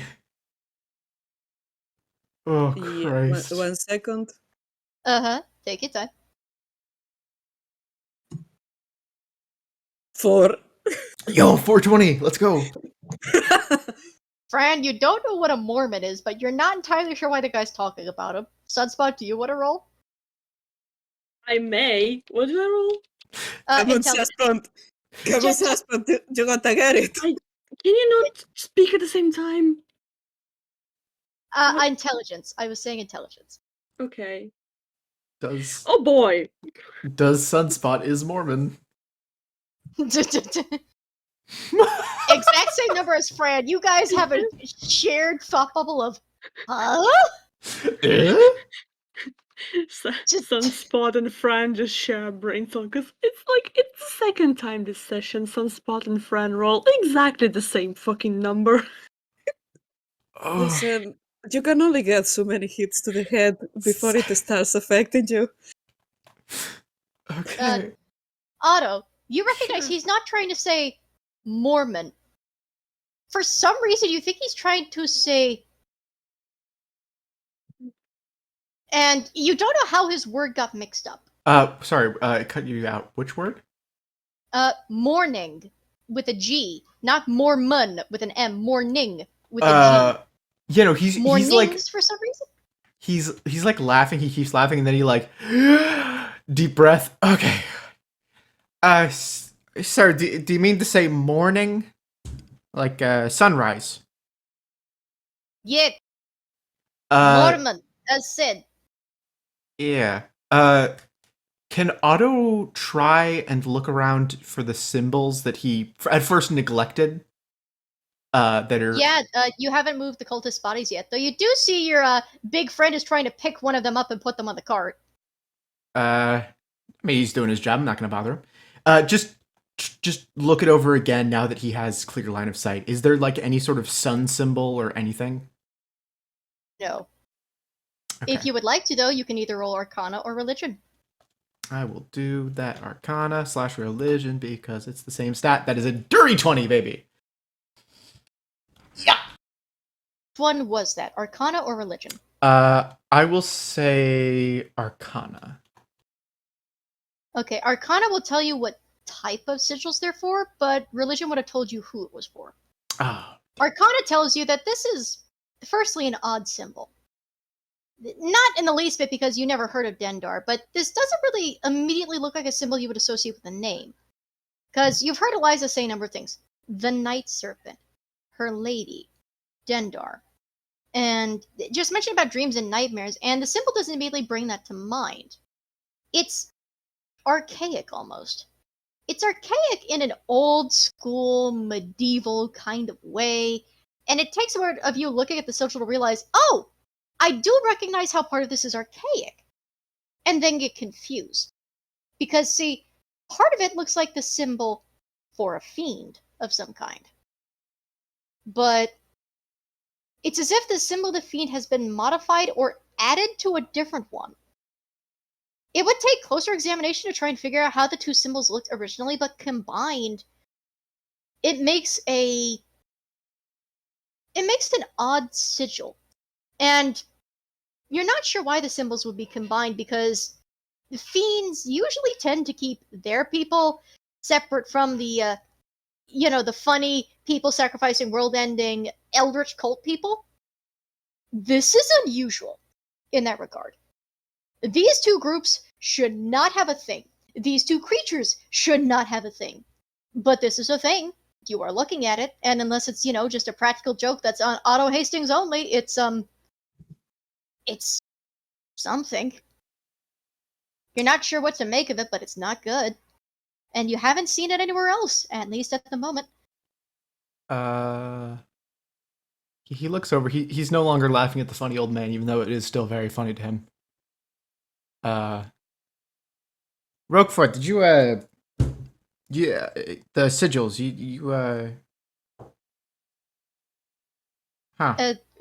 Roguefort, at the moment, you can see how he is showing Sunspot how to prep the meat over the fire, and upon seeing that Otto needs him, he politely hands the pan over to Sunspot. And yes, the pan... Continue. I genuinely hope the pan is, like... cast iron? Yeah, it doesn't melt. It doesn't melt. It's fine. It slightly heats up in your hand a bit, but again, it'll endure. It's fine. Just good. Remember cooking. Just remember the cooking time, eh? And then Roguefort just makes his way over. What is it? No, I'm just looking back at the sigils, and I just realized that they look like I don't know how I know this sort of information, but due to a past misadventure, which I will not state, they look like something Eldritch combined with something fiendish, and that doesn't sit right. Since as you may know, fiendish don't really like messing with Yeah, they don't really tend to make agreements with them on the principle of world ending. fiends tend to make an agreement that means to an end, but they tend to keep most of those agreements alive, and otherworldly creatures tend not to care if anything lives or dies. Their purposes are usually bigger. Yeah. And I'll actually roll him a religion check to see if he can at least recognize what one of the symbols goes to, if not both.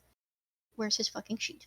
Did I exit out of it? Let me grab him again. Roguefort, buddy. Dice Buddy parser, boy. can I get a natural 6 roll real quick? Thank you. Don't you fucking say that. I am calling my shots. Religion?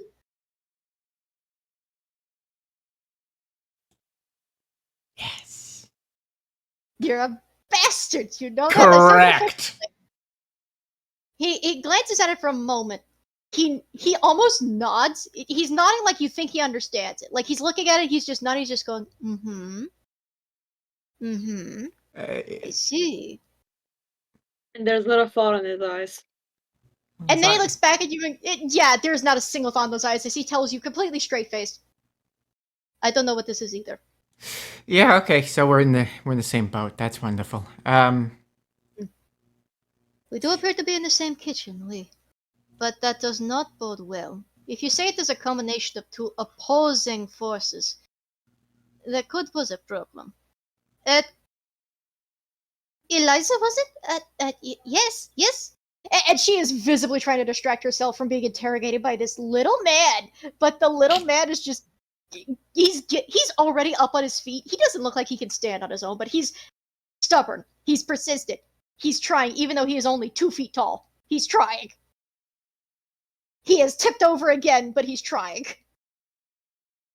Would you happen to know what is wrong with this symbol?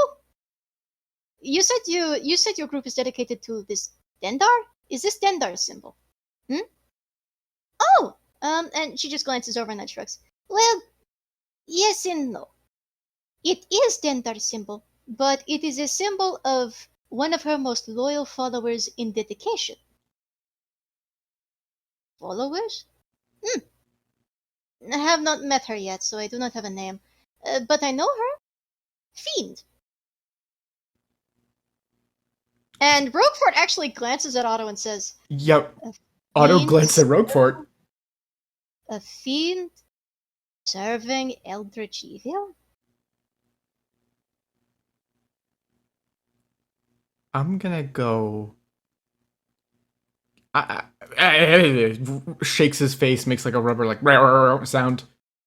I am going to go figure out the tent where all the stuff is, and I'm gonna focus on the numbers because I feel like if I think about this any longer, my head is going to combust. Does that make sense? I do not wish to think about it either. Go right on ahead. And he actually just kind of politely shoves you off. Don't worry, you can think about it. I cast minor image or silent image and just make my head explode. God. It's very like cartoonish, like a balloon popping, just like. Do you know anything about this fiendish female creature, you said? Yes, this only a little.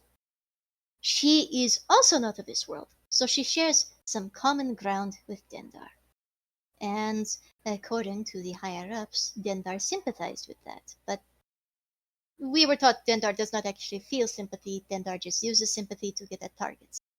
So, whatever means is to an end. It gives us a little... She caught herself almost saying a little more firepower before realizing, oh, right, that... Gotta remember, not us. Bad. Also, I am now on the side that's gonna get punished for that. Yes, right. Just want to her more firepower. Just want to mention that Mikey labeled this game as medium angst rating. I'm looking directly at the camera right now. Uh-huh. You fool. That was medium. That was the original intent. You fools! This is medium for Mike. Now, do you want to see how high Mike can take the angst? Are you ready for that knowledge? I just want to say right now, Mikey, if that dog is dead, I'm gonna fucking punt you into the atmosphere. Do you understand me? No, listen, I may be a lot of things, but I wouldn't kill the dog. Dog's alive? The dog is indeed alive. Good. Is the dog back in town? You The rem- dog is back in her cabin above board. The dog decided to wait for her. Oh Ah! my god! Our hearts immediately all stop. All players' death. Total party kill.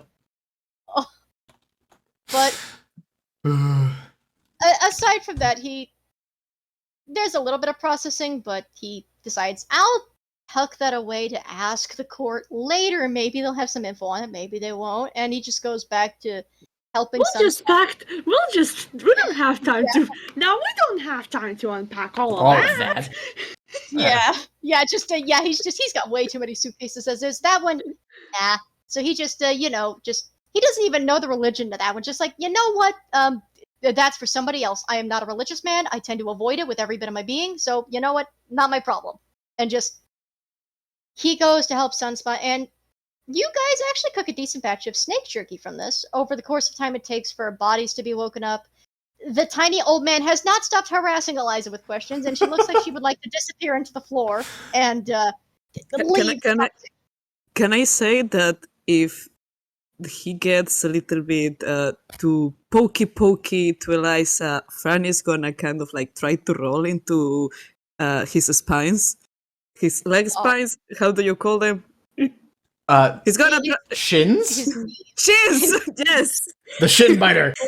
His leg spines. His leg spines. Don't make fun of Sarday.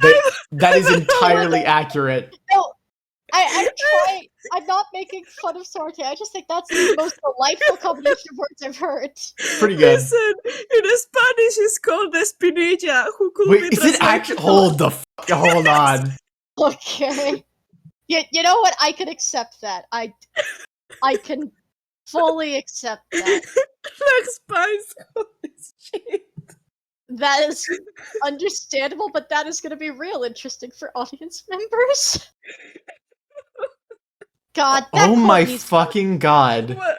Yeah, that quote needs to go with the draft house. It needs to go with the draft house. This is a bad one. I have not Espinilla. had. This is a third grade. I'm learning English. Brain fart. Oh Jesus Christ. Anyways, yeah, Fran is gonna try to roll into the little spine of the legs. Yes. The old man doesn't actually get too pokey. He's just talkative. Somehow, in spite of the fact he has just woken up from being drugged for God knows how long, he does not shut up. He does not shut up. His mouth keeps running, even though you don't see it moving all the time. He is just the scrunkliest little stop motion man you've ever seen, and his mouth does not stop talking. Even when he is picked up, and he is squat enough, the big guy can lift him with a single hand, and it looks like he's lifting a kitten before just putting him in the cart, along with, the others that are slowly woken up and given at least clothes, bare minimum. They haven't been stripped nude, of course. They've just been stripped of anything valuable. They at least have garments on, but still. And then the big guy stops and goes, what about these? Do we need to? And he points to, of course, the unconscious cultist and then the now armless pitmaster. Oh boy. Well, I mean, I'm not really the leader of the hunt, but he looks to Roguefort to see if he can speak his mind. Roguefort looks permitting and just gives him a nod of, go ahead. Well, I just think,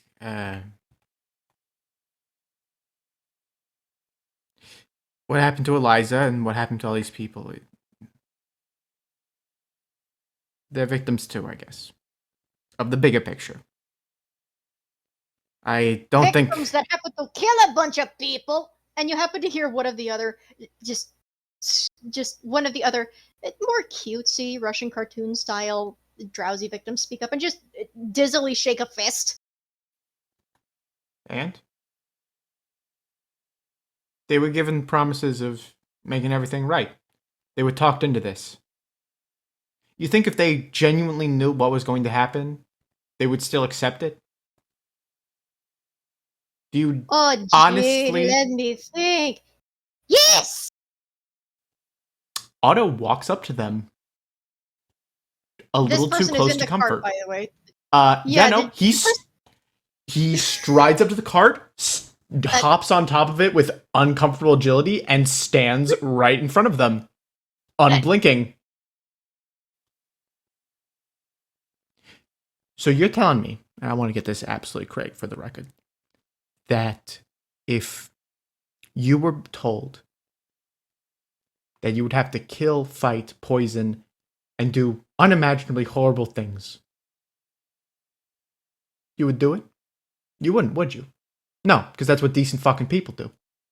But if you were tricked into it, if you were sedated into it, if your mind got warped beyond believability to believe that this is the right thing to do, you probably would do it, wouldn't you?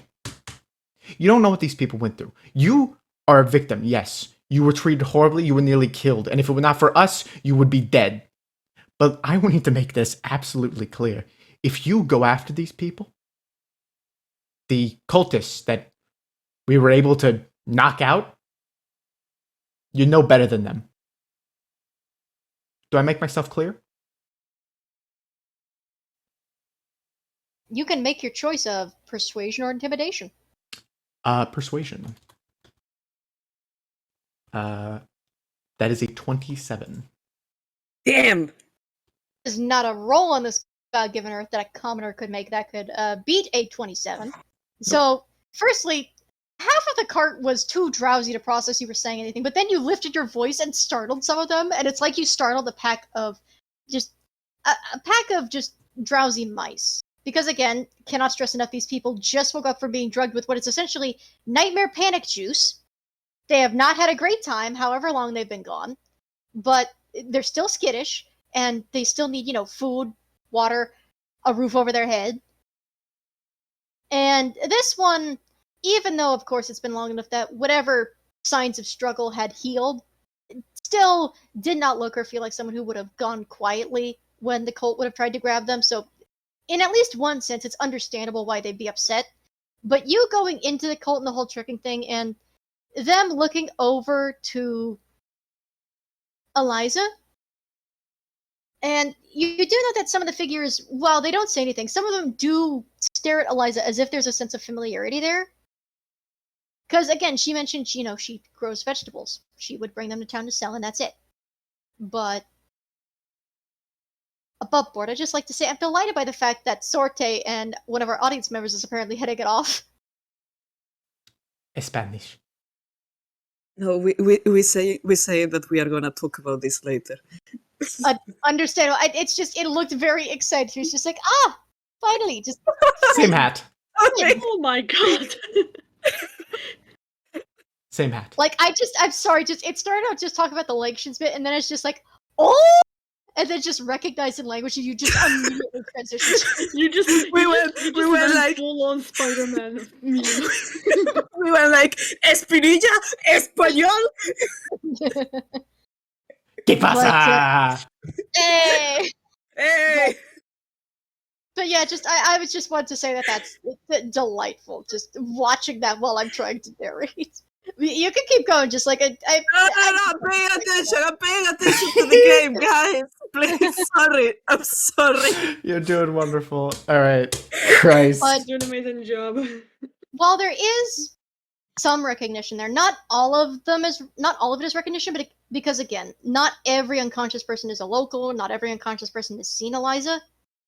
But clearly, these are people, some of their art styles look local. Clearly, at least originating from this area, whether they've been here long or not. And the guy that spoke up does look incredibly sheepish after the fact, and just, Could you repeat the last part of the question you said? Because you got him so spooked I forgot what you said. I think Just he the very goes last silent, bit. and then Otto finally like just shakes it off, kind of readjusts his collar, readjusts his hat a little bit. All right, now that we're all listening, this is Eliza. She used to sell fruits and vegetables and stuff in town. You could have been her. I know who Eliza is. And speaking of which, why are you here anyway? And she just kind of turns, and Eliza just sort of shrinks into her shoulders a bit, and she goes, She was taken. They were really nice to me. They visited my house, and they fed me a really weird drink, and next thing I know, I'm seeing black snakes, and I'm having nothing but nightmares.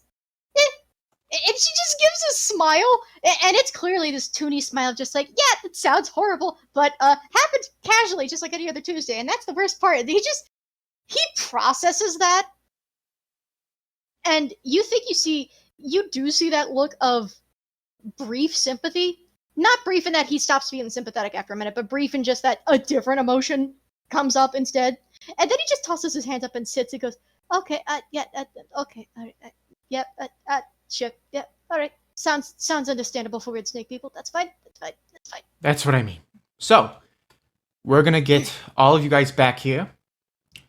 Luckily, due to the now deceased adventurers, there should be enough funds to spread around.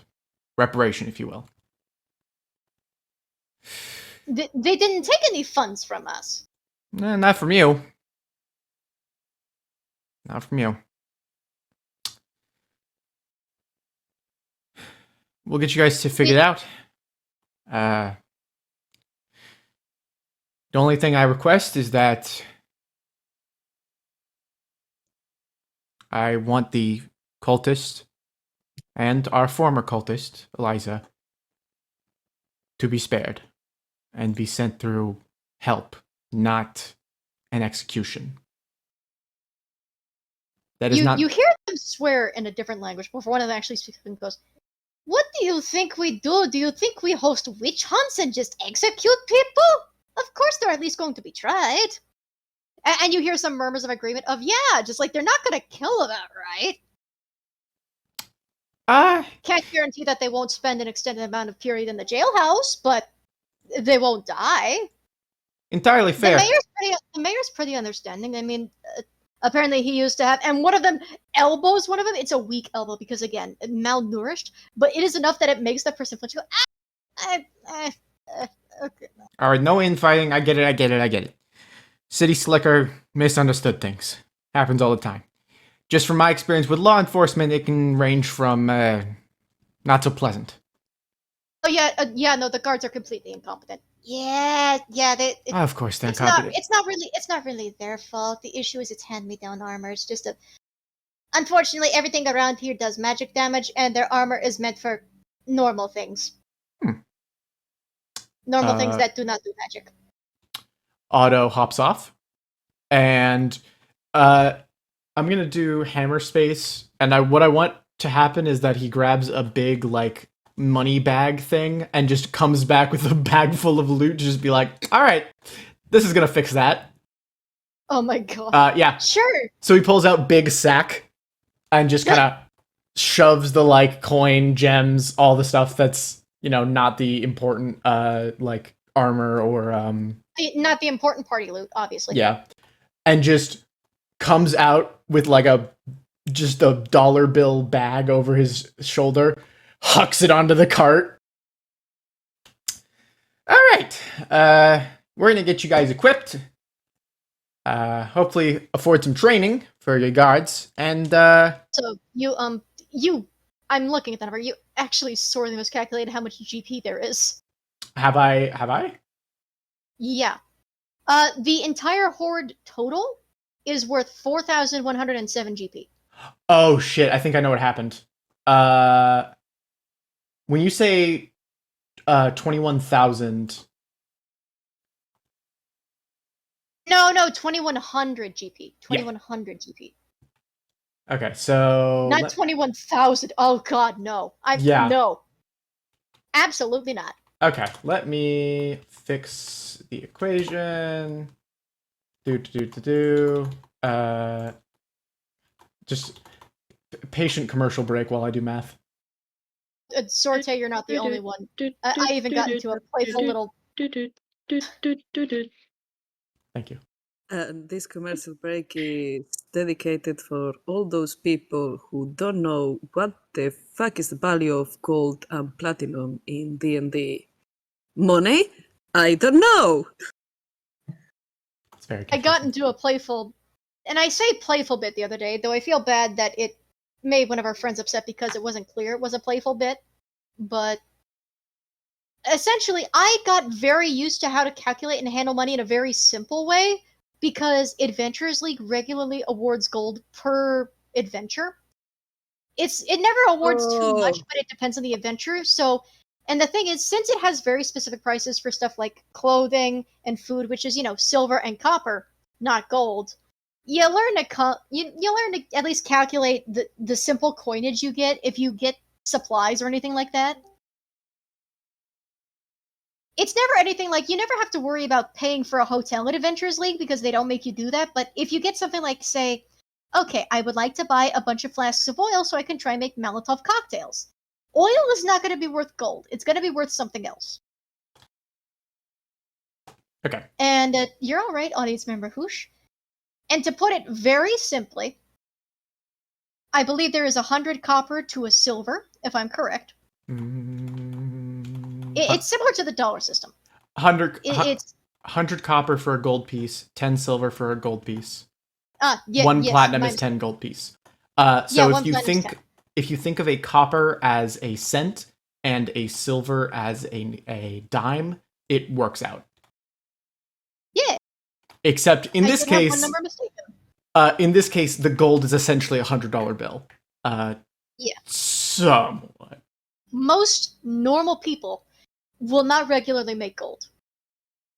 Gold would be enough to get them, fed for at least a month. Mm-hmm. Minimum.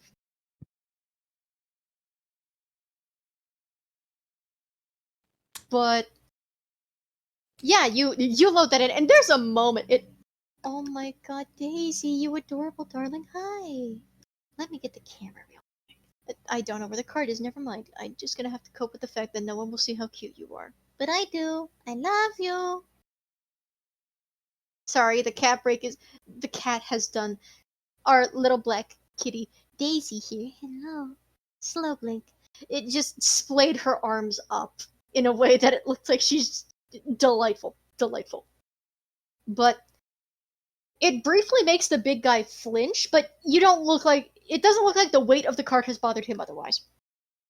But yeah, you sort that out, and of course, eventually the big guy kind of gets the go-ahead from you to get the bodies of the cultists. The unconscious ones. The dead ones... Roguefort actually is going to ask Sunspot, I do not believe we need this. Want to burn it? Aww.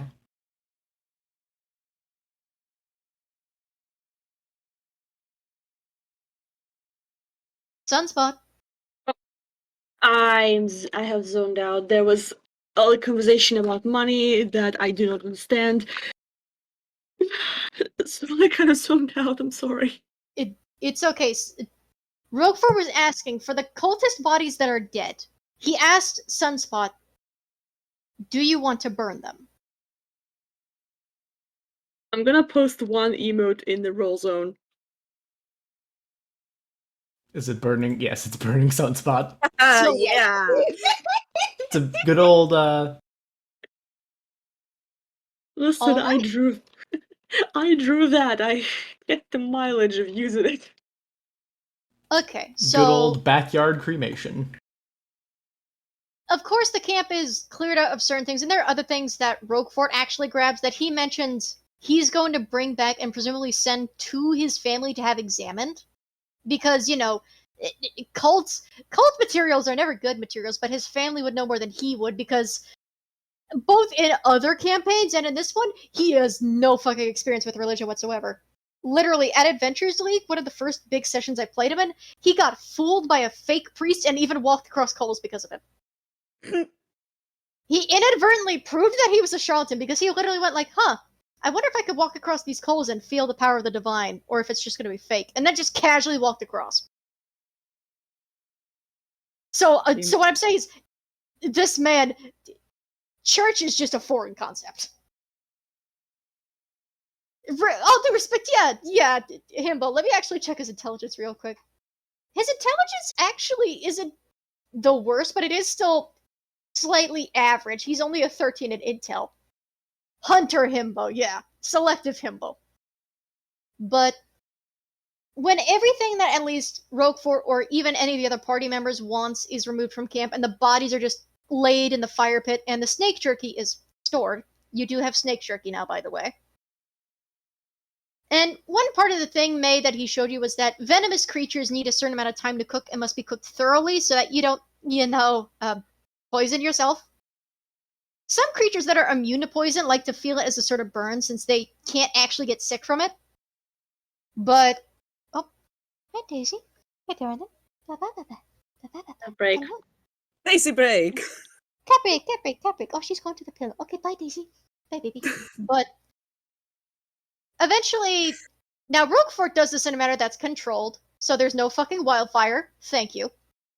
But eventually he just gathers up stuff like, of course, on the unconscious bodies. He's at least pulled one of the cloaks for evidence, and Eliza has politely put hers in the body pile because she doesn't want to wear it anymore. Please, no, thank you. And everything that isn't necessary is essentially gathered into the center, stacked on top of the dwindling fire pit, which ignites part of it, but it doesn't spread immediately. And now when Roguefort has at least a respectable space set around it to where it won't spread anywhere else, he gives Sunspot the signal to send it sky high.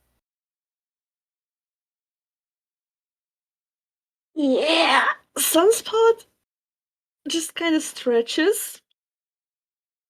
Like, doesn't stretch. And then unbuckles and takes the gloves off. Ooh. Oh. That's the first time y'all seen the rabbit, Well, the fire rabbit with no gloves. Uh-huh. For Otto, it's the second Most time, everyone. but carry on. Most everyone. Never forget the orphanage. I doubt the orphanage was with the gloves on or off. God.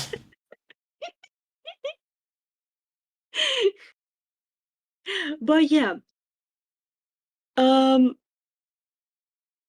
they kind of do is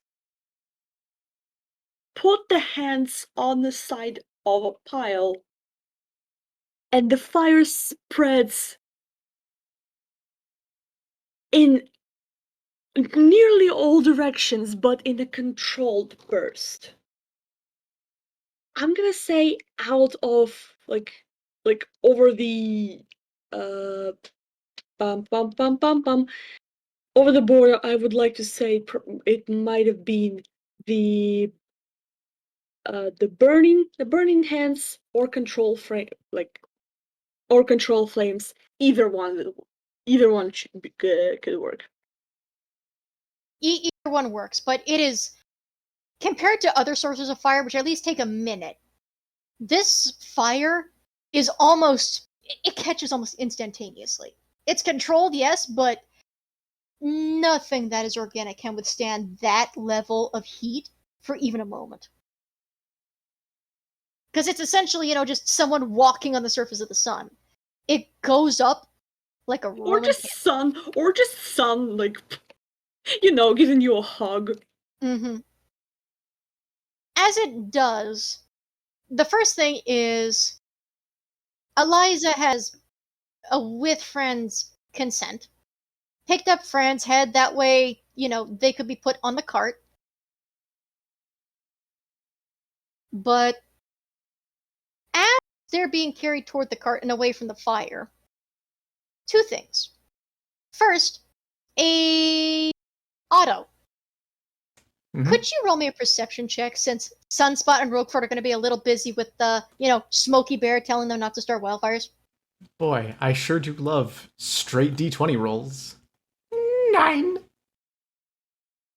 You don't actually see it or hear it coming, but eventually there is a little.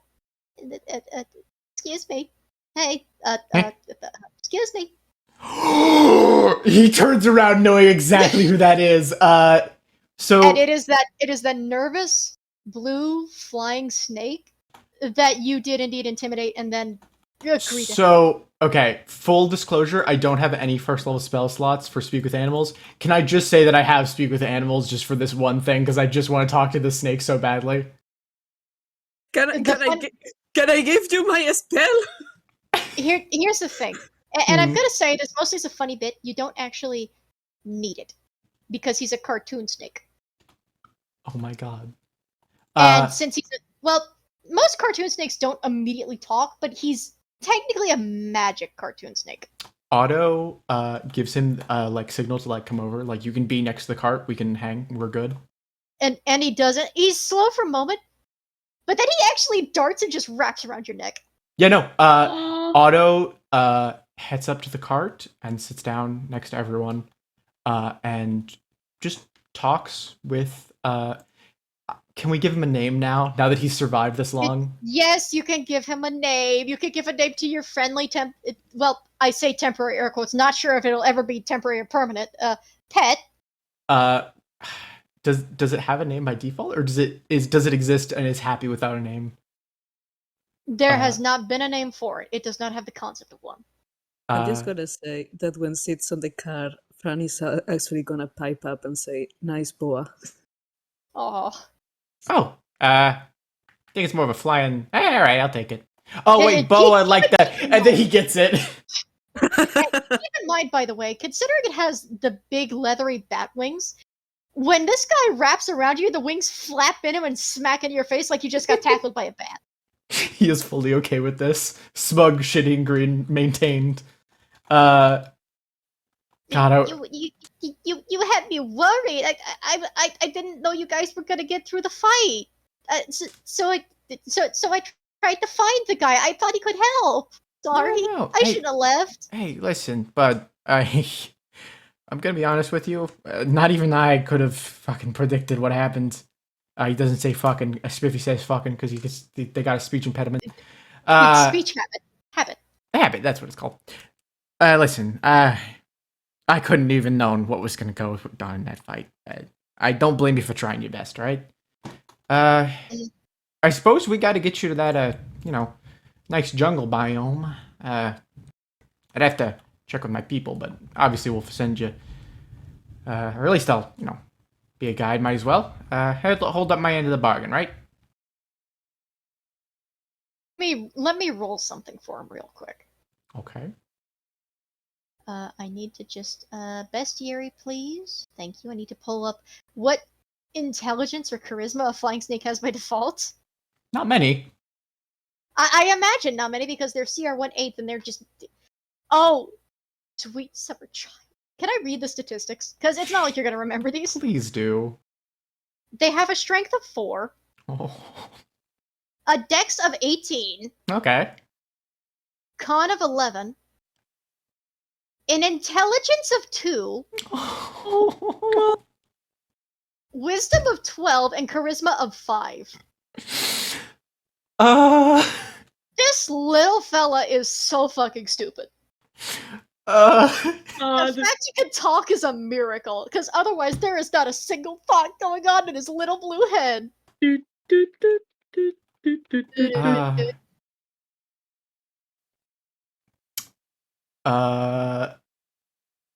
Alright. I just realized I don't think I ever properly introduced myself to you. I think your friends introduce themselves just fine. And he kind of readjusts his wings around and just like, oh yeah, remember that time I got shot through the wings by your friend? Oh, good times, good times. Yeah. Again, sorry about that. Hey, listen, law of the jungle, right? You just gotta do what you gotta do to survive. You know what I'm saying? Yeah. I give him shoulder pats where he does not have a shoulder. He gets pats before you actually say the proper name. They will say as it's happening, Fran. Would you roll me perception with advantage? Ooh.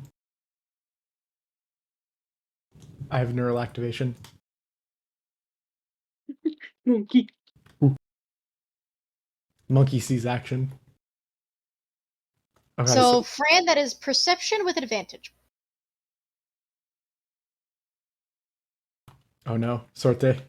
Oh no. Sorted. Okay. One second. I'm Okay. getting to it. I'm Okay. getting to it. Okay, Sorry. Didn't know if you lost connection. Okay, Now, never mind. hey, Sorte, what'd you roll, buddy?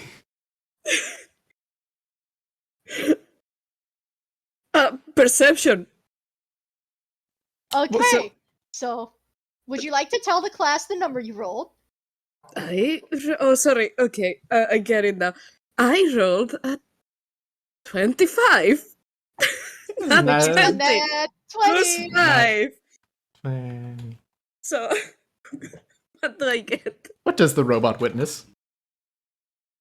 As you're being carried to the cart, you were still in Eliza's hands as you're being set in, as she's kind of, well, not set in, she's carefully climbing in, and the big guy actually extends a very polite hand. He's very gentle in helping her up, in comparison to some of the others, which go between being gentle and just picking them up like disobedient cats. But as you're set in and your optic kind of moves around, from the direction that your blue friend came from, you spot something.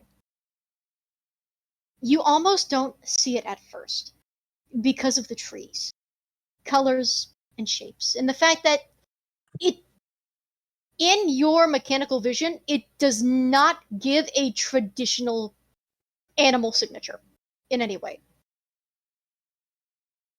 You almost think it's part of the foliage until you see the subtle movement in the vague shape of a humanoid.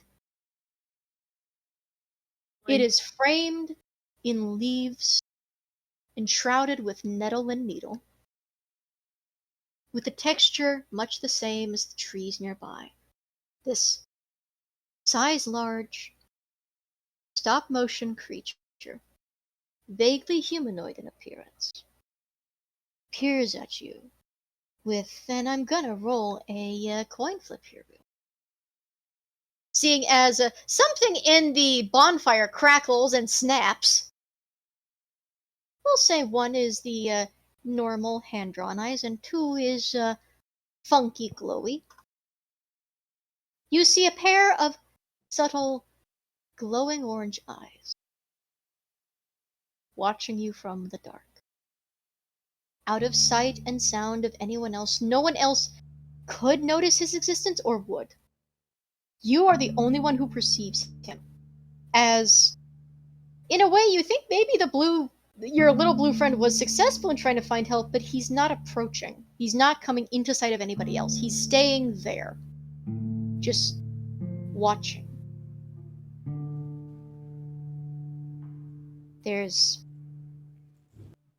It's not a gaze that can be matched by any mortal creature. It's not a gaze that, even in a way, could be matched by a machine. The feeling in it is too different. Too other. Am I making sense?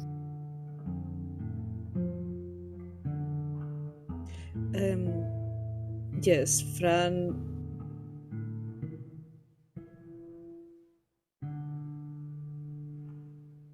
I think that, yes, Fran, I cannot say instinctually, says first, let's an expression of surprise in Druidic, and then says something else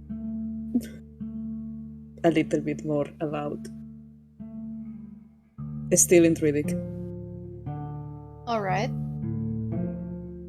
From the point of view of everybody else, I imagine that it looks that they are speaking in tongues, and probably to themselves. And what would you say Fran is saying in Druidic? Viffy, I could hear the music. You can keep playing it, just I am noting that I hear it. But Sorte, Controlled fires are healthy for how do I say this? God damn it, it's very late here.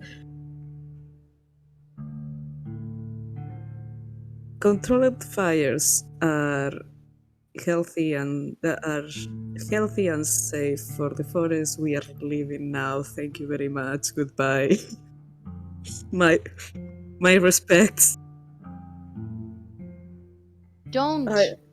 you don't hear anything answer back. Probably, you're not sure if it's because the distance is great, or maybe because it chooses not to speak. You can see only because of your keen nat 20 perception the way that those spiraling glowing eyes rhythmically move, even though the body moves so subtly, so barely, it appears natural with the rest of the forest. And when he falls still, he is indistinguishable from the rest of the environment, save for those eyes. But you say that, and you still feel the staring for a moment, but you hear that sort of snap crackle pop from the wildfire, and of course Eliza flinches and just sort of nearly drops you before putting you back to life. Sorry, and she sets you back. And as you look back to where this strange spirit was, it's gone. And hanging on the tree that he was concealed behind is a very small grass puppet. Eerily enough, made in the shape of Fran.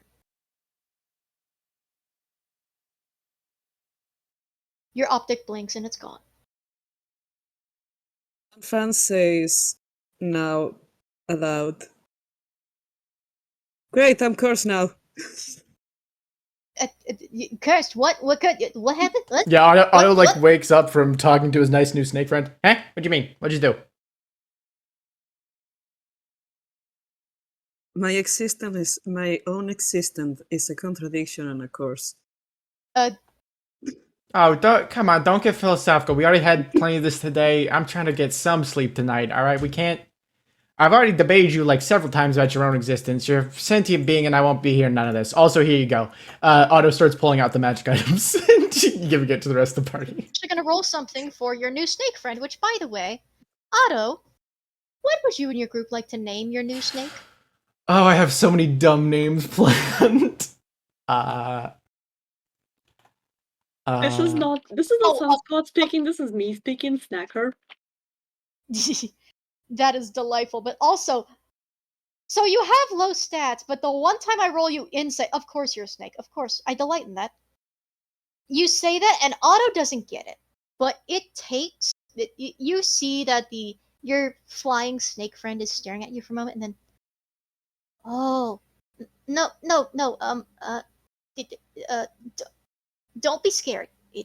You're not cursed. I think you'd know if you were cursed. I think he doesn't completely unravel, but he sort of uncoils partway just to look in that direction, and then sees, the help he got is gone, and just goes, "Aw, and." Fran kind of like, it's not a snaker, it's not a laugh, it's kind of like whatever he can closest to a laugh he can master. He has a belly laugh, but right now he doesn't have a belly, so it sounds kind of like a crack, crack, crack, crack. And they know they are not cursed.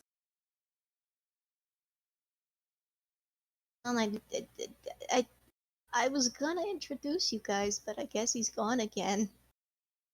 Man, forest spirits are weird. And he just curls right back around Otto's neck, and just you can feel the way the tail just slowly slithers around you just to curl up. All right. How's Sapphire? Is that a good name for you? Looks at the snake. Sapphire? What's that mean? It's like a gem. It's a little blue gem. Oh, it's a gem? Very it- shiny. But I'm not shiny. And he just kind of rattles himself a bit. Not His to me. scales move a bit, but To me, you're shiny. uh, A translation for the snake is shiny means good. You are shiny. he kind of takes it, and then he just shakes his scales again, just to make them shimmer a bit. I guess I am shiny a bit. I have shed pretty recently, so nice scales and. Oh, Sapphire beloved. Okay. Yeah. For the time being, you officially have a chaotic, stupid pet. Enjoy. Okay. Unaligned, lawful stupid, lawful fool, lawful beloved. Lawful dum dum. Lawful dumb. I guess at this point, Otto is going to gift the rest of the more interesting looking things. While the rest of the leather gear goes to the town, he pulls out. Oh, I was just gonna say before you continue, you can't identify them when you get back to town, but Yeah. it'll just be a little bit of a trip. Yeah, it's rounding down the end of the session. We'll do it in post. Yeah. He pulls out first the amulet with all sorts of glowing little beads, and they're really important looking ones. And not all of them glow, but they're made of crystal. Just 3 glow. Yeah. And just sort of bestows upon it to Fran as if gifting something to a king. How are you giving it to them? So Fran is being held by Eliza, I believe. So yes, he attempts to hang it around Fran's neck, and it falls. Eliza does catch it with her bony hand. Thank you very much. I think it matches my eyes. You only have one eye. Never mind. He pops open. Are you sure about that? His eyes go wide. He's gonna pop open Fran's compartment that he used in session 1 and just put it in there. Yeah, Wait, that's private. Yeah, I used it last time. It was non-canon. If you open it and put it, you get a glimpse of something pink and heart-shaped. Eliza does not point this out. Eliza's just Otto's going to respect his privacy and not point this out. You now have magic-y thing, which Mikey will describe later. And then next thing he grabs out are a pair of 2 very finely made silk gloves with cobwebs and arrows on them. And then looks to Sunspot. I assume, what is Sunspot doing while on this cart ride to pass the time? Sunspot's not on the cart yet. Oh right, he looks. I completely forgot the scene. Sunspot is he just kind of I'll give this to them later. I gotta tune this loot real quick, and pulls out the loot that he recovered and begins. Yeah, I want to ask a question. How exactly Sunspot is gonna deal with the glows, considering the whole fire situation? We're gonna get to it. Gloves over gloves, double gloves. We're gonna get to it. Sort of beloved. There's a reason I had to design glows for Sunspot. We're gonna get to it here in a moment. It's okay. After everything burns to a cinder and eventually the fire dies, then Roguefort and Sunspot are brought to the cart, along with the little lad who just scrambles on and just sits right next to you, Otto. And once everyone, at least among the living, is packed on, and your friend has packed on the bodies, the unconscious bodies, where they won't be in the way, he hefts the cart up and starts heading off. Now you can give Now you can give Sunspot the gloves, and we can see what Sunspot does on the ride. Sunspot, you are thrown a pair of very nice silk gloves. Otto does not seem to realize the problem with this.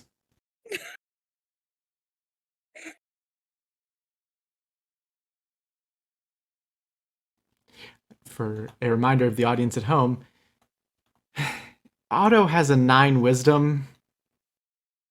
Yeah, everything else is everyone else's problem. It's his problem later. But Sunspot, you catch those, and they don't burn in your grip or in front of your torn suit. And thankfully, the tears are not near the wood, so the card is fine.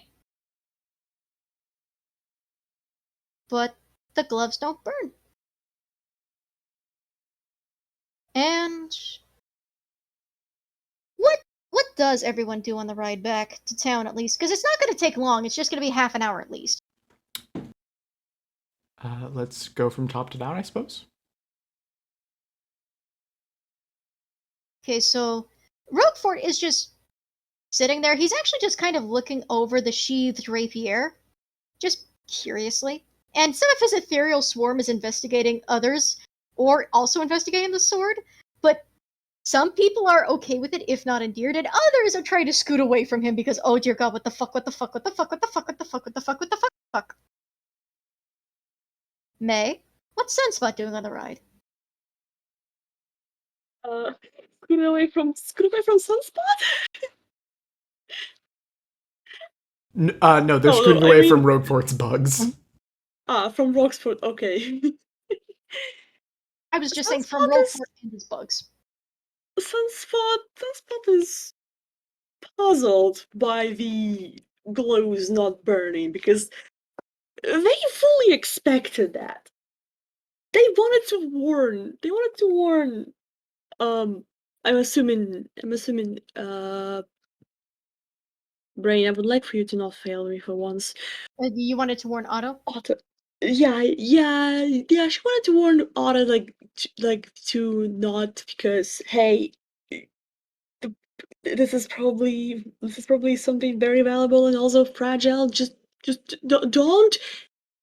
And it doesn't. So they just kind of turn him over in hands. They don't put him on yet.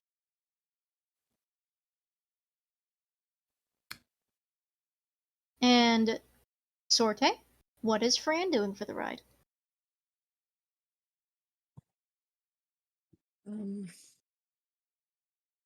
Thinking so hard about the stuff, you can hear his gears grinding.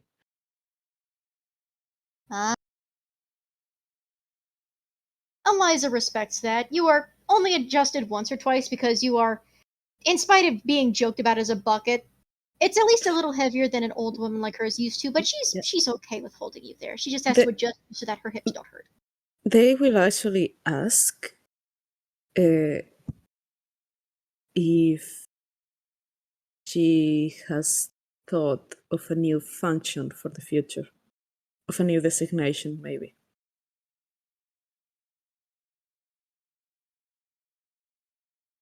Of a... Sorry, dear, what are you asking? And Fran kind of like... if you have asked that in character, like, it's normal, because Fran is trying to ask if she has thought of a new function. After everything that... Okay, sorry, I'm gonna say it's getting late here, so that's why I'm dropping a little bit, sorry. It's okay. Fran is actually like, for the future, when everything that has to happen happens, have you thought about a new function, maybe? A new function. I mean, I've been content to my cabin in the woods. I'm content gardening, but I felt a little powerless when it came to Ramon and his folks coming in. I'd like to learn how to do something about that, but I'm afraid I might be too old to learn new tricks. Maybe a hobby then? Oh, you know, ooh, Don't- actually, I have gotten into a hobby. I have not been able to pursue it in some time, though. The hands have not been very steady. I like cross-stitching. Cross-stitching is... oh, man. Oh, if When I could just show you the when cabinet. I could show you my finished designs. Oh, sorry. You were saying, dear? I will visit when I get my body back. I would like to learn. And she gets the cutest little smile on her face, the cutest little grandma smile. You know the kind. Like, you agreed to spend a day with grandma after she's felt lonely and lost. You know the look. Oh, that would be quite nice, dear. I think you would do a much better job than I would once you pick up. And I'm certain I could find a needle in your... It just... She kind of starts rambling off about finding appropriate patterns to start with, and she sort of rambles for a bit before her words do lose track, and she eventually trails off, but there is an interest there. And Fran listens and feels a little bit warmer to the touch again, like when they were trying. Maybe they are overheating. Maybe they should stop thinking too much. Maybe they are trying to not feel like just a piece of metal on her hands. And Otto. What is Otto, and did anybody else have any names to propose for the snake, or is everyone agreeing to Sapphire? May? I I offered Snacker, but like if you know me, you know what's the reference. Okay, so Snacker or Sapphire? What is the team verdict? Again, this is May. This is May has suggested not Sunspot. Sunspot doesn't know Kirby. Fair enough. We should give like both names. So when Sapphire does something they are not supposed to, we can call a full long ass name like Sapphire Snacker is actually really choice. Yeah. Really choice and really funny, especially if they develop an appetite for eating sapphires later. Please do not eat the shiny. Sapphire is Snacker Hastings. How do you pronounce Otto's surname? Hastings. Sapphire Snacker Hastings. What do you have to say for yourself? Oh my god. Oh my god. Yeah, just pull out the name, and the snake isn't even that intelligent. It just knows, oh no, I'm in trouble. Goodbye. But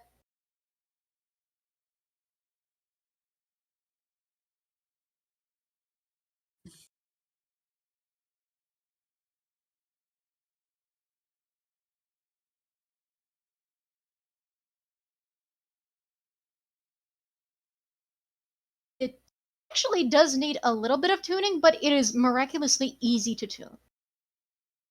You think it is only out of tune because it was mishandled. Somebody just decided to toss it in the corner of the tent and then just forget about it. Just like, some bard's stupid loot. We'll sell it later. I think Otto's like inner music nerd is like, these sons of bitches mistreating the, and then doesn't want to. He's happy. He's got to be happy right now. And hopefully I can play it. I don't know how Discord likes these things, but hopefully I can do a little before you continue, stanza. Let me pull up the instrument. Yeah, I'll do a little end credits.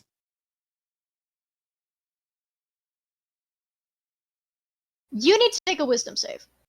Okay. You did not attune to it yet, so you need to make a wisdom save. Completely forgot about that. Oh yeah, no, you guys are gonna attune to it when you get back, and that's gonna be where we end the session. Once we get to attuning the items, you know 12. I get to roll 2d4. You try to play it without attuning to it. You just tune the strings, and it feels easy. It's like you've had this your whole life. But when you try to play it sounds like it makes it intentionally discordant out and you take 7 psychic damage. Your hands and your head hurt. Oh god, nope, bad idea. And you just get a feeling of patience, rude, impudence, impatience. I feel like Otto gets like rubber ducks around his head before he shakes his head off. Okay, putting that back. Takes out his normal loot and begins to pluck away instead. And that works well enough. Your normal loot does not do psychic damage for you not being attuned to it. And with a little note in the air, you eventually ride back to town. And of course, the bodies were brought back, so people were just sorting through adventurers, and luckily, none of the locals were dead. It was just adventurers, tourists. There are a couple survivors to one of the parties that was looking for their missing healer, and unfortunately, the healer is no longer with them, so they are respectfully mourning. But as the cart comes back with the living guests, you see at first this woman in her 30s, mid-40s. You think mid-40s.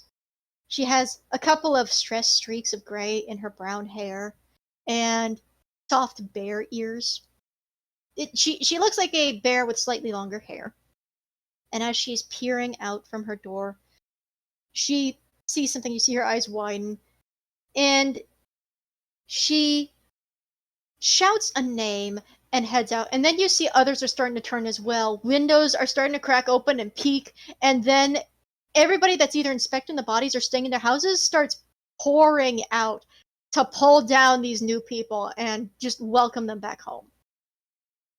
Including one of the guards, who actually rushes over and picks up a guard who is conspicuously missing his armor.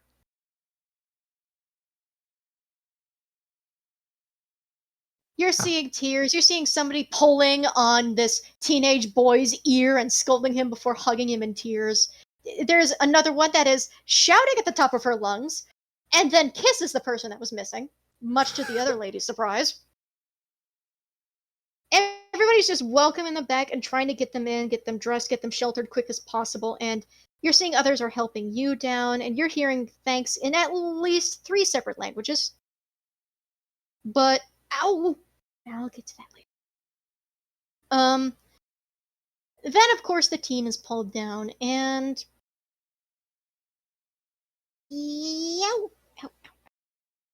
Okay, I'm good, I'm fine. I made an oopsie doodle, but I'll fix it later. But it actually takes you a minute to look, because as the young boy is sort of... He waits for others to get down. Otto has to get down first for him to get down. And he's just sort of watching the others reunite, and then he gets a brief look of guilt before you just hear, "Oi!" And you turn, and in spite of the fact he's not supposed to move too much, you see that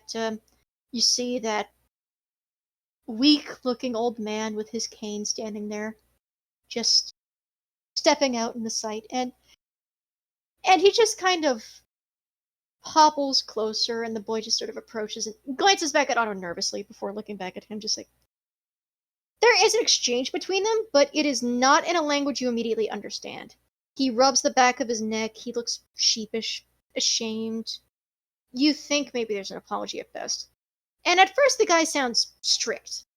It clearly sounds like there's a tone that's just stern, grandpa figure just scolding a younger child. What were you thinking? Could have gotten hurt. Just possibly the threat of grounding, but you're not sure. It's just the tone that starts that way, and then eventually reveals it's a bit as he just carefully hobbles forward and wraps his free arm around him and pulls him into a hug. And he just hugs him back. So basically, don't you dare to make me worry like that again. Yeah, and also next time, wait for the fucking adventurers to get here before running off, jackass. But once the hug is split and he just pats him on the shoulder, he looks to the others. And he just waves you over. Because again, his funny little cabin's on the edge of town. But Roguefort politely flies off and follows. I would admit, I did not think you all could do it. I wanted to believe I could, but I was worried. It was a very long time, and I did not know if you were going to have the same luck as others. I apologize for not telling you that there were others hired. I did not want to discourage you. How did it go? Otto looks to Roguefort. I'm assuming Roguefort looks to Otto. Otto looks to someone else. They look to someone else. Just repeats a chain. Fran just chimes up like, actually, really bad. Fran! Just bonks him on the head. There is a dong. Yeah, what the puffball said, it went actually decent. Puffball? You heard her. Oh, You heard him. you heard him. Where is the Kirby in this situation? It's a bunny. But anyway. Bunnies are puffballs. I am going to. Have I struck a nerve? No, I'll just have to draw Sunspot later as a puffball. I mean, all things considered, considering Sunspot's eventually going to get that nice new outfit, may look like a puffball, Yeah. but he actually smiles and laughs at that. I can't imitate the laugh though, but come back to my place. Back to my place. You can rest before you go. Come on. Yeah, we could actually use that. Is anyone craving that stew again? Because I could go for the stew. Is anyone else? We are fresh out, unfortunately. Snake jerky ain't too bad. He takes out a bite out of the snake jerky. And of course, Eliza cautiously just gets down and hands Fran to one of the others that chooses to follow, and Roguefort just gives her a glance like, you think you will be alright? I will be fine. Go on. And he nods, takes Fran, and goes. And she heads off, just with a last glance to the party, before disappearing into the crowd. And of course, eventually, the party makes it back to his cabin. And, well, seeing as it is actually the late evening, in terms of in-game time, it is not borscht that is made. It is it's actually something rather sweet, which you'd think would probably be sacrilege for dinner, all things considered. But it appears to be a sort of multi-layered honey cake-like treat. That, Yes, I know this one. admittedly, it looks a little rough around the edges, but not in a bad way. In the way of, this guy is not used to baking, it's visible, it's not meant to be pretty, but it'll still taste great. And of course, when everyone gets in, of course there's utensils, and he either offers to cut or someone else can, because again, his hands aren't what they used to be. And Fran, you're the only one who notes it, but the paper doll that looks like you, body and all, is casually hanging up with the rest of the grass dolls, and no one else sees it. Wait, body too? Uh-huh. Body too? Uh-huh. Mm-hmm. Oh! I'm sorry, did you think he just made a shrunken grass head? I mean... Yeah, you're being set down, but as your optic turns, yeah, that's a little full body grass papa to you. And while you're processing that, I need to let the kitty out. Excuse me. This episode of Cat Break is sponsored by Borscht. It's what's for lunch. Borscht. I really want to fucking eat, because this is has gone on 6 for hours. And we did not break because we're morons. This is for the recording only. I have been needing a bathroom break for 3 hours, but I am not complaining. I'm into this. I'm very sorry. I'm so sorry. The thing is, I actually wanted to break earlier, and I never got the chance. But Shit just keep happening. actually, yeah, shit literally just. I actually wanted to take a bathroom break around the time the child was temporarily killed, but The DM kills a child, so we can take a bathroom break. But That's one for the quote books. yeah, eventually everyone is. You get your own pieces, and you can have what you want. The cake isn't meant to last, and the boy eats way too much for his own good. But while of course his body isn't the best with it, it still is better than nothing. And well, everybody except Fran has it because Fran can't eat. But I assume Fran does that nom nom nom again. Fran is not sharing. If anybody tries to take the cake from them, they are gonna actually start using a recording of a dog barking. Oh, sitting around, the old man, Mr. Old man Solomon, he makes the offer of, I can examine the items you got if you would like while you eat. Oh yeah, we should probably do that. All right. Once again, And taps Fran, grabs the thing unceremoniously. it just one at a time. You watch as he takes a magic item and hobbles to a secondary side room. And you can hear arcane mutterings in there, but you can't make it out. Spiffy, Otto, you at least recognize the sound of Identify. I've been around. But- Yeah. And, of course, one by one, he doesn't immediately return the items, but he sets them down at least in the open. So first is Fran's necklace. Then is Otto's loot. And the old man actually makes a note to get an entertained look and go, feels like you maybe pissed this one off, eh? Nothing. Eddie just takes the loot. The next are the gloves. And then he tries to take the sword for a moment, but Roguefort actually decides to go with. That way he can actually hear more about it. He just wants to wait near it. And everybody gets their fill. Fran gets to keep their slice of Midavik. And the boy just gets to sleep it off because he's fucking exhausted. He got food and water. He just needs to pass out. He's out like a light, by the way. It doesn't matter how loud you are. That boy is exhausted. He is fucking snoozing. But eventually, would you like me to tell you about it one by one? Or have you all here? I mean, we could probably all hear. It saves time. Sorry, can you repeat what you said? He wants to know if you want to have the item told to you in private or in front of everyone.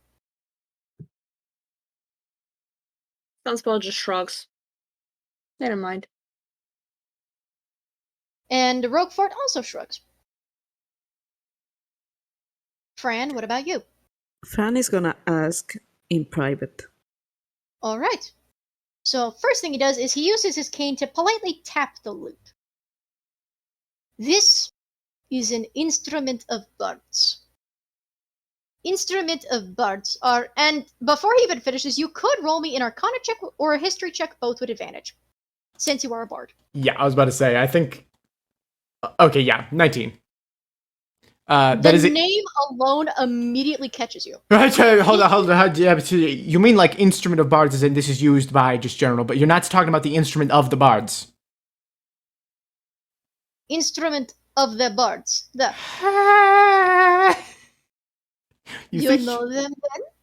I've read a little bit about them.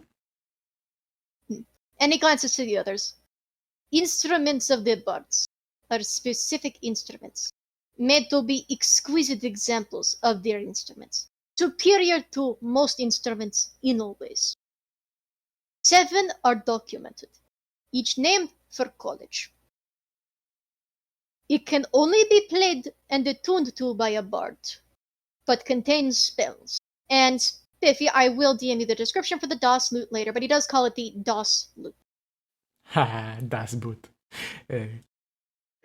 Das boot. Das Boot. And this is Fran a glance, and Fran will get a private talking to in a moment. Next is Sunspot. These are gloves of missile snaring. If you are hit by a ranged attack while wearing them, you can react quickly to reduce the damage. And if you are successful, you can catch it.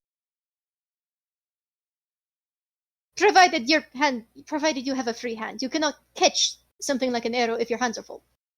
Except with your face. Okay. And then he looks to Roguefort. You sure you would like to discuss public? Would it be better in private?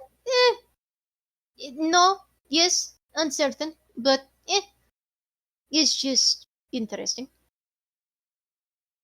Interesting in a private way or public way? Interesting in your way. And I'm gonna roll a d2 for Roguefort. 1 is public, 2 is private. I will hear in private then, monsieur. Alright. Pick up small friend. You two come with me. And Roguefort does politely go over and pick up Fran, as well as the necklace. He still has it, and he's of course gonna go with the old man to that side room. If Sunspot and Otto would like to, you can try and eavesdrop. By the way, when Fran is picked, they are gonna complain like, people don't even ask for permission anymore. Terribly sorry. Terribly sorry, monsieur. And he actually puts you back down and asks, may I please? Well, yes. And then picks you up and goes in private. But yeah, Otto, if you want to eavesdrop, that will be stealth and then perception. Both I am shit at. Hey, you'd be surprised. However, Sunspot is gonna try anyway. Otto out is of curiosity. Otto is not going to try, and if he sees Sunspot trying, I think if you don't mind, May, I think Otto might like grab them by like the scruff of their like suit and like push them back. Like, no, we're not doing that. If that is acceptable. That You know what? I love that. and I will allow as long as it's consensual between players. You'll at least hear part of it depending on your roll. But if you want to try and roll the stealth and perception anyway, we'll see.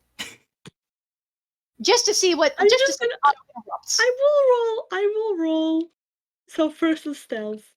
Uh-huh. Oh I'm just gonna say, just as I expected, the fucking they're not particularly stealthy, but combined with Otto trying to drag him away is just. I will Yeah. say, seeing as you're a rabbit, you do get advantage on the perception checks to hearing. So you can still roll perception for hearing. I'd argue about since you're a rabbit. The fact that they are rabbit shaped does not mean they are. no! Rabbit enough. Rabbit shaped. Oh. And that didn't really matter. My apologies. Yeah, so does Sunspot just walk into the room without even caring about hiding? No, what happens with Sunspot is the way that Sunspot thinks of sneaking. They subconsciously go into the circus kind of sneaking that is clearly staged and obvious to see, and the only reason it's not more obvious is because Sunspot's not wearing clown shoes. Otto just sees this and just enters, like, ducks into the room, grabs Sunspot, goes out. Yeah, Sunspot tries to Scooby-Doo peek around the corner. It is not subtle, and then just yoink! You get the cane. Just cane around the neck. Just, whoop! Even with the little slide whistle sound, just whoop. Wonderful. Of course, you two get into the side room. The side room is small, but it's clearly a very small workspace of some kind. There are rune stones, there's paper dolls, there's grass dolls, there's a number of different things. There's books on books lining at least 2 different shelves hanging above you. You're not sure how they haven't fallen. And a table with a ton of different papers and prints and some tools where the necklace and the sword are sitting. And he holds up the necklace. This is a necklace of prayer beads. Now, every set of prayer beads is different. They could only be used by certain faithfuls, clerics, druids, or paladins. All of them are different. All beads are different. See, there are 2 beads of curing, and he actually points out the 2 different topazes, and 1 bead of smite. And he points out the black pearl. Beads of curing allow you that once you attune to it, you have to be wearing it to use it. You can use a bead's spell is above board a bonus action as a sort of quick thought in combat. You cannot use that bead again until the next sunrise. So, to name them, this bead, I rolled it up. The necklace has 1d4 plus 2, and unfortunately you rolled the bare minimum number of 3. It has 2 beads of curing, but 1 is cure wounds at 2nd level, 1 is lesser restoration, and 1 is branding smite. And again, these spells count as bonus actions if you use the necklace in this way. However, and he does warn against this, if you remove the bead, it is no longer magic. Magic dies. Understood? Understood. Hmm. And while Roguefort does hear it, you don't think he takes... He is respectful, he does not retain the information. The secret's safe with him. Actually, I didn't mind the others hearing. I just wanted to take you away and ask you a question. Eh? Why is a doll of me with my body that you have never seen here? Eh? Which doll? Sorry, did I misunderstand that? Out of character, I'm asking. No, you did not misunderstand. He's asking you which doll is you with the body. I apologize, but I certainly cannot point. And he actually takes a moment, and he's just... I'm actually going to roll stealth for the old man real quick. Give me just a moment. And d20 plus 11. A nat 1. A 12, however, does at least go unnoticed by the two stooges politely sitting in the main area. One more politely than the other. One more politely than the other. And I say stooges affectionately. But... Oh, it's very affectionate. And he carefully holds up Fran and just kind of points Fran's red optic, like pointed out. Just kind of like a gesture of, he's going to hover your light over the different dolls and wants you to stop him when you get to the one that's yours. That one. And he pauses, and then of course he pulls you back into the room, just politely sets you back in Roguefort's hands. Roguefort, of course, holds you. Ah. So it is you that Leshy told me about. Oh, Interesting. great, amazing. Great, you're what? Above board? Oh, great, amazing.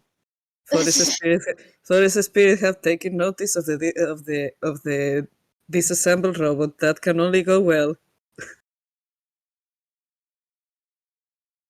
Admittedly, I have received mysterious signs from Leshnik before. And he goes from Leshy to Leshnik, and you're not sure which one is consistent. He just bounces between the two. But Fran hates that. He did bring that shortly before you came back.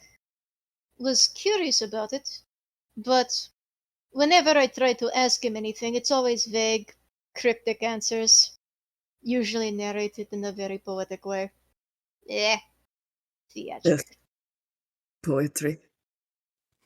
He gets that pouty look, but it's an affectionate kind of pouty of, of course, he has to speak in riddles. Polite. Great. Good. Fantastic. I'm too old for riddles. But I believe, if my understanding is correct, and he kind of, again, very old-looking man. He just reaches up, scratches his cane against his chin, against his scruffy, penciled beard.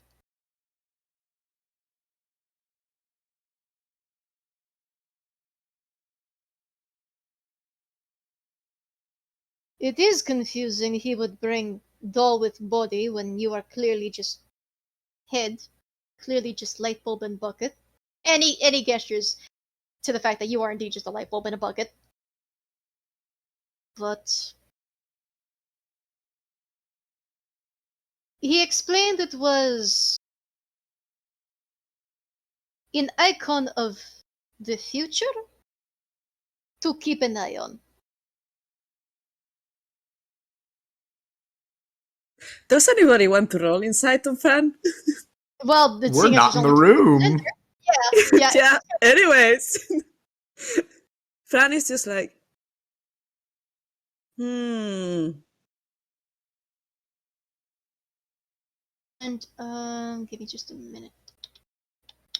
Roguefort, what is your insight? +2. Bless your sweet stupid heart. Okay, old man is 10. Roguefort has 14.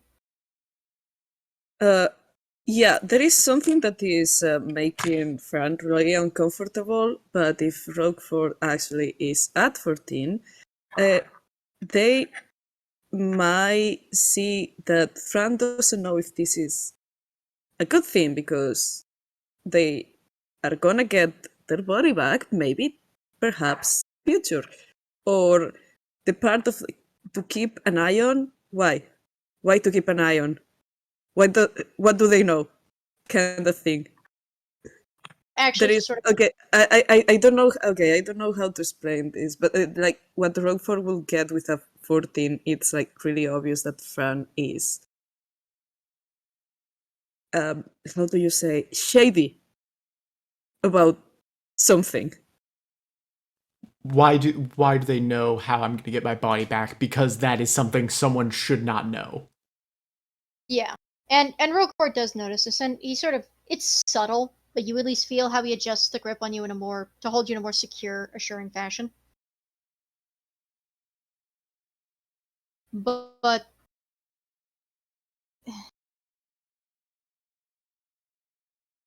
I wish I could give you more details, but from what I understand of him saying, you have an interesting and good fate ahead. He is interested. He knows it could go either way, but he believes that your path is good, and he wants to keep an eye on that. And Fran, strangely, visible relaxes. Ah, of course, like that. What else could it mean? Of course. Thank you. Send my regards. Send my regard. Like it's a coworker's email. He said something under his breath, but I did not catch all of it either. It's something about druids. Not sure. Not a druid myself, unfortunately. He just waves his hand. Just Okay, perfect. Stop talking because it's giving me more to think, and I think a lot, and I am overthinking right now, and I think I'm overheating a little bit. And this is only for the comedy bit. Politely pops open your top, and is gonna reach into his face. What? Oh, thank God that wasn't a 1. He pulls up, and you're not sure how, a tub of ice cream, opens it, takes an entire scoop of it, and dumps it. In me? In Fran? Now, here's the kicker. He does dump it in there, but again, it's more toon logic. Closes it, shakes it around, like politely shakes your head, and the overheating stops. There is no damage to your system. You just get a little brain freeze, and you're fine. A little bit of brain freeze. For a second, Fran is like, that's private. Feel better, monsieur? I have a lot of impolite words to say right now, which I won't. because I feel that after today, I respect you a little bit. So I will And- say them. I will probably yell them at you tomorrow. And he just, you could feel that playful little smirk, even though he doesn't have a mouth. And then he just resumes his position. And, of course, the necklace is returned. And he opens up your top, and there is no ice cream. It was just Toon logic of cooling you off. Of course, by the way, the tub is smoothly, resealed and put back in hammer space. But he just, he asks, would you like it in there? Will I like a what? A necklace in storage, or Yes. Fran is still like thinking, they put ice cream? That mean- would have killed me.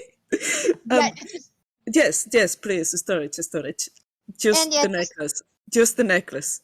Yeah, just tosses the necklace in there. He puts the ice cream back in his hammer space, and then just closes your top. And then he picks up the sword and looks at Roguefort. And Roguefort, of course, is standing there and goes, So? And both of them stand there in awkward silence for a minute. Before Roguefort actually glances down and goes, excuse me a moment. He turns around, peeks out the door, and while Otto and... what are Otto and Sunspot doing when he peeks out? With permission with May, I want to do a bit of like two siblings like slap fighting each other, and then as soon as he like turns the corner, they go back to sitting completely calm. Yes, absolutely.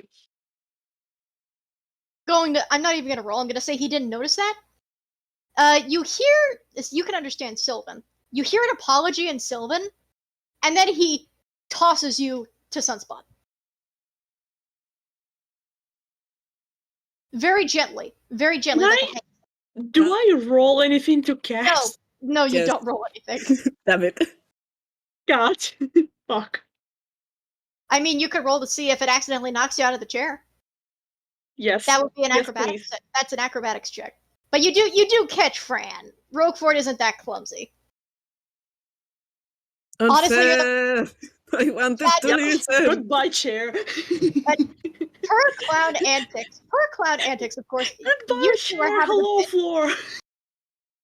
per the circus antics, you sit there and you can even see the funny little celestial Saturn halo over your head, and of course Otto's innocent little angel halo.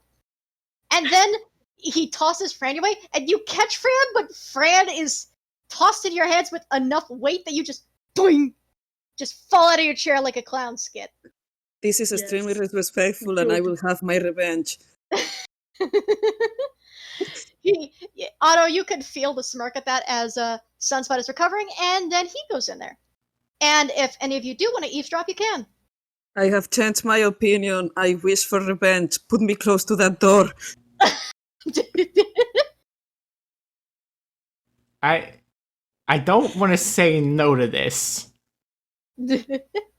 However, and Otto will sneakily delete put Anybody that wants to eavesdrop, stealth rolls. do I stealth for Fran since I'm the one moving him? No, you just give Fran advantage. Okay. Or then yeah. disadvantage if you fail. Sure. So Spiffy clunk, roll clunk. first. We'll see. Yeah. Clunk, clunk, clunk, clunk, clunk. Okay, so Fran, you get advantage. Amazing. Thank God you have advantage. Whoa. And what is May's score? May? I did not score anything because I did not realize that we need to roll. That's stealth. Stealth roll. If you're gonna eavesdrop, stealth roll. Once again, you are doing the Scooby-Doo sneak. Everyone else is good enough though, so since it's a group check, you pass. You're just comically obvious. Like, everyone else is just listening through the crack in the door. You've actually peered through the crack. And nobody notices you. Like, it's only because of the other two that you are not seen immediately. Do you understand what this is, sir? I do not. I understand it is a rapier of expert craftsmanship, and that is all I will say, monsieur.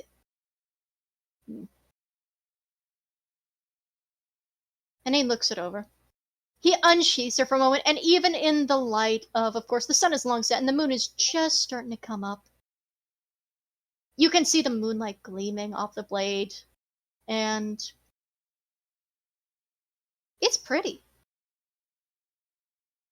For those of you with magic abilities, which is, I believe, all of you, could you roll me either an Arcana or a Perception check? Oh my god. I would love to We roll are- Arcana. We are all magic Give me a- rats. Give me about Arcana. Uh-huh. Why there's not Magic crafts.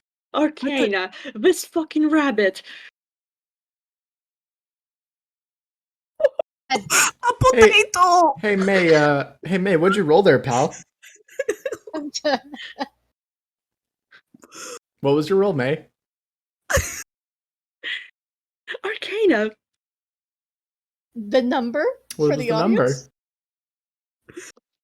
Okay, for the reference.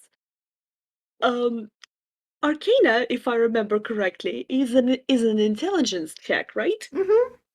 Sunspot has -1 to intelligence. Mm-hmm. Subsequently, Sunspot has -1 to Arcana. Sunspot rolled a fucking nut 1.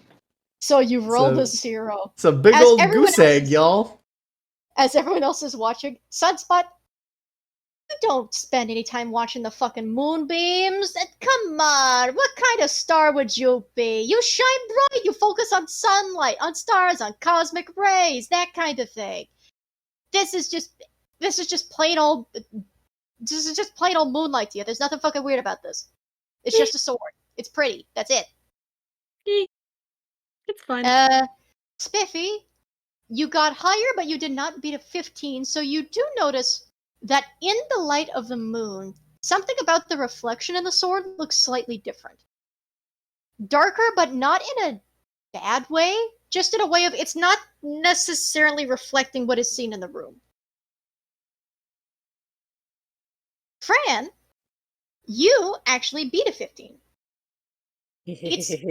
Kind of odd. The moonlight reflects beautifully off of the blade, but when you look at the actual reflection, it's not showing the old man. Let me actually roll something real quick. Give me just a moment. Oh shit, I- he's Oh, a I know. vampire. I know exactly what's happening. That firstly, it's not a vampire. Please Yeah, don't. I know. I'm just messing. I'm just messing. Give me a minute, and I cannot Okay. believe Strad is in here. I just don't give me war flashbacks. Don't give me war flashbacks. Even the name of Strahd just gets. It's somewhere Mimosa feels the urge for violence. Yamero. Just Yamiro! Okay, so let's. Is there a proper stat block for this, or am I just gonna have to fucking? Okay, I mean, on the one hand, that technically counts. On the other hand, that's low intelligence, and that's just. I feel that's mean. Come on, give me something to.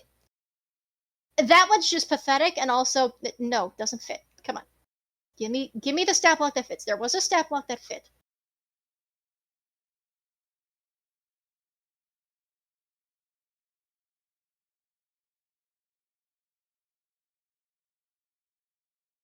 Okay, fine. All right. Okay, fine. I guess we're going this the old fucking fashioned, but fine. Okay, actually, yeah, +1. So, is there anything about stealth? No, since I'm not saying anything out loud, but +1. I have an idea of what's about to happen, but I will also not say things out loud. I actually will say, since both of your perceptions beat that, and Sunspot's did not. Sunspot sees nothing wrong with the sword and nothing. Well, there's nothing wrong with the sword, but nothing reflected, nothing about it. It's just the sword.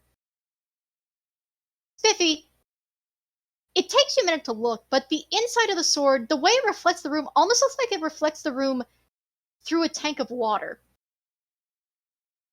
As if you're looking at it through like someone's fish tank diorama or an aquarium instead of actually in air. Fran, instead of reflecting the old man, it reflects someone else. In place of the old man's face, there is an ethereal blue silhouette of a finely tapered and carved human-like face with keen eyes, a hat whose shape you cannot see, somewhat messed up hair that maybe at one point was part of a wig, but clearly doesn't look like it was meant to anymore, and the collar to a coat. And this figure is... Fran, would you do me a favor and roll me an insight check? With advantage, Yes. since you actually beat the stealth. Yes.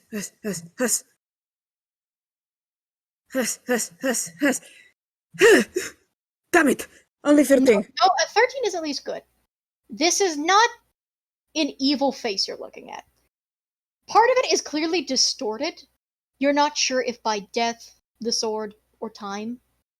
But there is a humanoid shape to it, there's a humanoid face to it, and it's not malicious. It's tired, curious, and careful. Carefully watching Roguefort. And allow me to roll him perception real quick.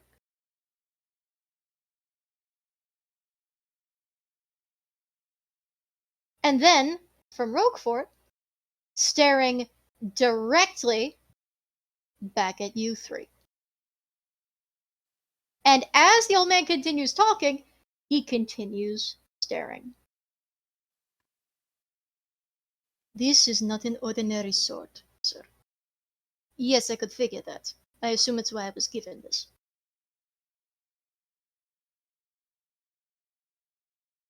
And the old man just kind of glances at Roguefort. Roguefort is looking as professional, as proper, and unaffected as ever. But the old man just looks tired. Was it anything you noticed? And I'm actually going to roll Roguefort perception. So, buddy boy, come the fuck here. Perception's +8, thank fucking god.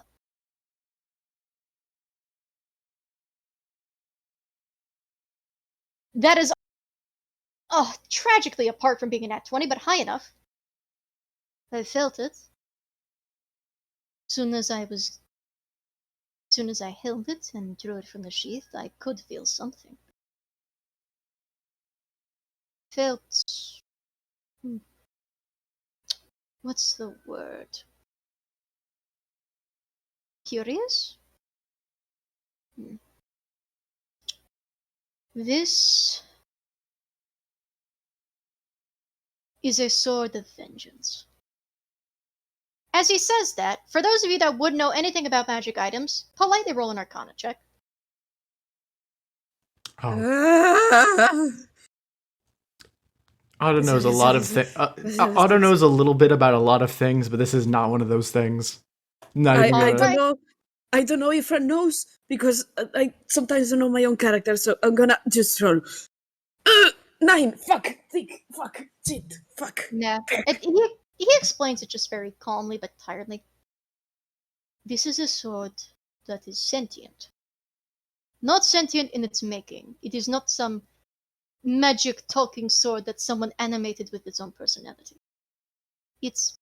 I can tell what it is, sir. And Roguefort kind of stops him with one lifted claw. And the old man does pause. That doesn't change my mind about it. I am of the food court. I am quite keen to the feelings of others. If it had any malicious intent for me, I would have felt it. I felt watched, and it felt curious.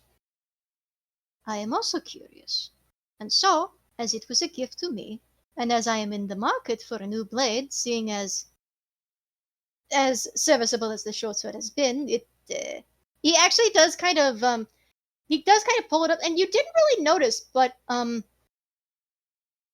from stabbing the Yuan-Ti and the spells and everything, it doesn't actually look that good. Before combat, it clearly looks maintained but old, but you think at some point something actually corroded it a little. It doesn't look great. I believe it needs to retire, as all weapons eventually do. Do you know what this sword? Whether I know or not does not matter. I believe if there is any conflict, the sword and I can resolve it ourselves. Without any outside influence. And he glances back to the eavesdroppers. Otto immediately backs away and grabs Taiseng to also grab Fran with him. That also includes Sunspot. Yeah, I think it goes Otto whips away, and then Fran, and then a second later, Sunspot. Door just politely creaks shut after that, with just one slightly disappointed look for We are Roguefort. so not slick. Every bit of us is not slick. Oh no, honestly, two of you were slick. The issue is he just rolled stupidly well in perception. Yeah. So the door's closed, and you hear nothing more. But eventually, it takes longer for the conversation, but not as long as you would expect. And eventually, Roguefort leaves the room with the weapon, sheathed politely, and he goes, "We will have to attune to these while we rest. Have any of you ever attuned to a magic weapon before?" I have attuned to a TV. I attuned to a ice cream amulet, I think is what it was. Does not look phased by this because, again, he did food court fairy. Sorry, he just hears that and goes, pendant. Parfait, of course. Pendant. My bad. Do not talk to me about ice cream. Eh? Looks to Fran confused. Why would Fran be worried about ice cream? That's very strange. And Sunspot? Is the question about the food? No. He's asking if you've ever attuned to a magic item before. Sunspot shrugs. All right, I will guide you through the process. We will attune to these over the course of our rest for the evening. Come on. And he just sort of guides you over. And there are, in fact, multiple beds, but there's only 2 or 3 in this building. I want the big one. You what? The big one. I want the big one. Wait, Fran, you're literally just ahead. You can probably just sit down on the floor. Do you even sleep? No. Duh. Otto just... the big one. Hold on. Okay, first off, I'm the tallest one here. I get the big one. Okay, then we share. I'm not sharing. All right, we're sharing it. Fuck it. I kind of wanted this to be like, I'm not sharing the big one, and then we immediate smash cut to them sharing the big one. Yeah. Funny thing is, after a moment, even though he is zonked out, you do not see the boy. Instead, you see your funny little blue snake quietly slither in and just join the bundle. Oh, okay. Well, all right. This is more acceptable. All right, let me tune to this tone. Sunspot. There is a spot here. Sunspot can choose their own bed. Then they don't need the. I feel like you need a whole pile of people right now. So I want to state, by the way, Roguefort is just watching this with a look of calm amusement. Because again, he's trying to show you how to attune to items, and you're just deciding to share a bunk bed. All right, just Sunspot it up here. Sir, I think you should get in here just for the gag. That's what tunes do, right? And instead, for a different gag, he walks over to a nearby bed that is not near yours and sits in it facing you. Sir, that's terrible. I'm trying to adapt to the local customs. You are not helping me integrate here. I feel disappointed. I feel unsupported. Oh, shut up, bucket of bolts. He smacks him on the back of the head and sits up with the new loot. I am I am being bullied, physically attacked. Correct. How do I tune to this thing? Alright. Everybody needs to get in a position they are comfortable. It's safe for those who are already comfortable in whatever position they cannot be in. Glances toward Fran without a body. I'm comfortable in no positions.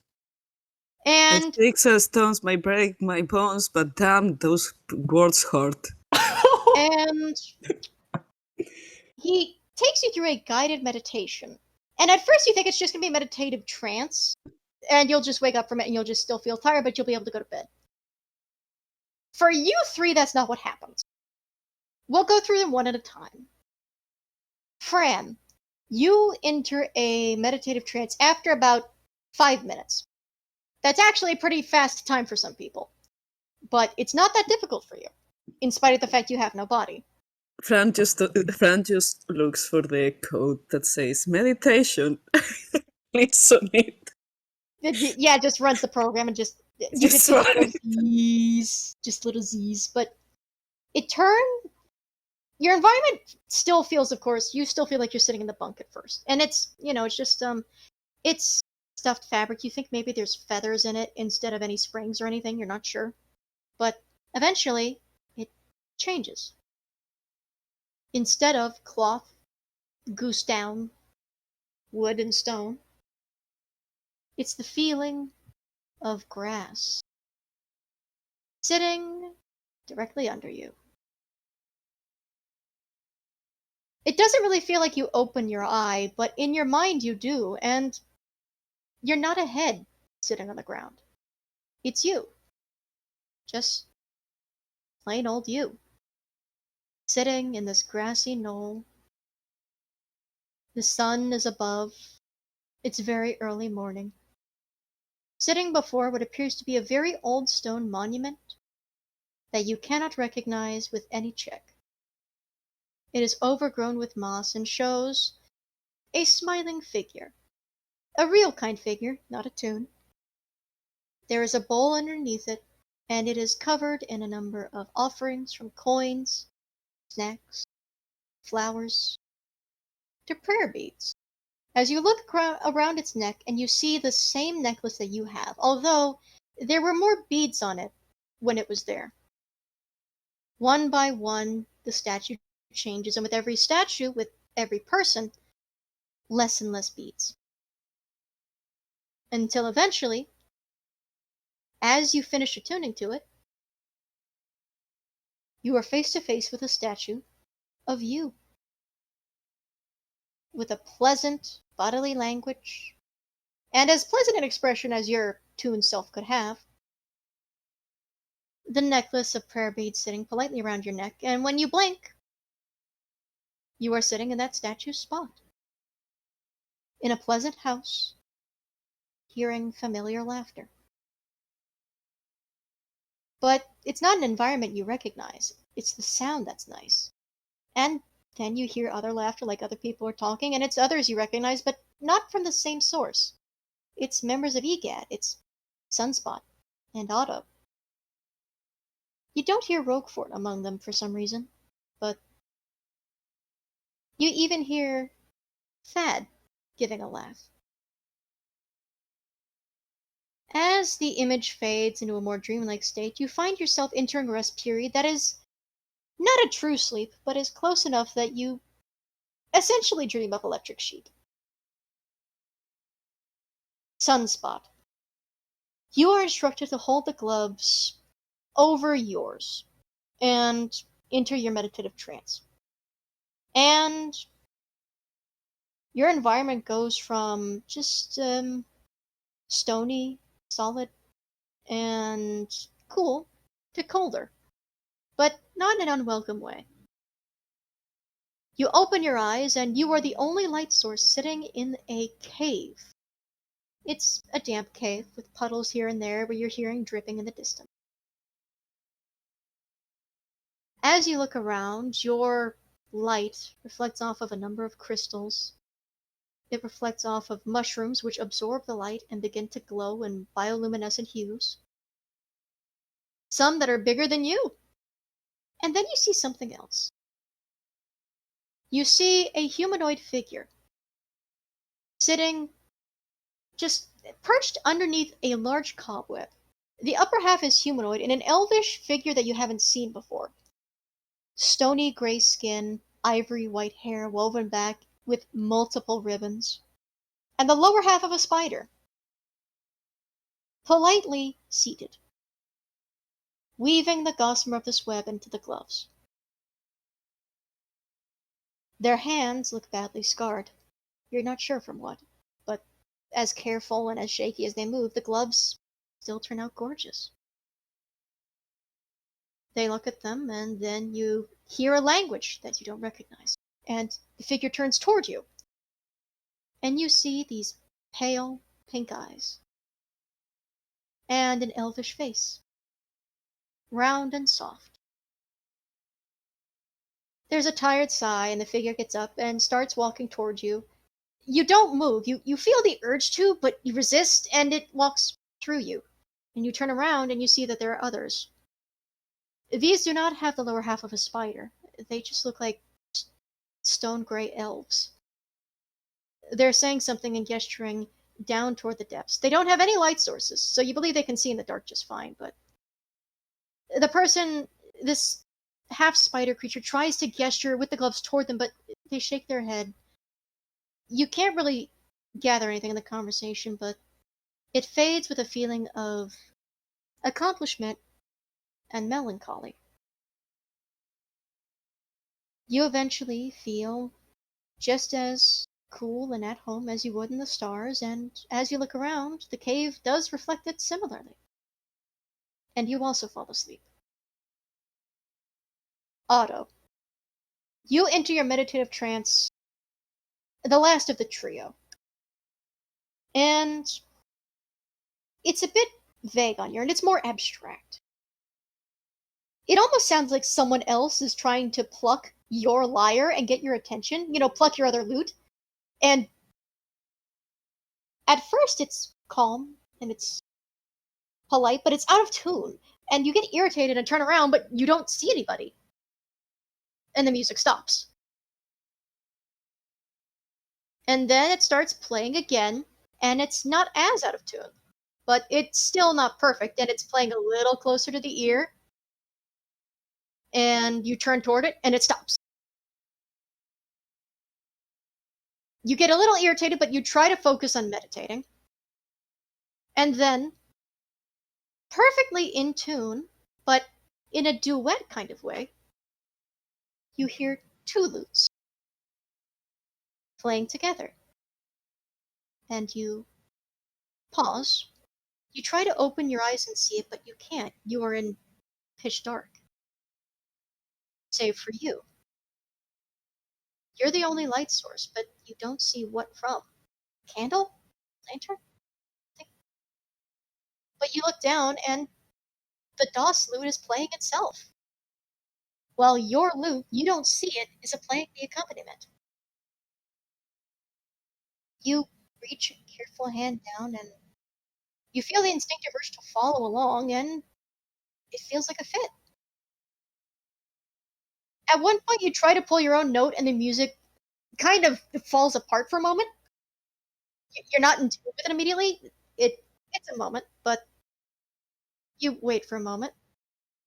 The lute waits for a moment, and then gives you a few notes and waits. And you try again.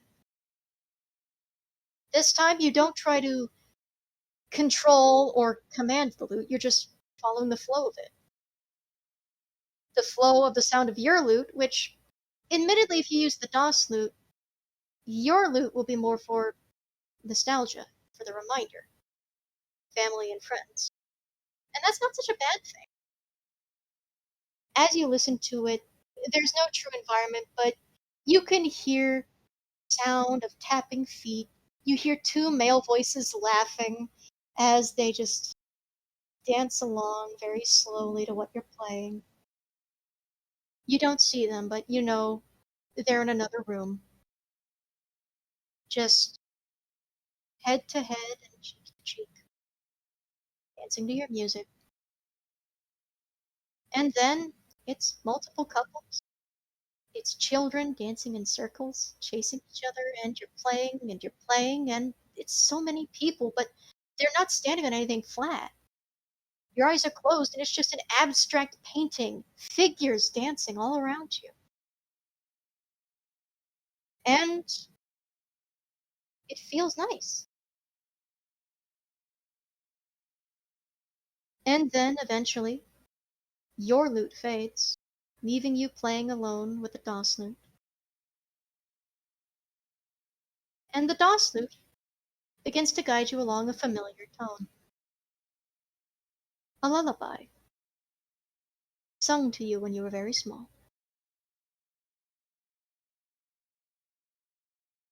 And as you lean back, it feels like you lean in a nice hammock, sitting somewhere tropical and cozy, where the sound of the wind and the water and the waves carries your worries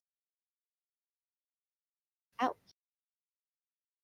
You fall asleep with the loot in your arms, with a smile on your concept art face.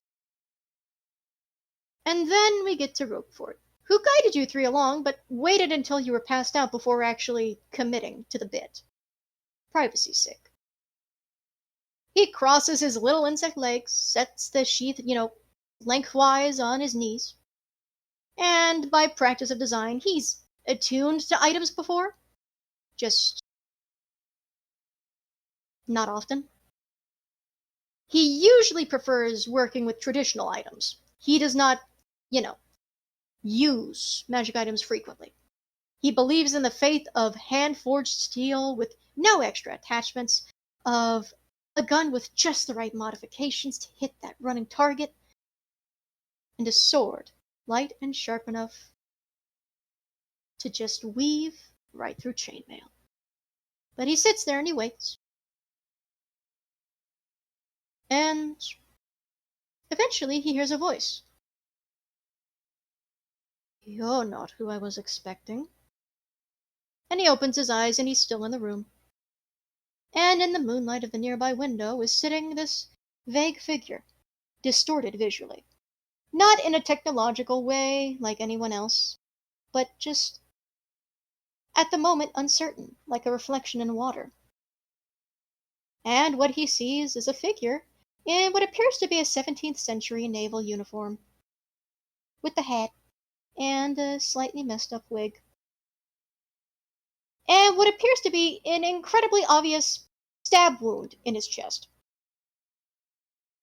His face is unclear, but his eyes are tired and calm, just as he sits in the light across from Roguefort. "And who were you expecting?" "Oh, I don't know. Another less experienced adventurer. Someone with less arms. Presumably someone who prefers spells to steal. The little bouncing bard, perhaps."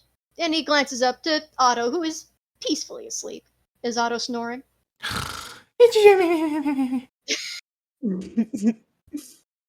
As a note, compared to Roguefort, who in the very least, of course, is based on dinner critters and bug snacks, so he looks the part, the spirit, however vague it is, looks real kind.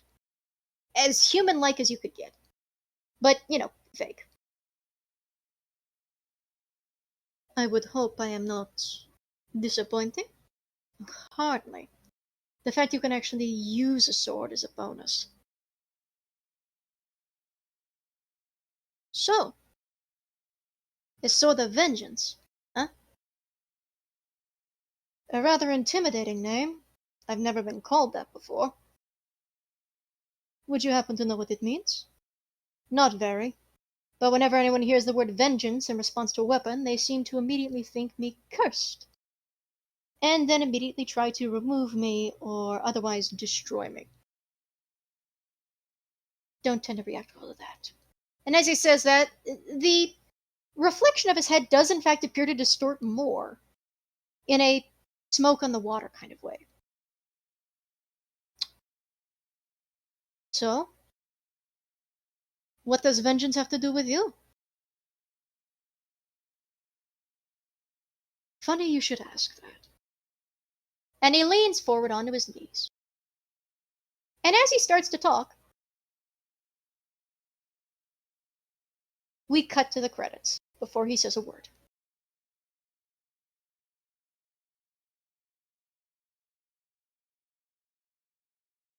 The only sound that plays over the credits is rolling cartwheels as the next day everyone has their things and their payment and is riding the long way home. With a bit of new company, seeing as the big guy is still pulling your cart. You're not sure if he's temporary or permanent company, but he seems happy to take the walk to ride you home. But there is no visual. It's just black credits and names, just the sound. And that concludes the very first hunting party, Tenderfoot Follies. Brought to you by EGAD HQ. I would like to, first thing, apologize for the fact that we forgot to take breaks. I wanted to remember and could not. So my apologies. And that is an apology to the players, not the audience.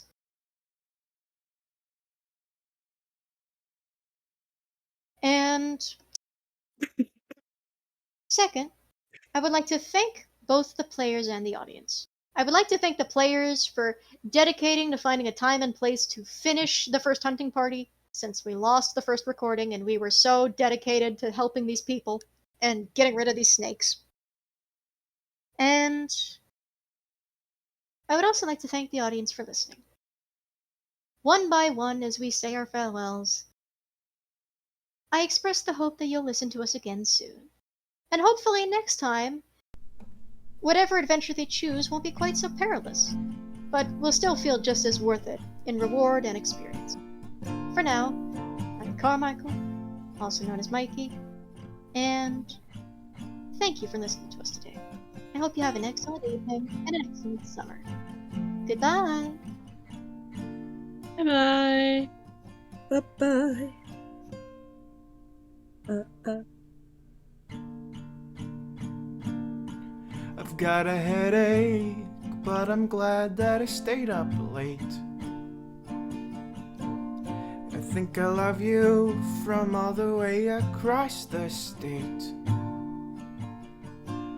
I think I know you, I like the scar across your face. Just let me hug you, yeah, I believe a hug can make that change. We stayed up singing, just singing about all my dears. But it was you that I was thinking of while I played in that rickety chair. The beer called Brexit reminds me of a haiku I wrote. And it goes, my beverage of choice clearly resembles the face of a powerful love. You are the face of a powerful love. You are the face of a powerful love. You are the face of a powerful love.